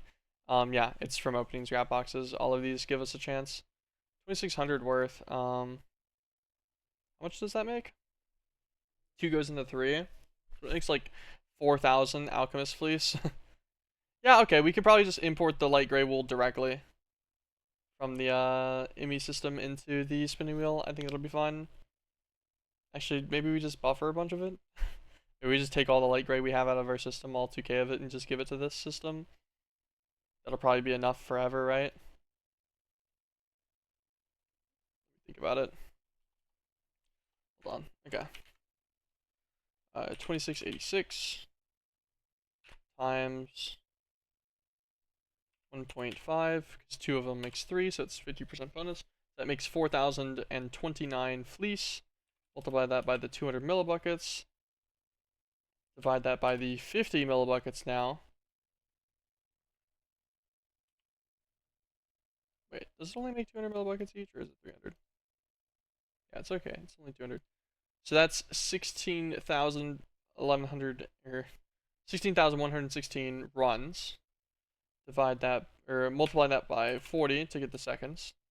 Divide that by 60 to get the minutes. Divide that by 60 again to get the hours. So that's about a week straight of it running, which is pretty good.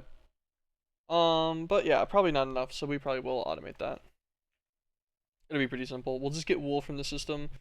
Is wool already being managed in any way? I don't remember. I can't remember if there's one specifically that does wool input. Why is it separated? Interesting. There you go. Just fix that. Wait, is there anything else in this that's messed up?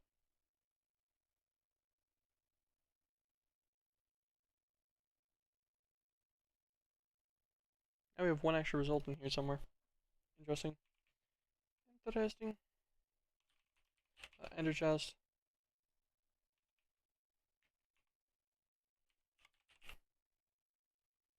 We could pipe out of the system, or we could just pipe out of this tank directly.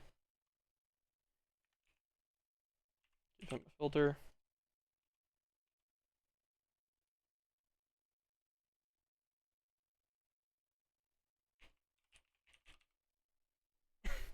Normal wool. Noise. Don't set this guy on insert yet. What do we want our... Yeah, actually. Actually, maybe instead of this, we take this guy back out. We grab... I'm trying to think, is there anything else I'd actually need to pipe out from the system? I was originally going to do jars, but I don't need to do jars. The jars should be self-sustaining. I should only need to supply it with like an initial starter stack of jars. That'll be fine. Sky will be light gray. And then string I'm going to do with the chicken. We're going to use a villager for the uh, elemental fume immediately.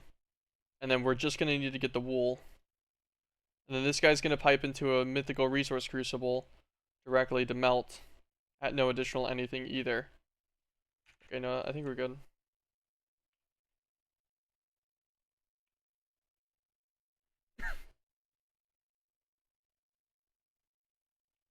Yeah, okay, no, I think it's fine. So we just need to give this a color for it in general. Just a dye that I'm probably not going to use again.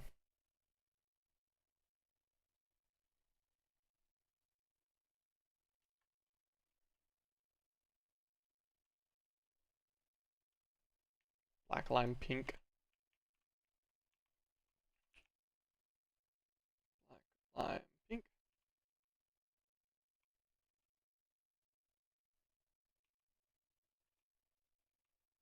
That's magenta, not pink.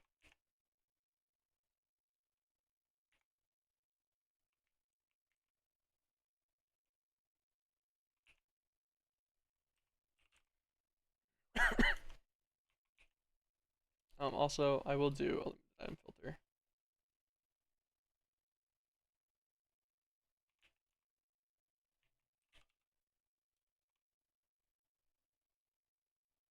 We'll limit it to just a stack worth at a time. Oh, turn this guy on. Oh, no, this guy's on.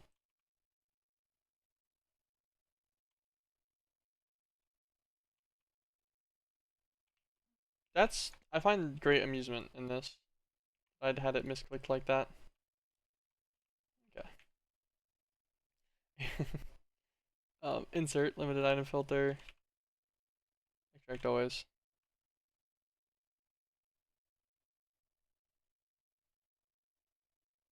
Yeah, this one has the white wool in it. Okay. I'm like, it'll get started eventually, right? This is keep a stack worth of it so we don't end up with the full ender chest completely. So if we do end up wanting to use this one for other things later at some point, I guess we can. If there's something else that needs to use stuff from this tank specifically, I guess. I don't know. I'll manage it. Okay. Let's get, what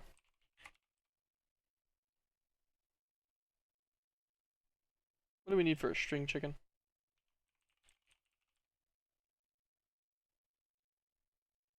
Yeah, I figured it was string, but I was just double checking to make sure it wasn't like wool. An egg.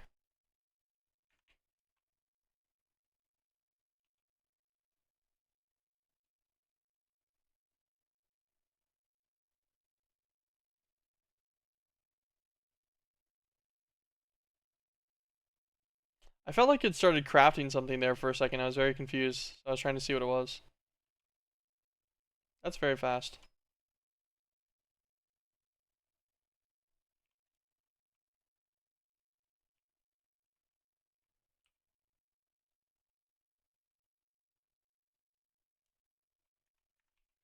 Assume this guy will just make me a bunch of string, hopefully, as he should. And we'll just use a roost on him, that's fine. Not too worried about that. Okay. But speaking of which, God, yeah, we're at 400,000 petrified wood planks. And our amber is probably just as ridiculous, 200,000. I like it. I like it. I respect it. Nice. Okay, so we got the string, so we might be finally there on most of this stuff. The exception being we're going to need the rest of the stuff for the honey smelter and the mythical resource crucible themselves. We'll also need an ender tank to decide on that, but I think we got enough for right now. So we're going to put this guy in here. Let's go and grab our device. Set him back here.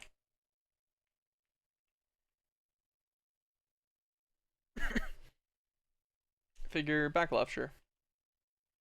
This guy will be ethereal fabric. Maybe we should name these with signs.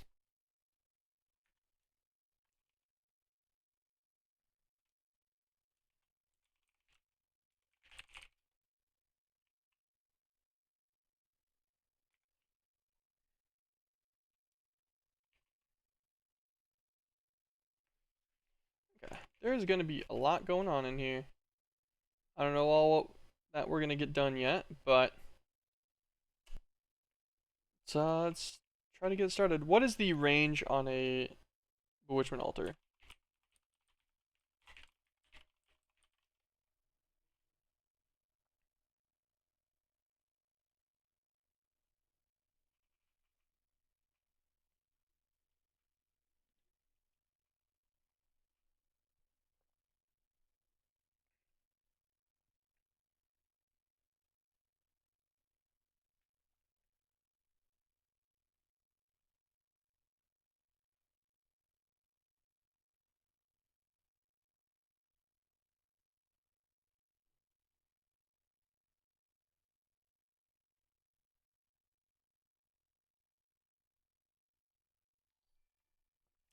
Looks like the range is pretty decent. Some people are saying like 24 blocks away or something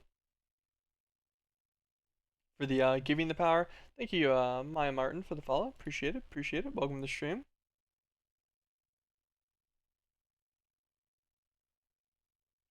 FTB Wiki, inform me. Tell me the distance.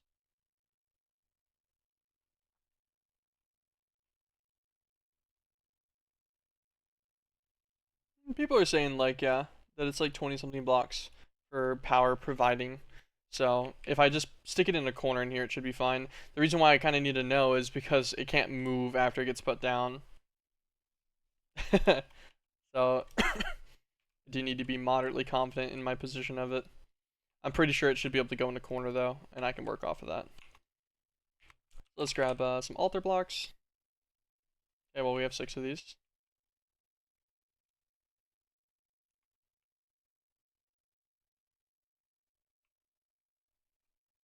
What do you need to put on this carpet? Red carpet, right? Yeah, you just need to click one on it. This is officially an altar. If I just bop a blessed stone on him, he's officially an altar that's maxed out. Nice, sweet. Okay. That should power any kind of witchery device that we want to use in here across this whole section, I think. I want to say. Can I see a spinning wheel recipe? Is there any of them that don't need anything?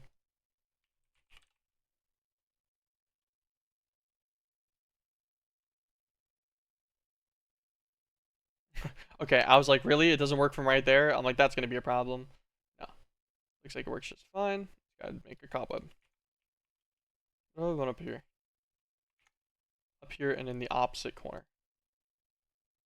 Okay, cool. Alright, yeah, so a bewitchment altar will cover the whole of a max compact machine, no problem. Good to know. Just nice to know for the future, so I don't have any doubts about that anymore.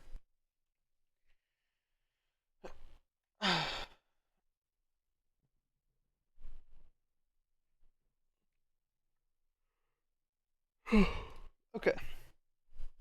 So we're gonna definitely use XNet for this. Grab some connectors, some upgrade kits just in case we feel like it.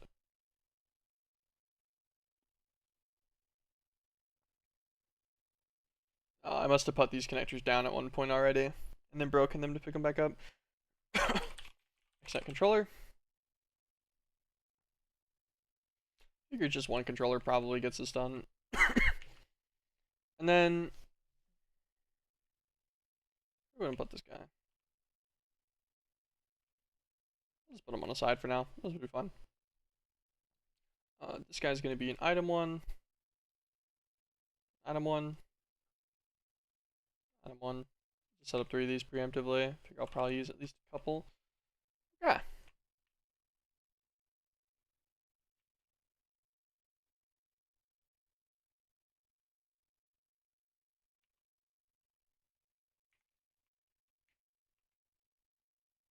So I'm thinking I'm gonna need 3 connectors on each one at least. And the thought for that is I need them to manage the amount of their items specifically, and each one only needs 2 types, I believe. So Witch's Stitching is going to be just Liquid Witchcraft and String. That's all that needs to be managed by it, that's fine. And then this is going to go into Alchemist Fleece. Oh, which is actually going to need 4 things. Thinking about it. Because it'll need 1 stack of like Fire Ungen or whatever, 1 stack of Witch's Stitching, and then 2 stacks of light gray wool, and those will be how it's limited. So this guy's actually going to need a 4th. We'll do this one on this side, I guess. That's our general opinions on it. That's fine. Okay, so do this one first.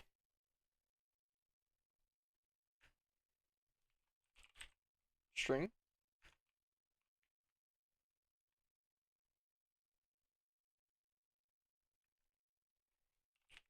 Witchcraft.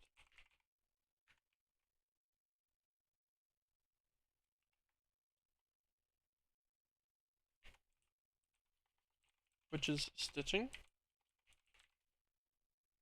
Output. And this guy will be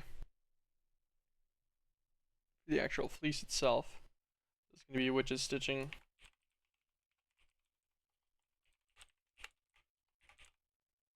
Witches stitching input.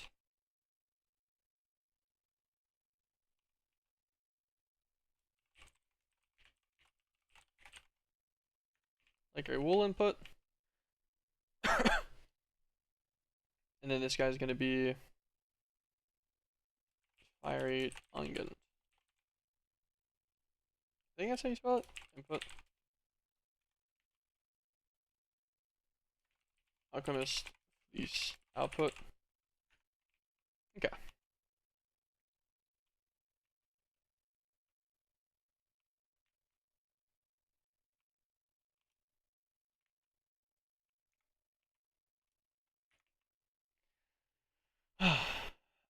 Okay. So Alchemist Fleece output.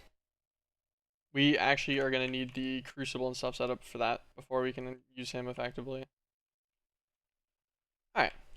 So now we need to set up, we're gonna need to make a honey smelter oven.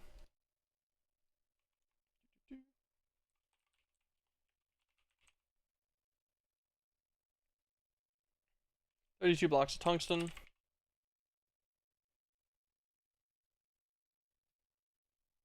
14 blocks of coke brick.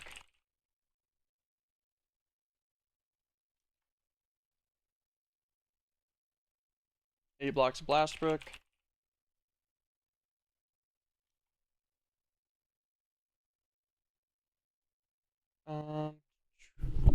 So we specifically are going to want Liquid Witchcraft, which is just going to need 2 item input slots, so we can use an item input small. Hold on. Yeah, 1 item input, 1 fluid input. Okay.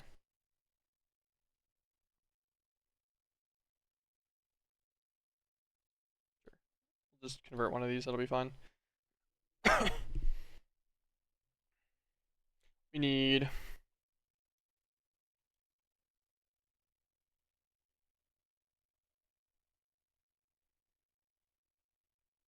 there's quite a lot.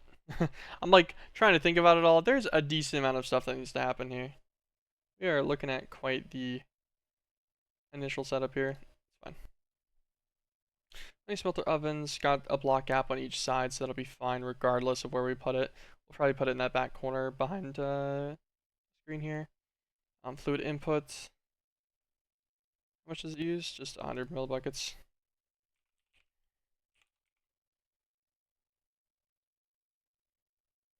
Cool.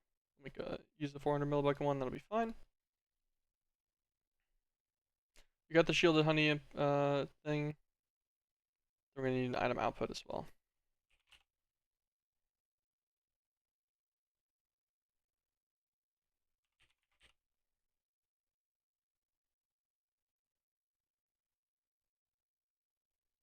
Guess we'll use a reinforced. Don't really need a bigger one, but it's whatever. Okay. Grab ourselves a controller. Honey smelter oven is still the actual one that we have as well.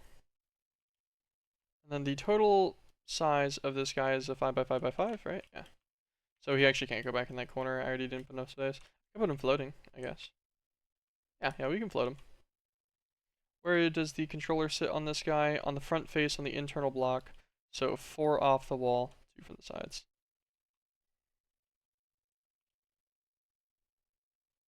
It being the 4th block off the wall, to be specific. Alright, get our stick. 2 from the sides, 2 from the top. Should be fine.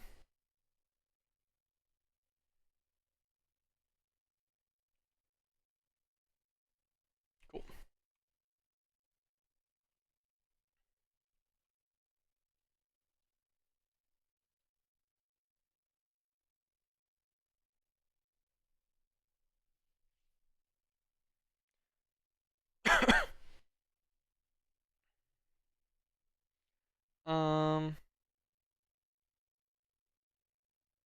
I was just thinking about something. So I remember the liquid witchcraft was kind of a pain last time because the mandrake roots and the empty jars like would stack wrong in the honey smelter oven. And since it's placed into the block, you can only get one connector output on it. Like for the item input and stuff, but I think I have a strategy for that. That's gonna be nice. So I think the plan that I'm gonna do instead is that we're gonna have a like an interim storage that's connected to by the XNet, and then we will use item conduits from Ender.io with like limited items, so that we can set it to only hold a stack of each inside the item input. I feel like that'll be easier, and I can think about how to do it pretty easily mentally, as well. I'm pretty sure, so that shouldn't be too bad. I think that'll be our connection method for this time, for automating this one at least. Thank you for the follow, Twitch Expert 08. Appreciate it. Appreciate it. Okay. So that is the honey smelter oven. We're also going to need the crucible setup. Oh, where's that?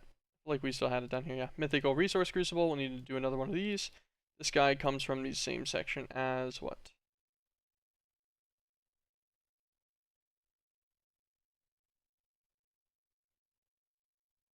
Plasmatic. If we have that one still, make a nice coupe. That's the one we still have, right? Yeah. I'll make a nice coupe. Grab a controller out. I was just thinking coupe still, so my brain was like, ah, yeah, that's what we're typing. Then we can just chisel this guy directly over, I believe, to what we need.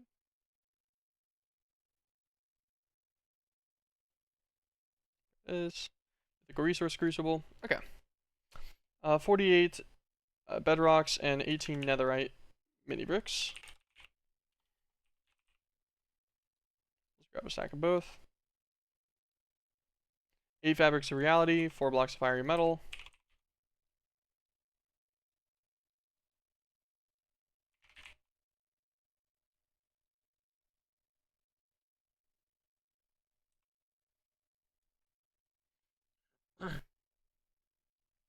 And we need 2 item inputs, a fluid output, and an energy input.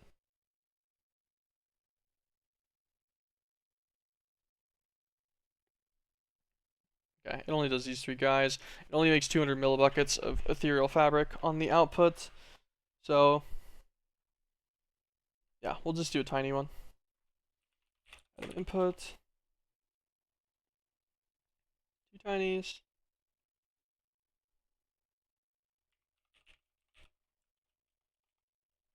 Let's type in fluid and look for ones we already have.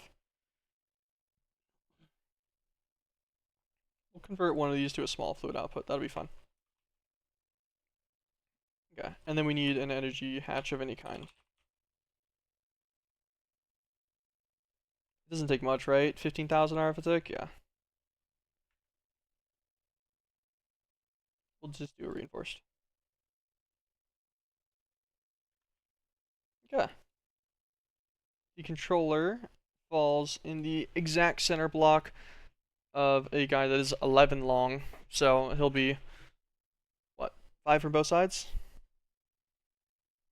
2 off the back.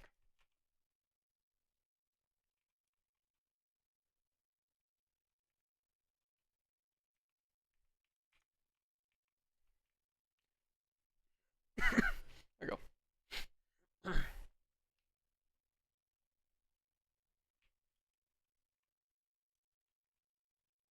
Actually, we're going to just, now that it's all placed it down, we're going to break this all again real quick. We are going to move this one block to the right.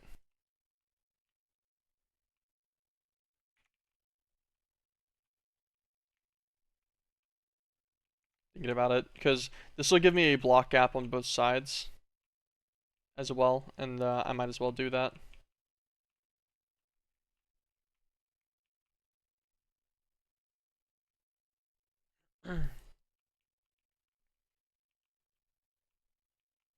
Might help limit some of the annoyance.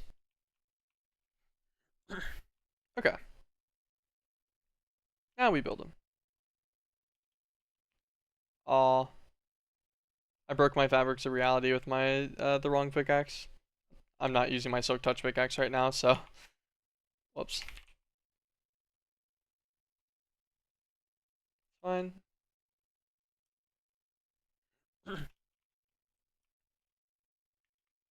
Okay, and we're still gonna need one of them unless we move it forward and pick it up again. Nah. We'll just use a face? No, liquid face?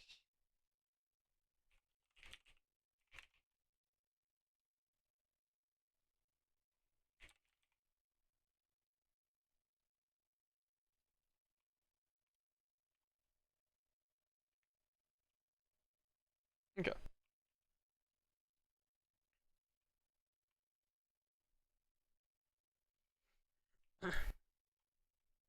A liquid face here, and then this guy will go out into the directly into the ethereal tank, I guess. Unless we want to do a bigger buffer than that. Do we need to? Do we need a bigger buffer than 16 buckets? I'm trying to think about it.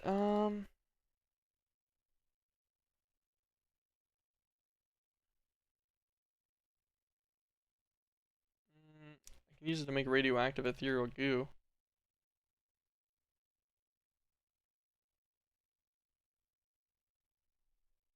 Okay, which I will need eventually. Yeah, maybe this guy will get slightly more than. By slightly more, I mean a normal drum. 4,000 bucket buffer. Why not, right? And then this guy will lead into his ender tank after that. That should be fun. Okay. That is our output resolved. We don't need anything crazy like throughput speed wise. We'll just do extract. Insert.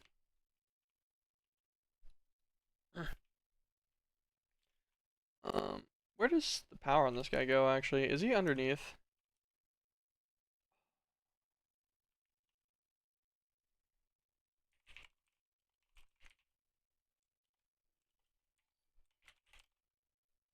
Let's grab a phantom energy face. I felt like I made a bunch of these at one point. Hi, Laura Grace. Welcome to the stream. Welcome to the stream.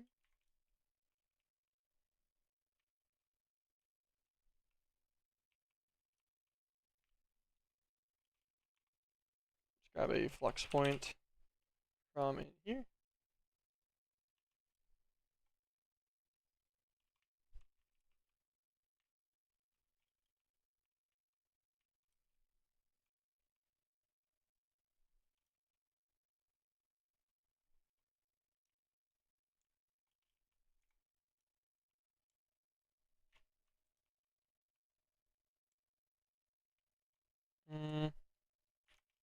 Does not want to connect directly. Can I connect a conduit of any kind to this? Hold on. Let's look for like a cryoduct or something maybe? Disconnecting? Yes. Alright, perfect. Okay, cool. I'm like, I just need something that'll let me transfer this power in.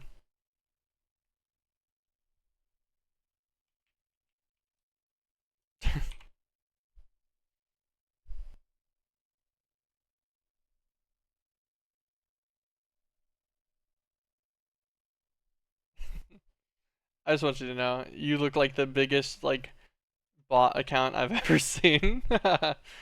I imagine what's gonna happen is you're gonna ask me in about, you know, 4 more messages on, my stuff. You're gonna be like, oh, yeah, so, uh, do you wanna buy artwork for your channel? Your account was made, like, 2 months ago? Yeah. It was made like 2 months ago. You came in, you're named Laura Grace, you've got the generic stuff. It's got a generic profile, everything.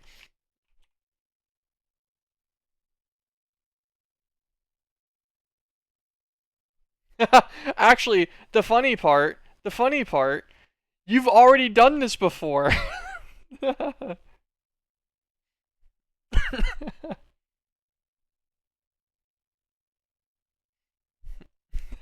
You've already done this. You've already come to my chat. I just checked your messages history because I felt like I'd remembered the name. Yeah, you've already been in my chat before trying to sell me like sub icons. It's funny. It's so funny. Okay.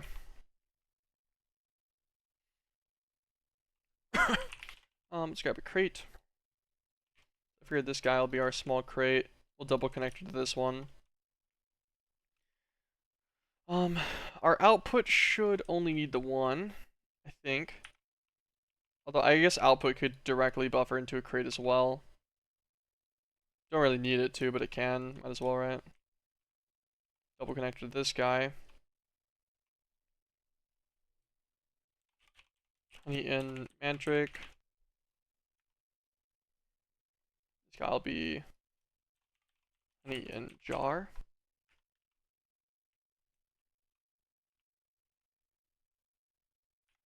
This one doesn't need double for the output. Honey out. Okay. Honey and liquid, we'll just we'll do that one separately. That doesn't need to go through Xnet at all. Connect these guys across.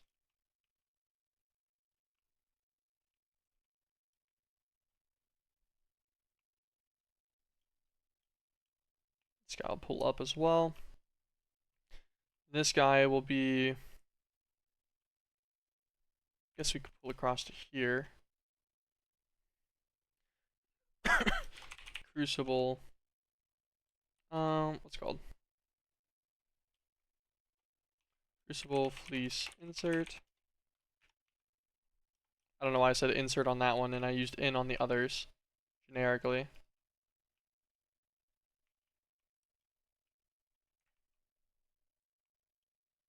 Then the fluid output is gonna just be nice and automatic. Alright, so let's get a few more things done. Let's get a roost down.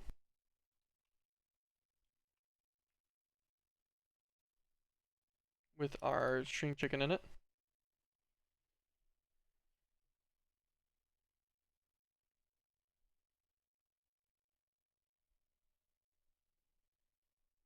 Okay. That's the speed. It's pretty slow.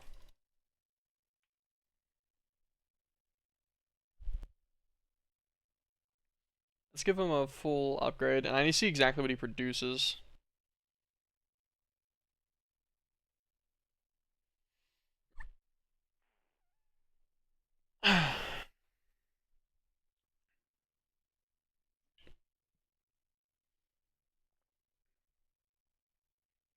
I also need to see if his production is constant or not. So is he only going to produce a string?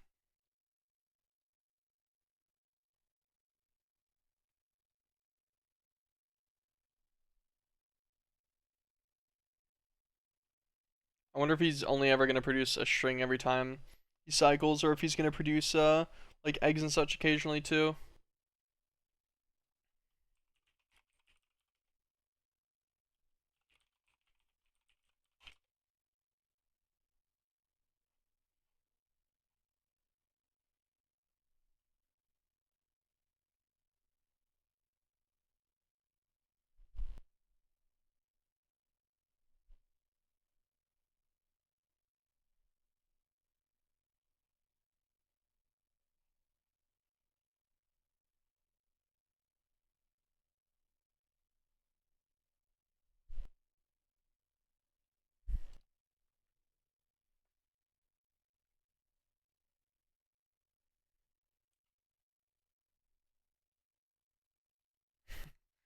Yeah, you can cook them directly into chicken. um.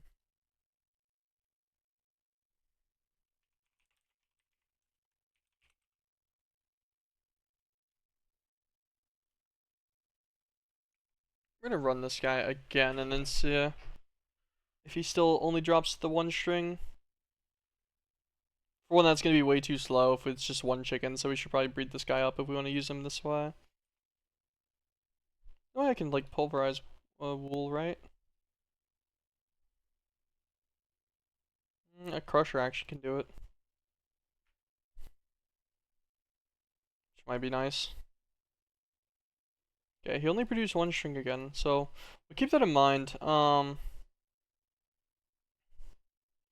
Maybe we need to run chickens through the hatchery once first, and then take them back out and then bonk them back into their item.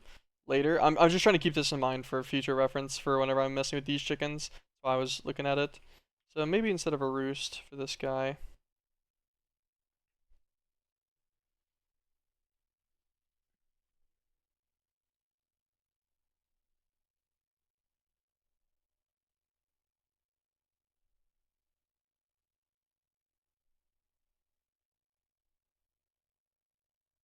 Yeah, so yeah, we can just pulverize it.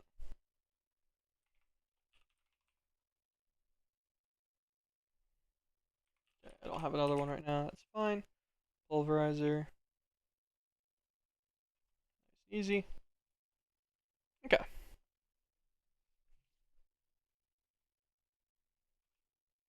Where's our ender chest? This guy. This guy's our wool ender chest.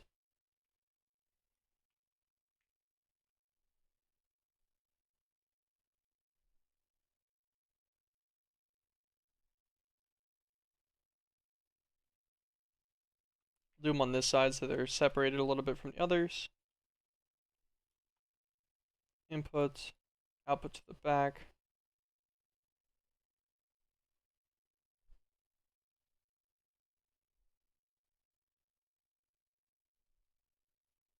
Then yellow will go directly to the left. Trash can. Auto input enabled. Cool. This should pull in all of the wool that we need. As that goes, this guy will stay filled up on wool. This will be fine. We need a connector on both of these. Wool in. String in. Just trying to name these so it's a little bit easier whenever I'm looking at them in case things don't properly show for me. I think this is the only guy that needs actual power too, other than the controller. Maybe I should make an extra energy.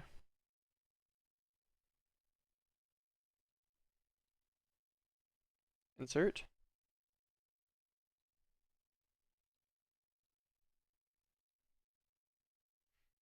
Sure, insert. Then we just put a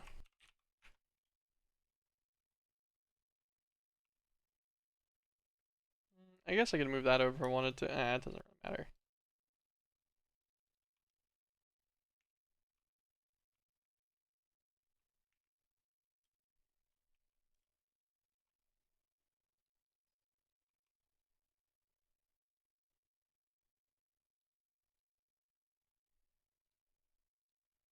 Extract.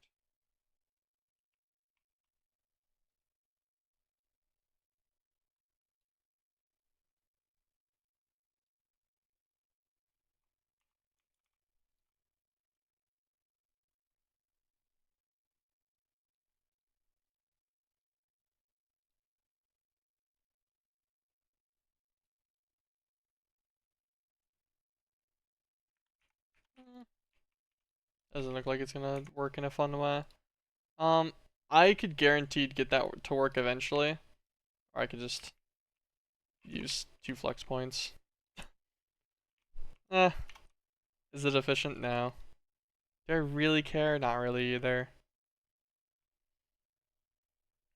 Okay. So this guy at full power is gonna do 20 RF a tick.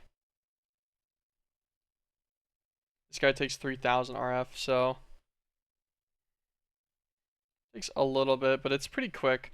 It's gonna do 4 string per. I think this is gonna be quicker than running 2 of the spinning wheel recipes. That'll be fine. Thank you, Lisa Mo, for the follow. Appreciate it. Appreciate it.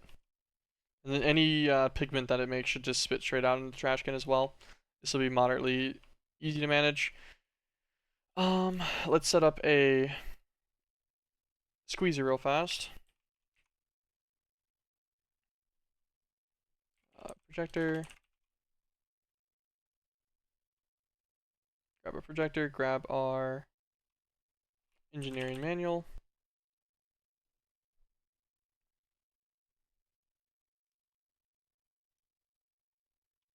Then let us pop this guy open. Go to our heavy machinery. Go to our squeezer. Close out of this. Craft this with our projector. Should make a squeezer projector. Sweet. Simple little 3x3x3.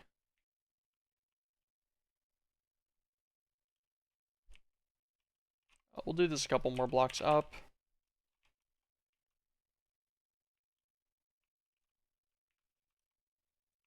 Do one block away from the wall too, just to guarantee that he has space for his outputs and everything. We'll keep a floor underneath him. Why not? Alright, pop up in the manual. What do we need for this guy exactly?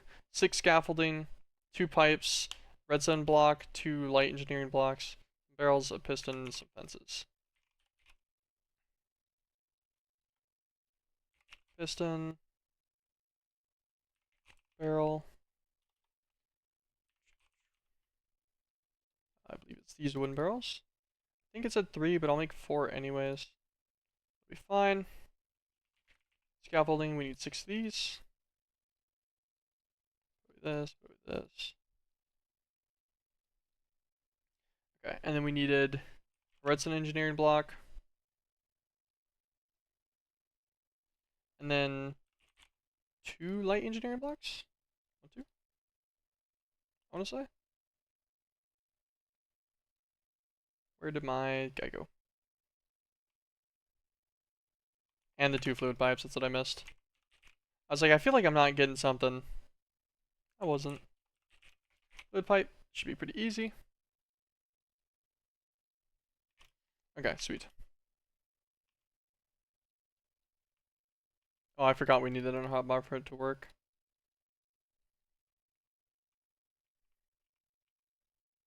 All our scaffolding. There's our 2 fluid pipes. Normal engineering block. There's that one. Redstone. Our 4 wooden barrels. 3 fences. And our piston. Get ourselves our stuff back out. Grab an engineer's hammer.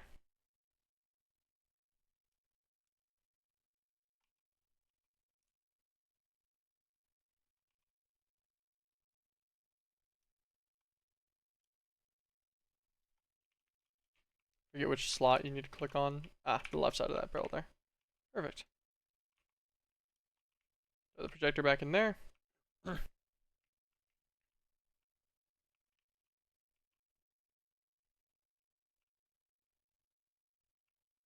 Ah, dang it.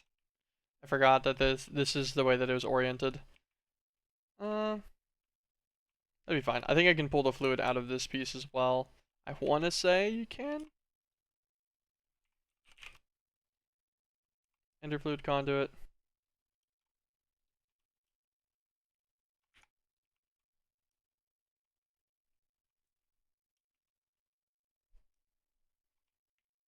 Nope, I cannot. That's okay. Set this guy on an insert.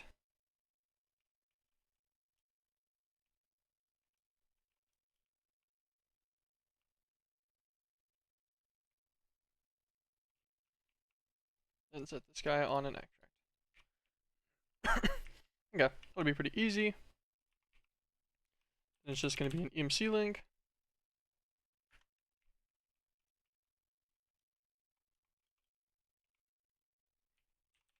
With a normal conduit here.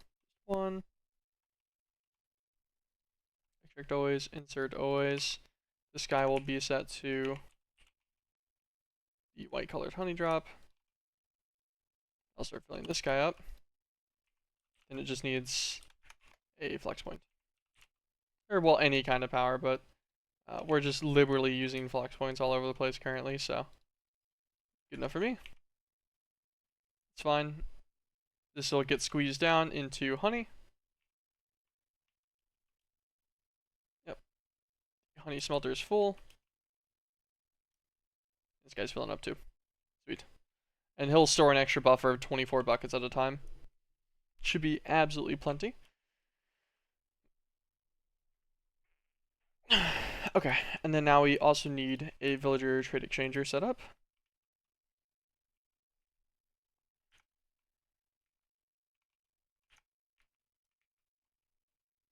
I don't know why that's turned now, but whatever. Set this guy to fiery unguent.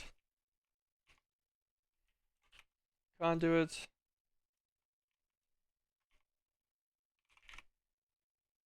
Do like one drawer here, that'll be fine.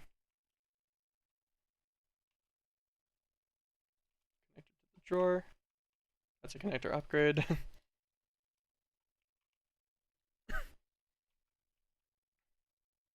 um, insert.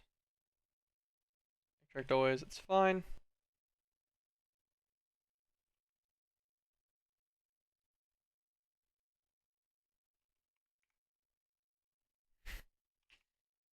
Okay, filter.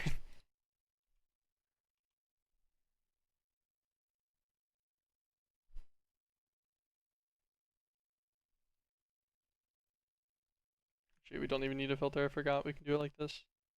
Alright, now it shouldn't take this guy out anymore. Okay, fire and gun.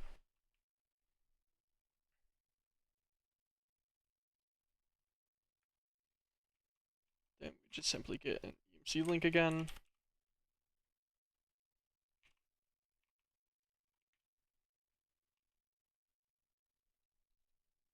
The conduit.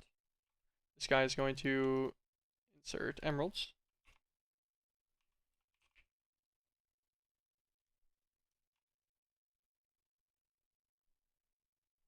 Cool. Do add Tesla lib. We'll grab an energy and speed upgrade of both kinds.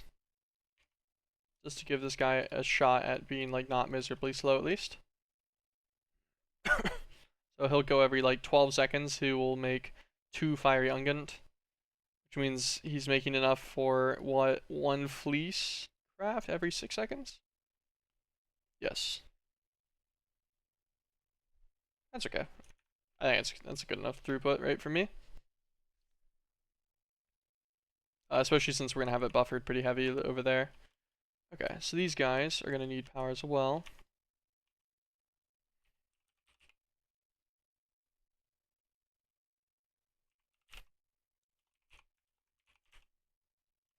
Let's make like 300 more of this. We're just gonna cryoduct this. Is that overkill? Oh yeah, definitely. But it's funny.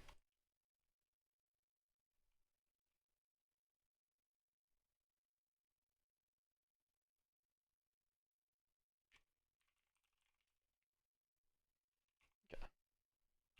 We grab a key. Lock this guy up as well.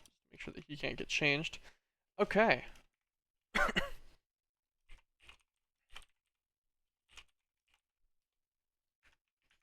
Alright. I want to say we have string, we have wool, we have fiery unguent, we have a honey smelter with its input location. We don't have mandrake. We're missing mandrake. That is the problem.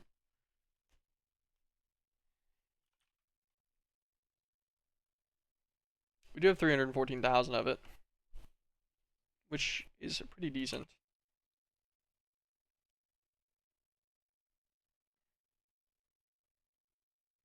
How do we...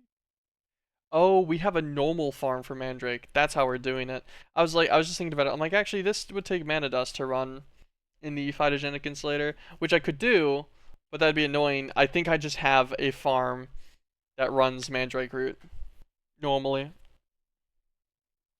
by pure default. Yeah, maybe we should pull mandrake out of the system then. We weren't able to get it all done in here without leaving. Unfortunate. I'd assume mandrake probably doesn't have a container in any of these, right? Pretty sure none of these are gonna store mandrake. Or uranium supply going down to 152 already.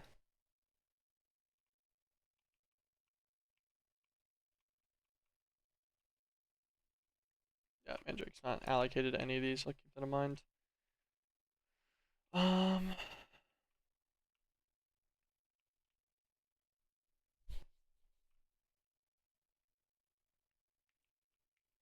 it's right underneath this guy. There's this one right here, actually.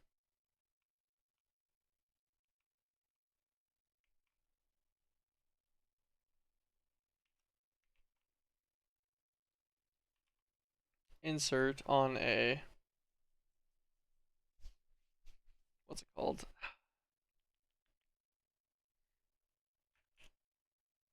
Grab a limited item filter. Put him on insert. Put in mandrakes. We'll actually do a stack of mandrakes. There we go.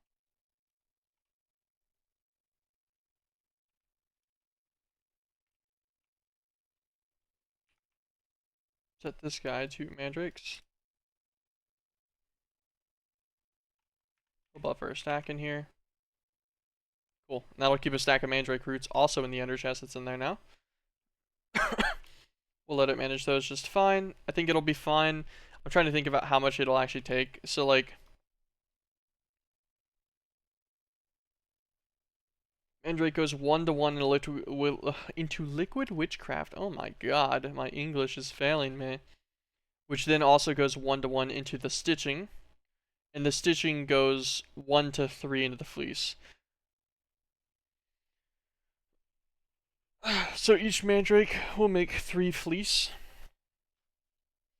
3 fleece will make 600 millibuckets. So 4,096 times 1,000. So 4 million divided by 600. So 7,000 mandrake fills the whole system. Less than that. That fills our whole buffer, 4,000 buckets. I think our 300,000 mandrake will probably survive that. So I'm chilling. Okay. Trying to think about anything else that we might have missed that we need to get while we're out here right now. I don't think so. I think everything else is self-contained, so.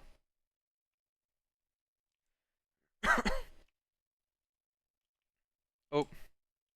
That's a good thing to realize again. Go over here. Okay. Let's start setting things up then. What should go first?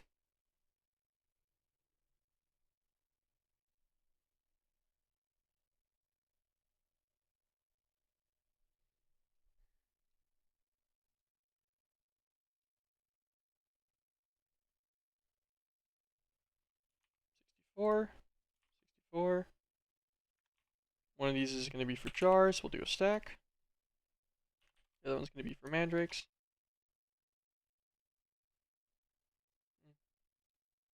I took a stack out, but I don't need it. Honey in jar. Pink. Honey in mandrake pink.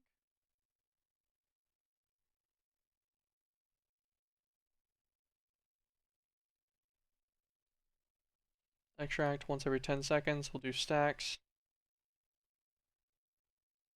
We'll do an order. We'll do round robin. So 10 seconds, it'll do a stack of. Oh. That's what we need. We need a crafter.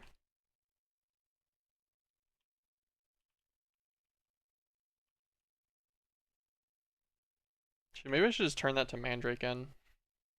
And we just do Ender IO to manage the actual craft part of it, since it'll be a 1 conduit piece. Yeah. I think we do that. Mandrake in.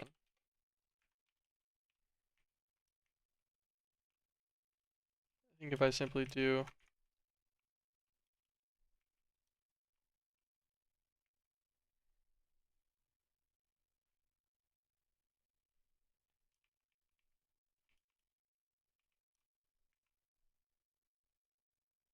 trying to think about this, because these need, like, the connectors, you don't want them connected to multiple things, otherwise they end up kind of janky. Maybe I'm just janky, I don't know.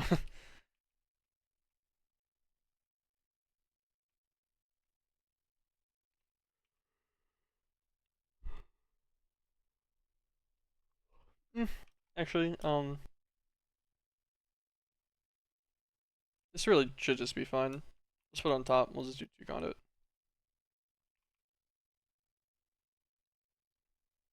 Insert on a filter. This filter insert will be, it will be a limited filter actually.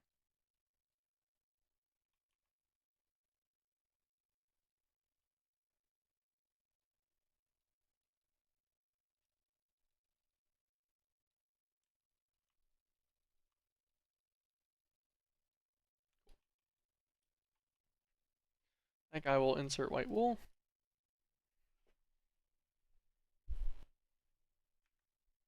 But it should stop at a stack of it. Perfect. And this will also be set to, we need specifically light gray wool, I believe, right? Just double check. Here it is. Yes, it is specifically light gray.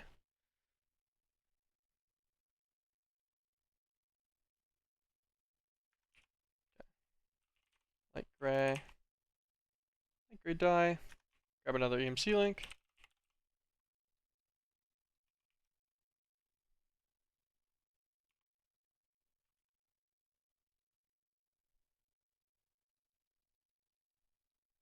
Ten of it.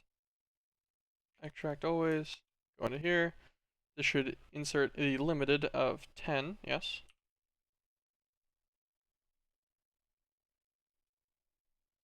Light gray wool. An external buffer.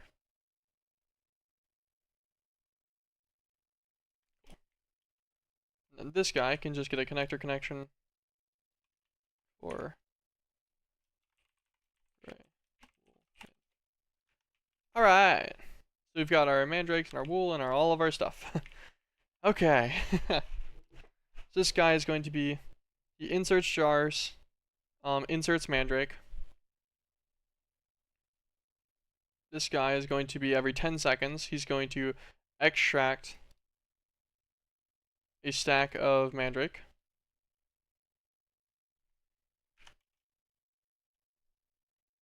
Okay, I was thinking about it, I was like, that should actually already do that then.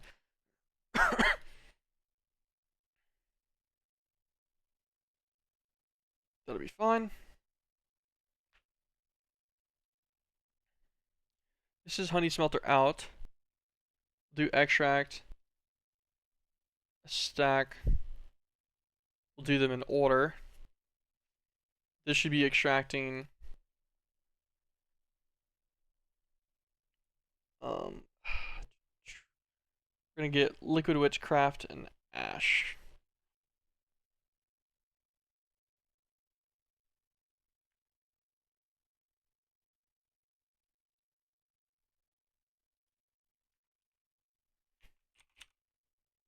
Nice, I did keep some liquid witchcraft in the system.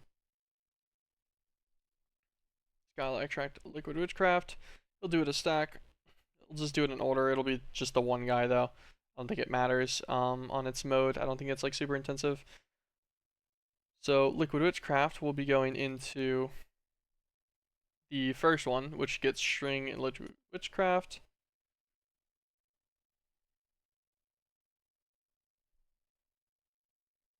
So liquid witchcraft input. Insert liquid witchcraft with a maximum amount of 128, 2 stacks worth. And an insert of string.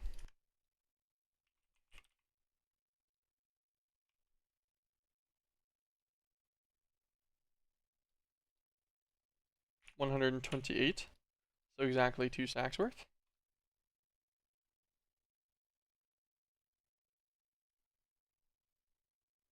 That should not have gotten a mandrake, but whatever, I guess. Interesting. Okay. Then this guy will extract witch's stitching in empty jars.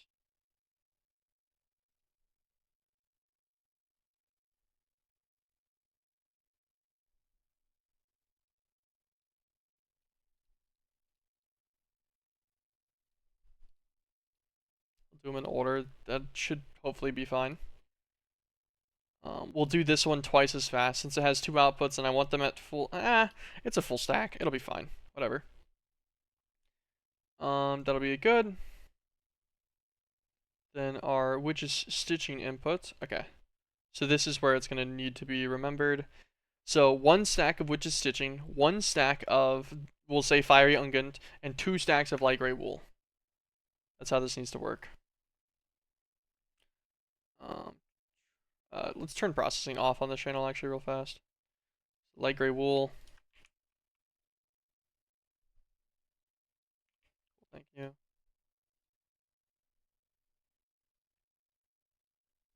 128 will be the maximum amount. This guy will be witch's stitching,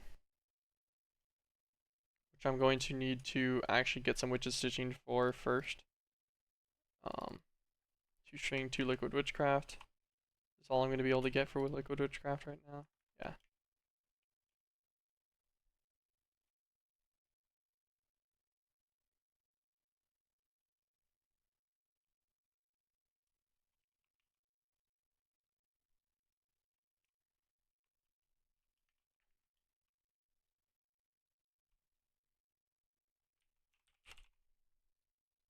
Conduit.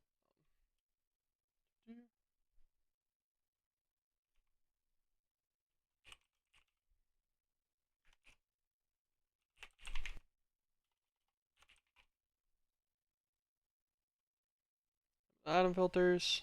Insert.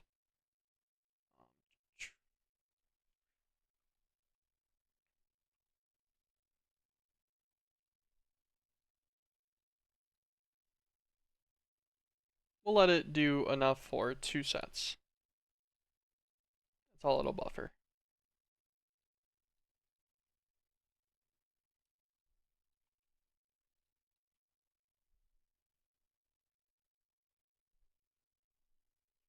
Cool. And that's already processed.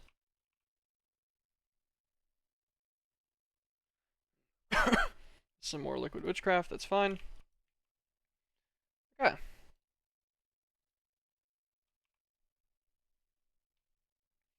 So, liquid witchcraft. Needs to be mixed with string, right?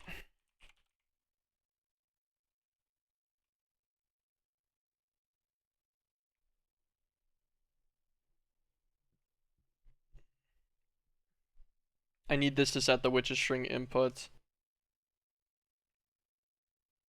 and the empty jar output. Okay.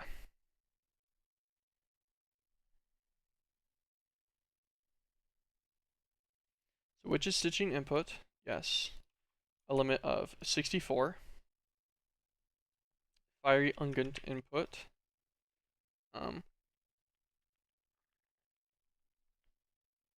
Where? Do this.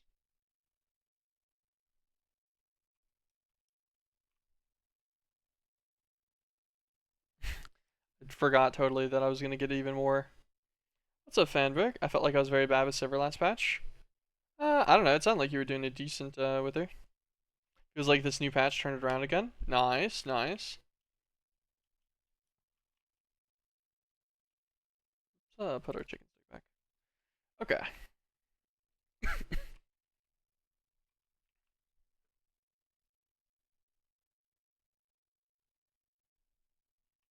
Fire unguent.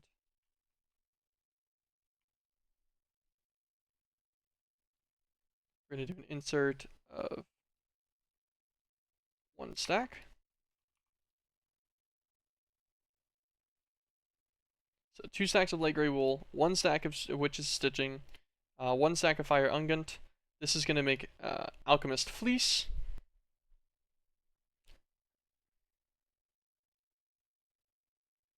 Check the stack every 200 ticks. So this will make alchemist fleece, and it's also going to make jars.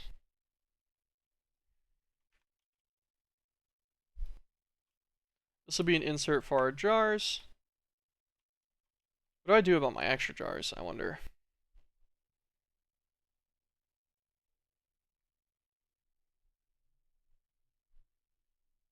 Because I'm going to need to... Because jars are also going to come out of this one as well. I'm going to get jars out of both.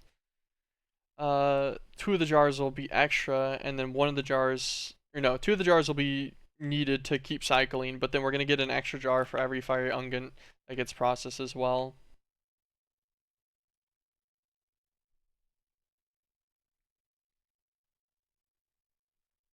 Let's run one guy real fast. Hold on. What is my last thing I need for this? Which is student. Oh, that's the wrong thing. Oops. Fire agent. I do feel Silver this patch just scales faster. At least this is my feeling 3 games in a row. I was thinking to myself, what the fuck, my Silver does damage and not 30 minutes into the game? Nice, nice. So if I set this to extract exclusively Alchemist Fleece, I should be able to pull out the extra jar that happens from this process and send it straight to the trash. maybe that is how we do this. Go to this guy. Oh, although I'm gonna literally need him immediately. That's kind of funny, but whatever. Let's get a trash can. Oh, we'll do that. Trash can, conduit. Grab a filter.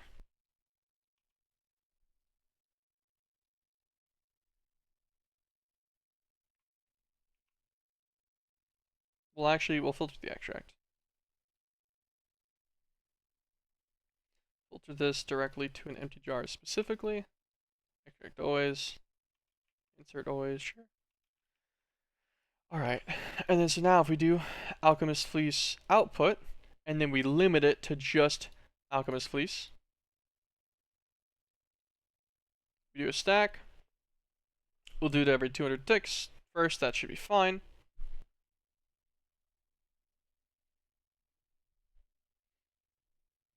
And this guy is going to extract, this guy will get his 2 jars back from his initial Liquid Witchcraft, and that should just cycle that back up into this with however many jars I initially give it. I guess I could give it 3 stacks, so it has the 1 stack over buffer here, and then it'll have 2 stacks to cycle. So if I do jar 2.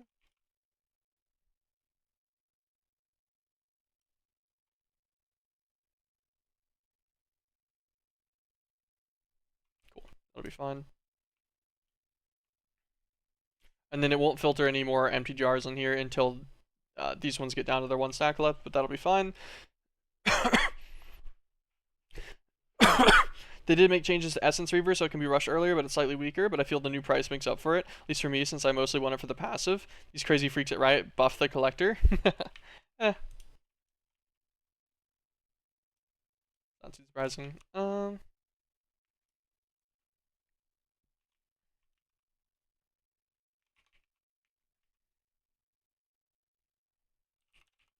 another EMC link. Another filtered conduit. Please,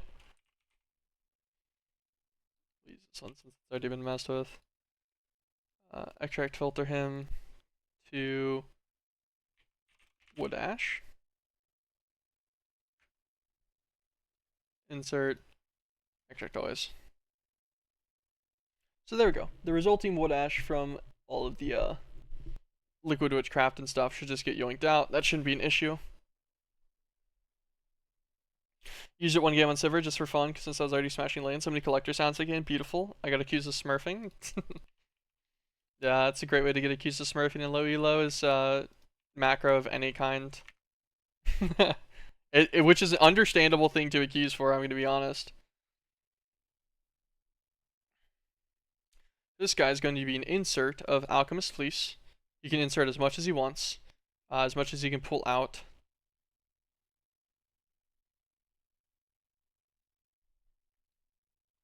This guy's going to be an extract. He'll do a full stack. This is going to be for light gray wool.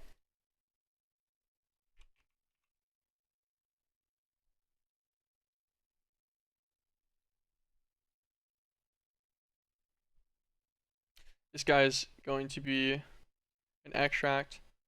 He'll also do a full stack at a time. He'll be fiery unguent. This guy's also going to be extract. A stack at a time every 10 seconds. And he'll be string. I dare say, once the system gets buffered, this would work. Turn processing back on. It should hopefully feed in a stack of Mandrake in here. Once the next 10 seconds cycle hits. Mandrake's in. This conduit will start feeding. Pulverizer's going because string's going in.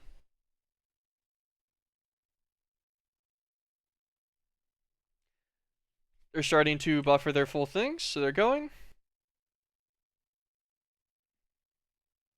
This guy's not taking new things yet. That's fine. This guy's cycling. He's going. He's got 2 sacks of light gray wool, a sack of fire unguent,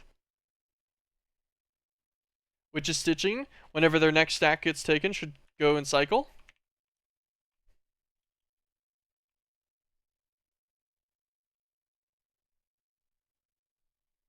It says every 10 seconds it should go. Let's see, does it take anything out here?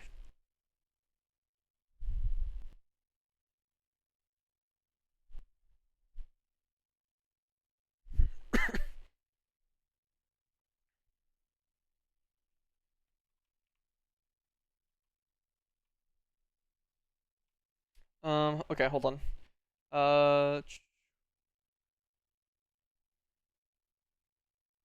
Which is stitching output, should be an extract. I told it to do it in an ordered mode.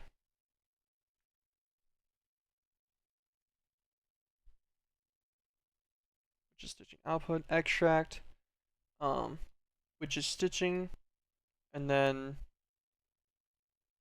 empty jars. We'll tell it to do one first and then the other. Since it's in ordered mode, that should be fine, and so it doesn't do first available.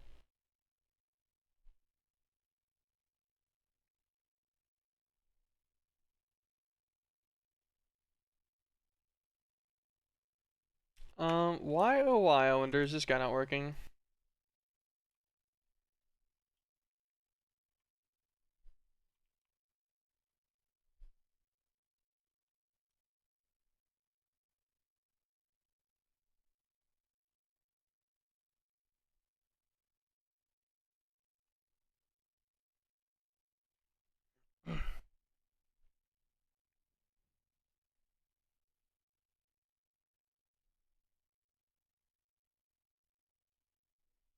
Let's just set it to first available, maybe?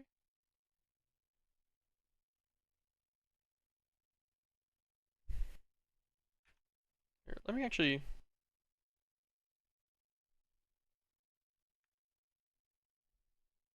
We'll change it down to a 10 tick operation real quick. So just to confirm, which is stitching has an insert amount, yeah, so it does have a place that I can insert.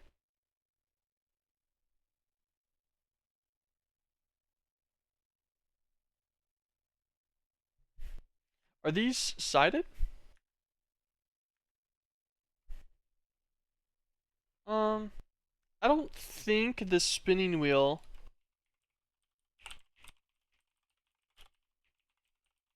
has like side specific results or anything.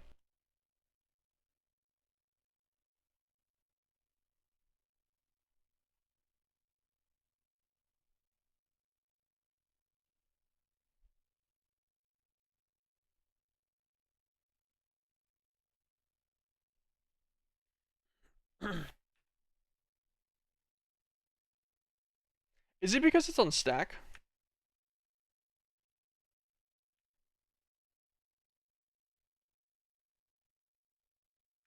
Oh, okay.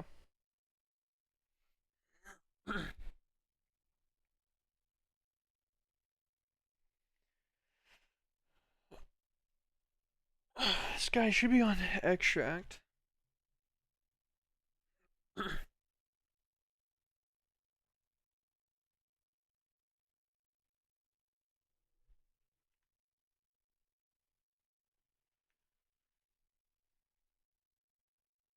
Processing's on the channel.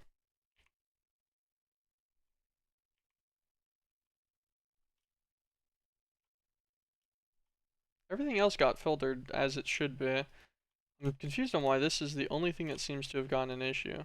Like a hang up on it.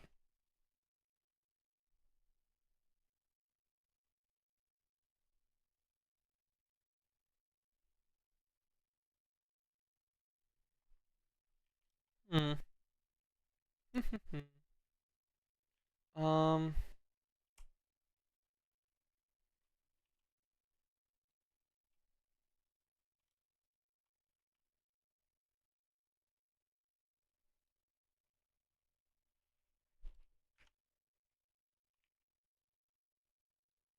Let's set this guy to Down. That's what it is. It is sided. Okay, cool. Um, Set it to 200. Set it to a full stack. Sure. So now in like 10 seconds or so, it should yoink a full stack out of this. There we go. Beautiful. And then Alchemist Fleece output.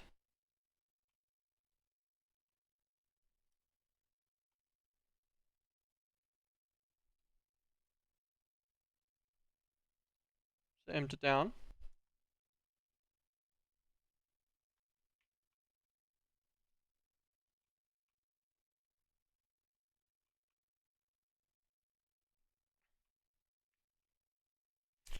Is there any other? Yes, there is. I was like, man, because I really don't want to have to move this now. But if I bet you if I phantom face to this guy,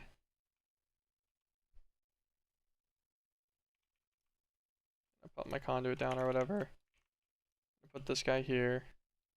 I do this, and I set my filter for my insert to my empty jars. Back up. Not enough. Back up to here. Click this guy. Extract always. Then I phantom connector this block to here. Nice. Ta-da! Ethereal fabric! Yay! Yippee!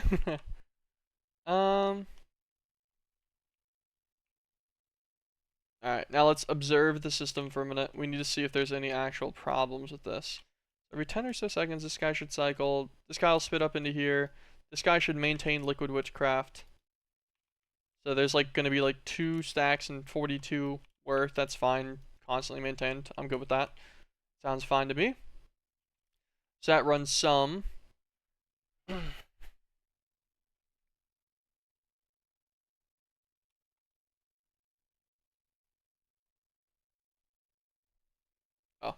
We're gonna set this extract to order to guarantee that every 20 seconds it's cycled through both of them to make sure that like our jars get sent up here, the jars get taken out of there, and they maintain the liquid witchcraft amounts properly. I had it on random still. So that should be fine. This guy is producing nice and slow, but like it's consistent.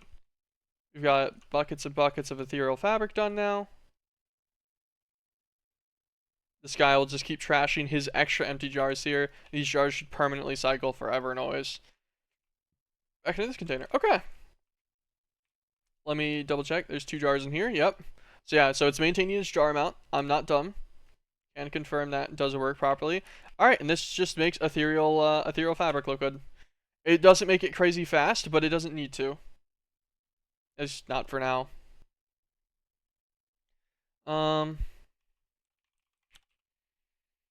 What do we want ethereal fabric to be?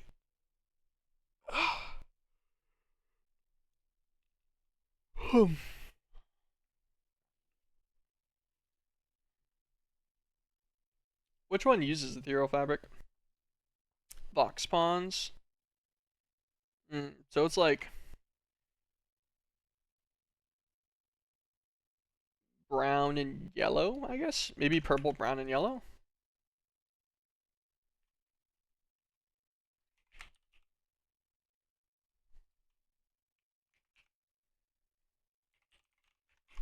Let's throw this extra stuff back in my system at this point.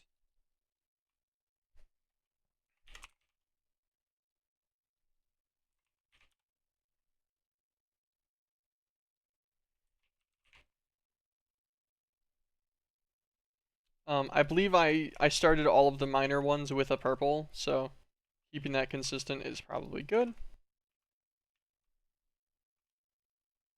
Okay, they show liquid water, which means they've never gotten a liquid in them before. Good by me.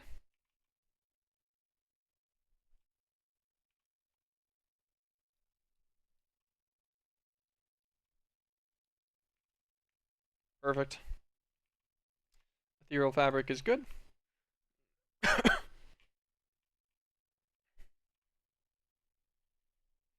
Think. Wipe him off the list.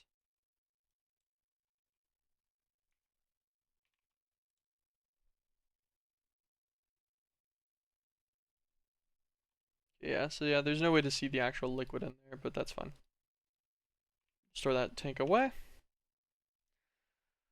Liquid madness, fragments of madness, void seeds into a carbonite in power with 10 vidium. Takes 60 seconds. Carbonite in power. You get an empowered maze stone. You get this. Fading wool from the questing ram, and then you also need to get the maze breaker and stuff as you normally would. Which I think you can just find randomly in the Twilight Forest. I think that's how that works.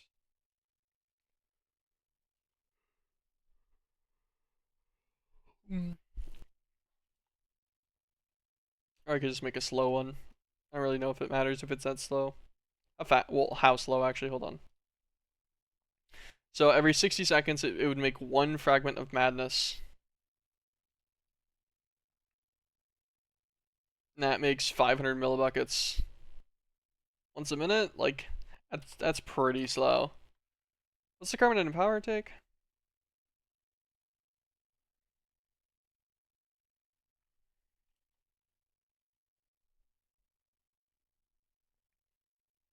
Can make a few of them, I guess.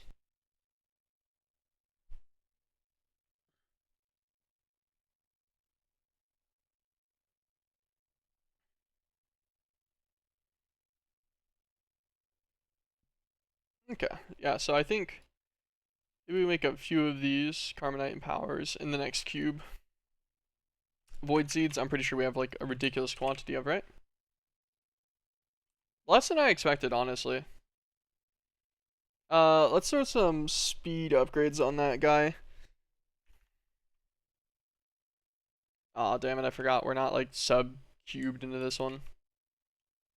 I feel like void seeds are in here somewhere, right? Did I just commandeer something? No, okay.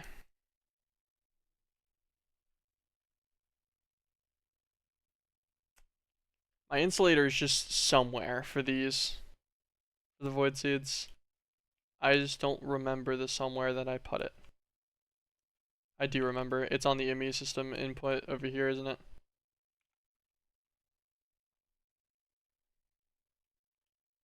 Is it not?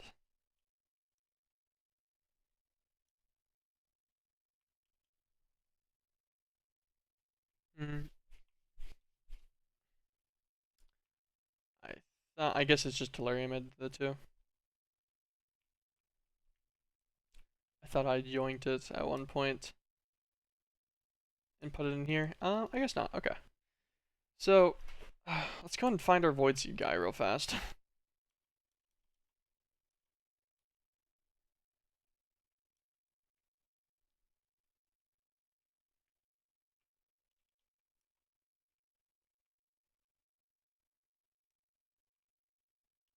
These are all some of our auto crafters.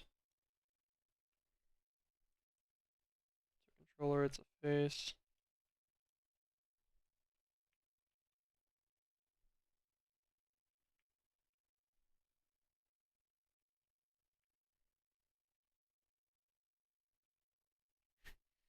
Man, this is the fun part.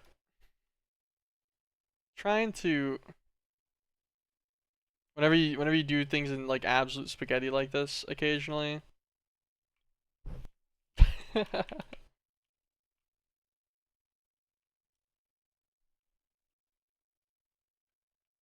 If I was a void seed, where would I be getting grown?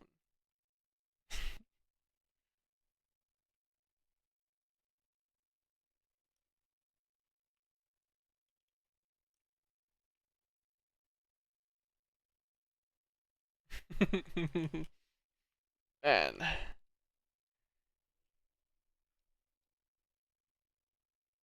Where, oh where am I growing him? Because I'm growing it somewhere that it's just... Hold on. I have void the seedlings, so I'm getting both of them in the system. For sure.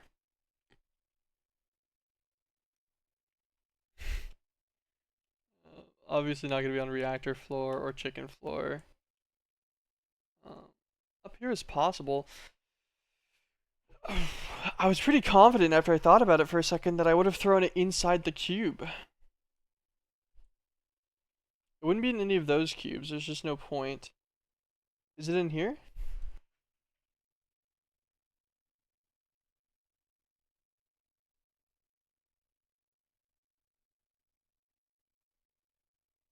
I don't think so. They're just our networks.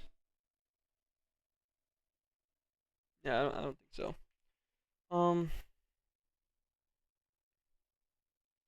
This one just had the weeping blues. The weeping bells, I mean. Void metal blocks. Yeah, okay, so it's definitely connected to the network somewhere. Because I'm just exporting the void metal. I don't think I have a void metal chest. Like a ender chest anywhere.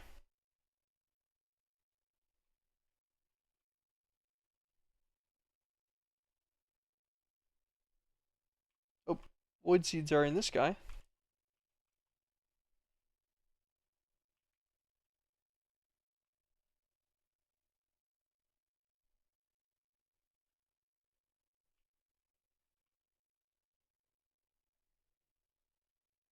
So it's right after Shield of Terra. Damn it. It's not really decreasing my search area at all. Damn,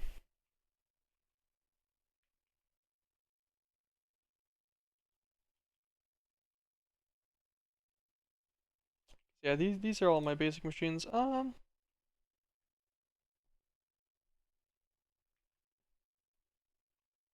Somewhere that we are exporting void metal.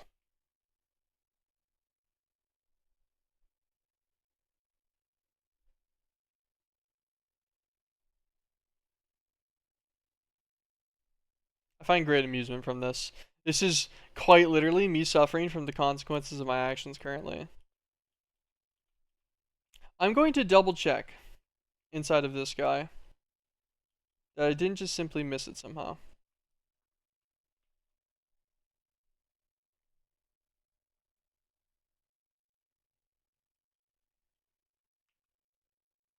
This guy is not exporting void metal, so it wouldn't be him.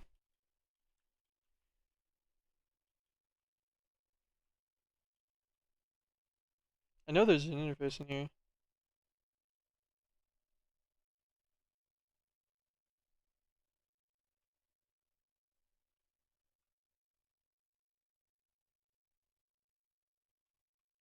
He's exporting tritium. Damn, I have no idea where it's at. I'm actually amazed. I feel like I've looked everywhere that I would have possibly put this machine at. Like, I was just double checking it. It really wasn't one of those, and I was just super stupid somehow. Obviously, we've got this guy up here. Can't be in here anywhere else. Not like right here somewhere, right? Oh, no, that guy. Trying to think of all the places I've interfaced to, because that is now the next most likely circumstance.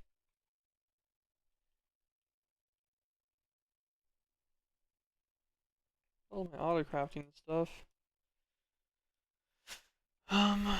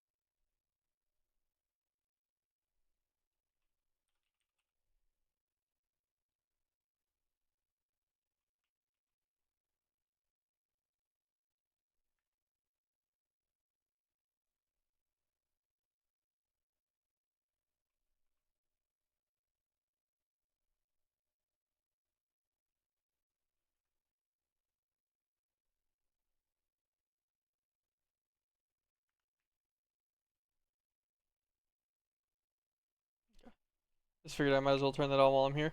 Um, not using any of these, right? Pattern, pattern, pattern, pattern.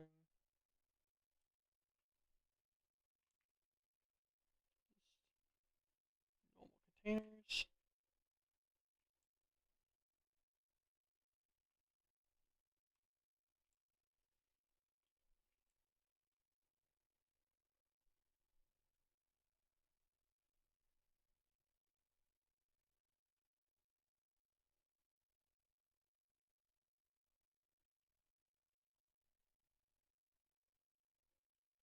No, is it on this floor next to a phantom face?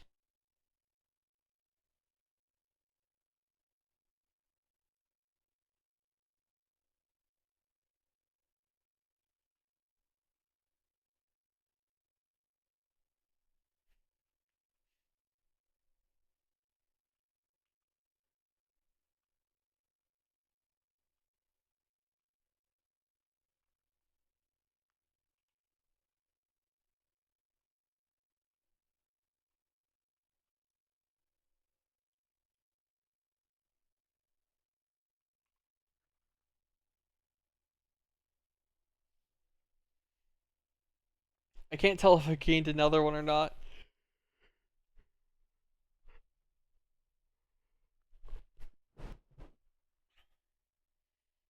Because that would be the funny thing if it's not actually set up anywhere anymore. If I like I picked it up or something and moved it.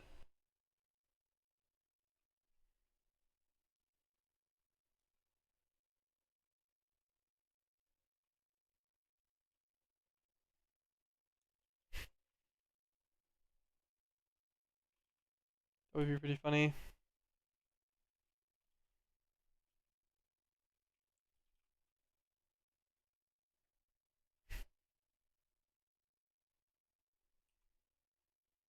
$25,000 RF.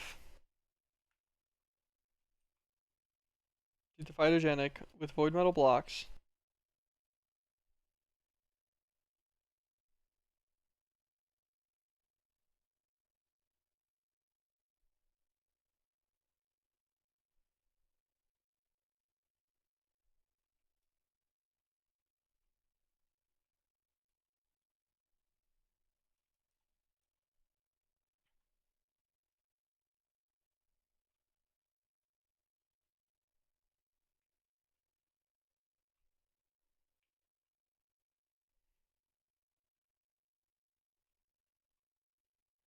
I don't know. I'm not like that number's not going up. It's still 9. It's still 9412. Maybe I turned it off. Maybe disabled it. I'm sure. It's just I'm thinking like this isn't gonna be enough. The reason why I'm even worrying about this is the 9,412 is not gonna be enough. Because every fragment of madness is gonna take one, and that only gets me half a bucket worth. So that makes you like 4,000 buckets worth only of liquid madness. So I need more than that.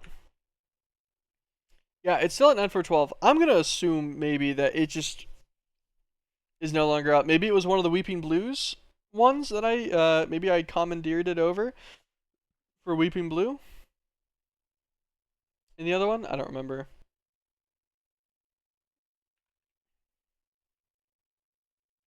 I am not sure.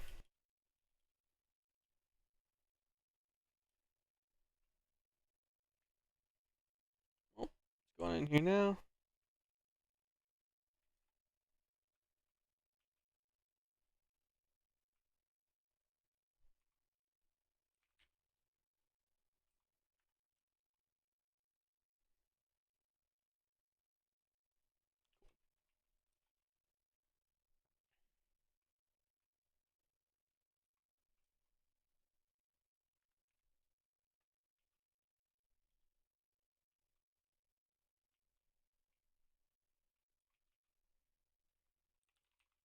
Interface.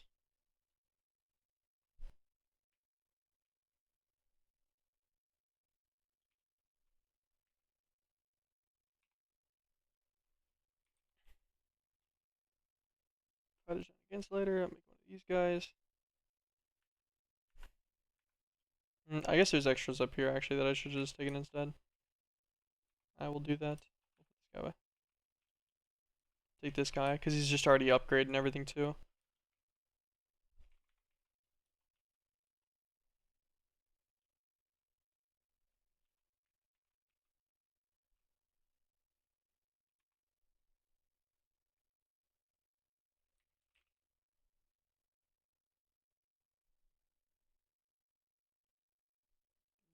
Ingots.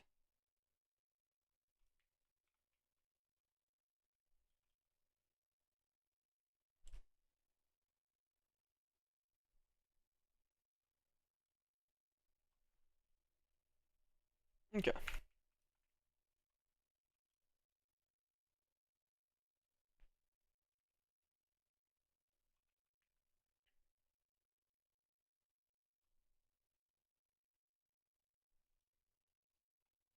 This guy will input from the bottom, input from his left side, output everything to his right side.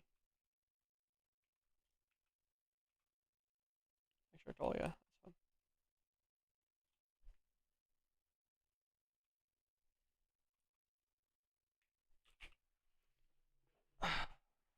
Grab a few auxiliaries. Processing speed.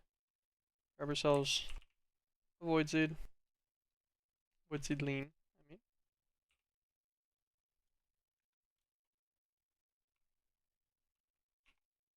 Do a crafter. Tier 1. Don't even think that hard. Or that much.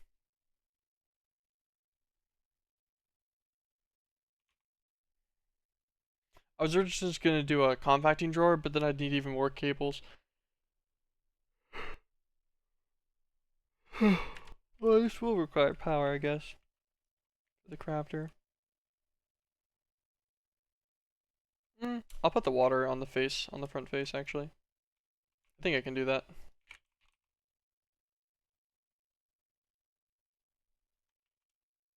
think that'll still push. Yeah. Cool.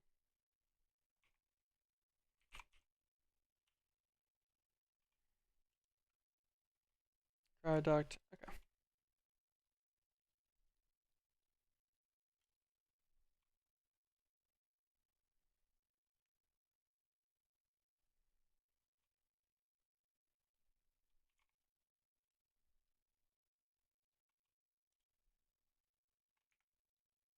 This is not what I meant to click.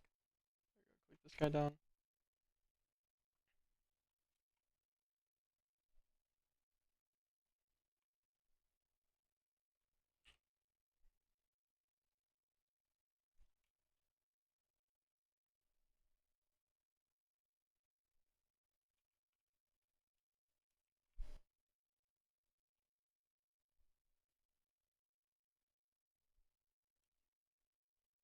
Okay.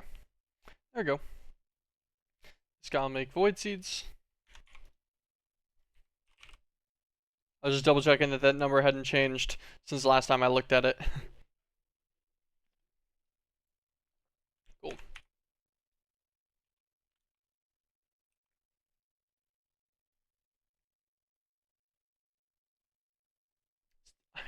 I assume I picked it up. I assume that's what happened. I assume it got commandeered for like Weeping Blue or something. That had to have been what happened to it.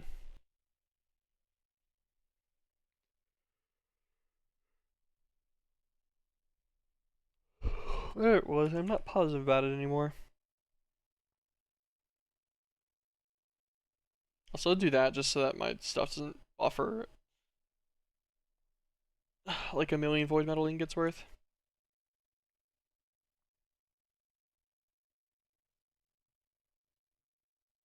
Cool. It'll just buffer up to an extra stack of blocks, which is whatever. Okay, cool. Void seedlings have been continued. More dimension hopping. Yippee. Yippee.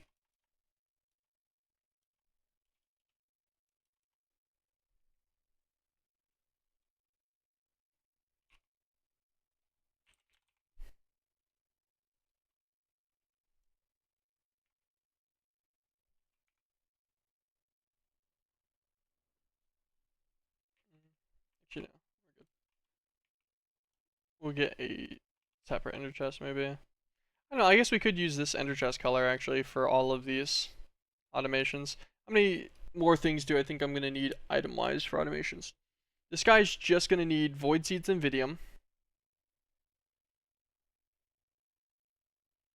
But we'll get those out of the system directly. So Void Seeds and the Vidium shards for this guy. This guy's going to need Graves Dust and Dragon Bones. Dragon Bones have EMC. Graves Dust will come from the system, so that'll just be Graves Dust. That'll be our third thing. This guy's going to need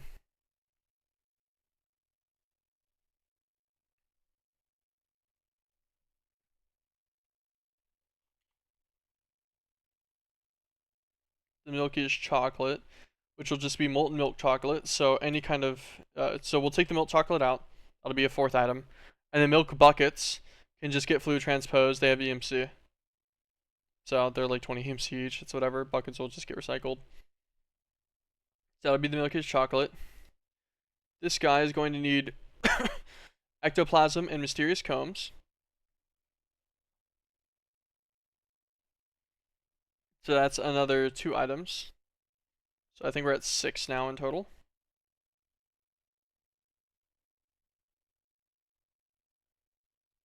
This guy's gonna need shiny scales and chrome ingots.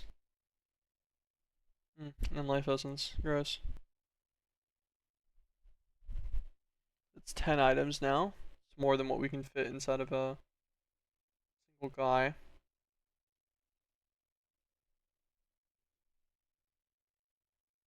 A chemical goo. Oh. Food enriched sedenite.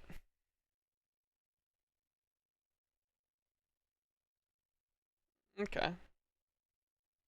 It's not bad. I think we still have a pretty large amount of sedenite at this point. And this one will be the 3 different waters for astral water.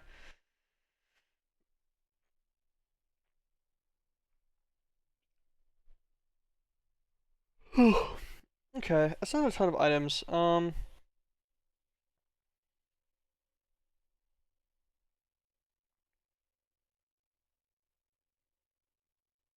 Different plan of action maybe. We quantum ring into the overall compact machine, and then we use the compatibility adapters to adapt into each one of the sections for anything that needs IMI input now. We'll leave this guy as is, just because we already set him up. Why not, right?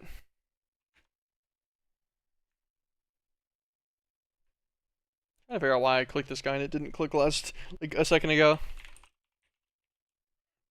Okay.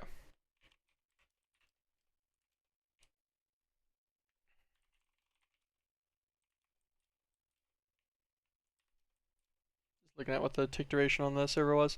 It's doing fine.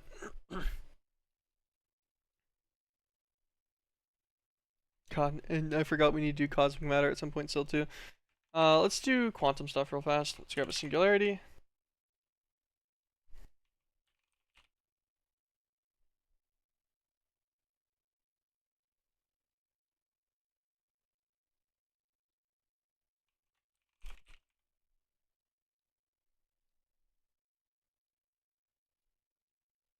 Ender dust.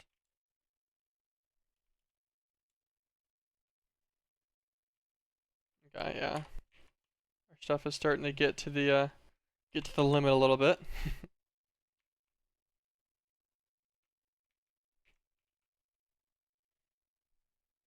Well, I can feel my game lagging a little bit every time it does memory collection now. Do quantum entangled, quantum rings. 2, 2.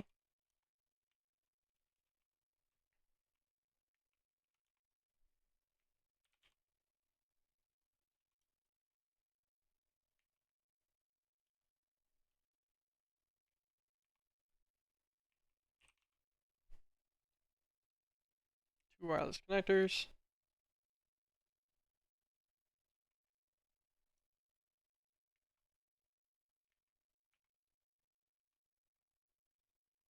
Okay, nice. This guy doesn't actually connect. I forgot this one only connects in cardinal directions.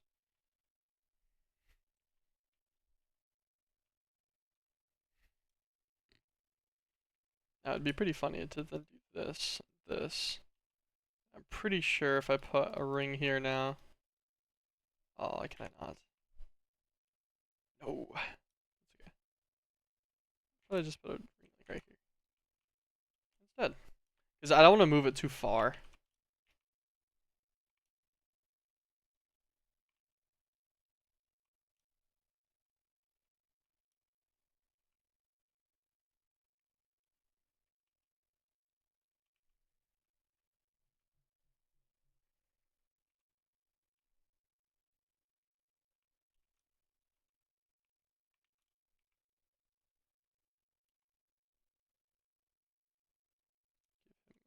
Tangled Singularity. I think he's online. This guy's online at least.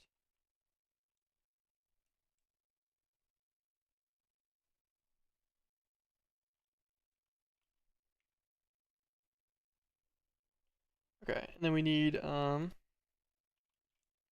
need to go and put this other ring down, pretty much.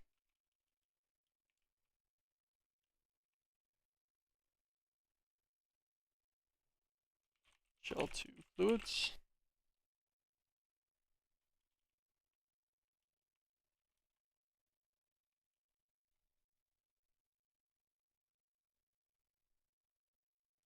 Ta-da!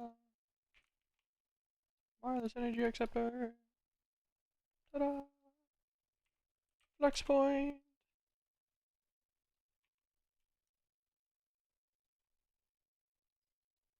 Ta-da!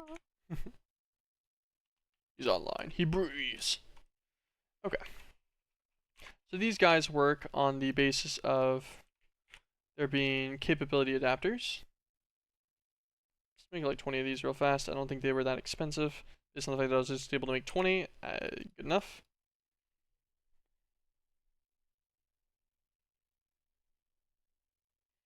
Okay, so one on the inside, one on the outside for each of these. That's what I thought happened. Just refreshing the memory. This ethereal fabric. Pushing into liquid madness. Man, I was really inefficient today. I'm just sitting here thinking about it. I'm like 6 hours in, and yeah, we have not done shit. Well, actually, okay, that's not true. We made the miners and stuff too. I guess I need to not sell myself too short, at least. Cosmic matter is gonna need to get done.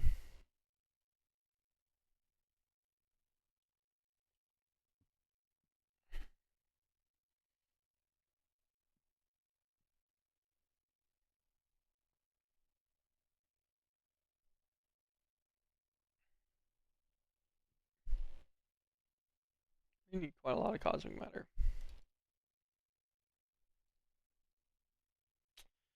Man, my fucking stomach's killing me too. Ah. It is heavily distracting my ability. Even more so, which I don't really need help with right now. Let's do this.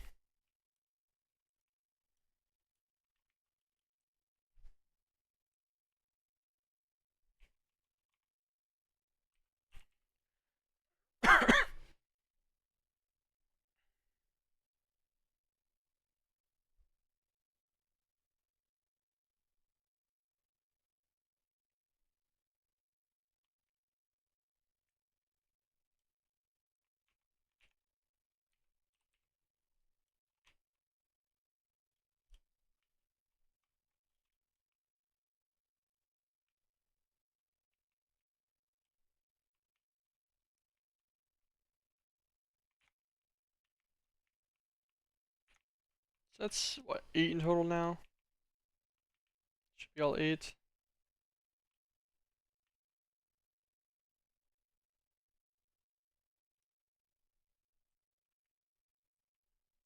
We'll have a 9th, I guess. It's uneven, but it is what it is, right? Screw it. We'll put an extra one here too. See how much we can get done with 32 channels. Okay, let's throw signs on all these. I might have to end the stream a little bit early.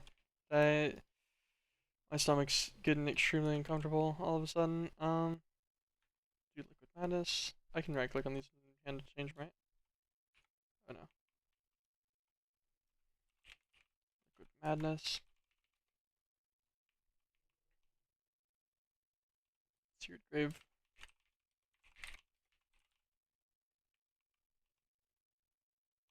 Milky as chocolate.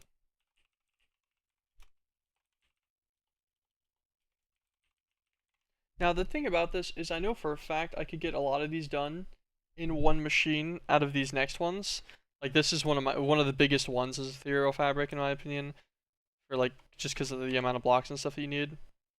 Ghostly matter. But I could probably cram a bunch of these in similar to what I did to the first shell of liquids, but this will make it a lot easier to deal with later on if I want to refine the systems. I've decided. So I don't end up like spending 20 minutes not sure if I know where the phytogenic is. A chemical goo. Astral water.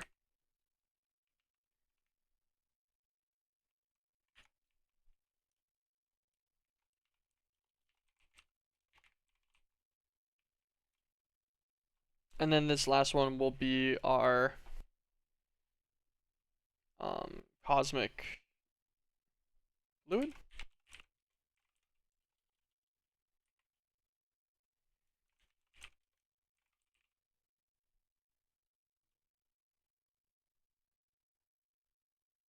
Cosmic matter, damn it.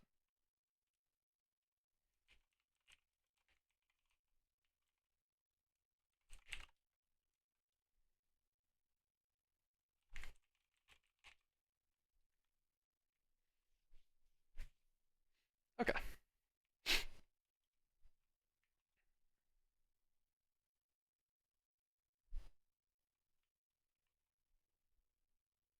Now all of these should be pretty simple for their capability adapters. On here. I never took them out. I'm gonna put one on the back of all of these.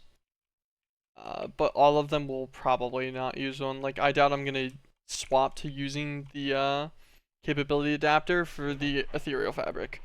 I probably won't actually use this on the inside, but I'll have them on the outside anyways. So if I ever set a tunnel on the north face, on the inside of these guys, I can put another capability adapter on it, and then utilize it. Get these cables. I forget if these took a thing or not. It's about to be very obvious, huh? No, these are connections, but they are not channels. Thank God.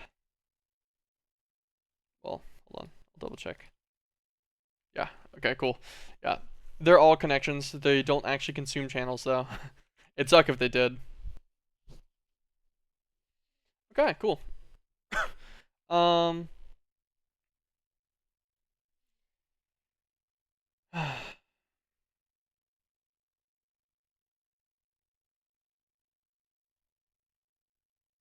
I'm contemplating if I have the heart in it right now to do this, or if I just want to lay down for a little bit. Oh, what's today? Thursday? Okay. So it's not the last stream of the week. I think I can get all of this done tomorrow. I think I can get the full shell done tomorrow, no problem. All of them automated, garnets, production, everything happening. I think we can get that done by tomorrow. And at some point, we will go back and make this guy to start getting the Arkenstone and stuff for the orchid and everything.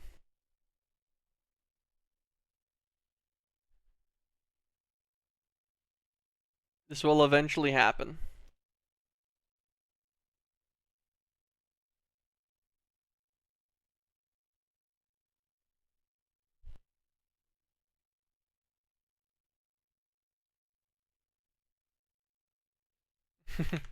Yeah, I think I'm gonna have to call that a wrap on today's stream.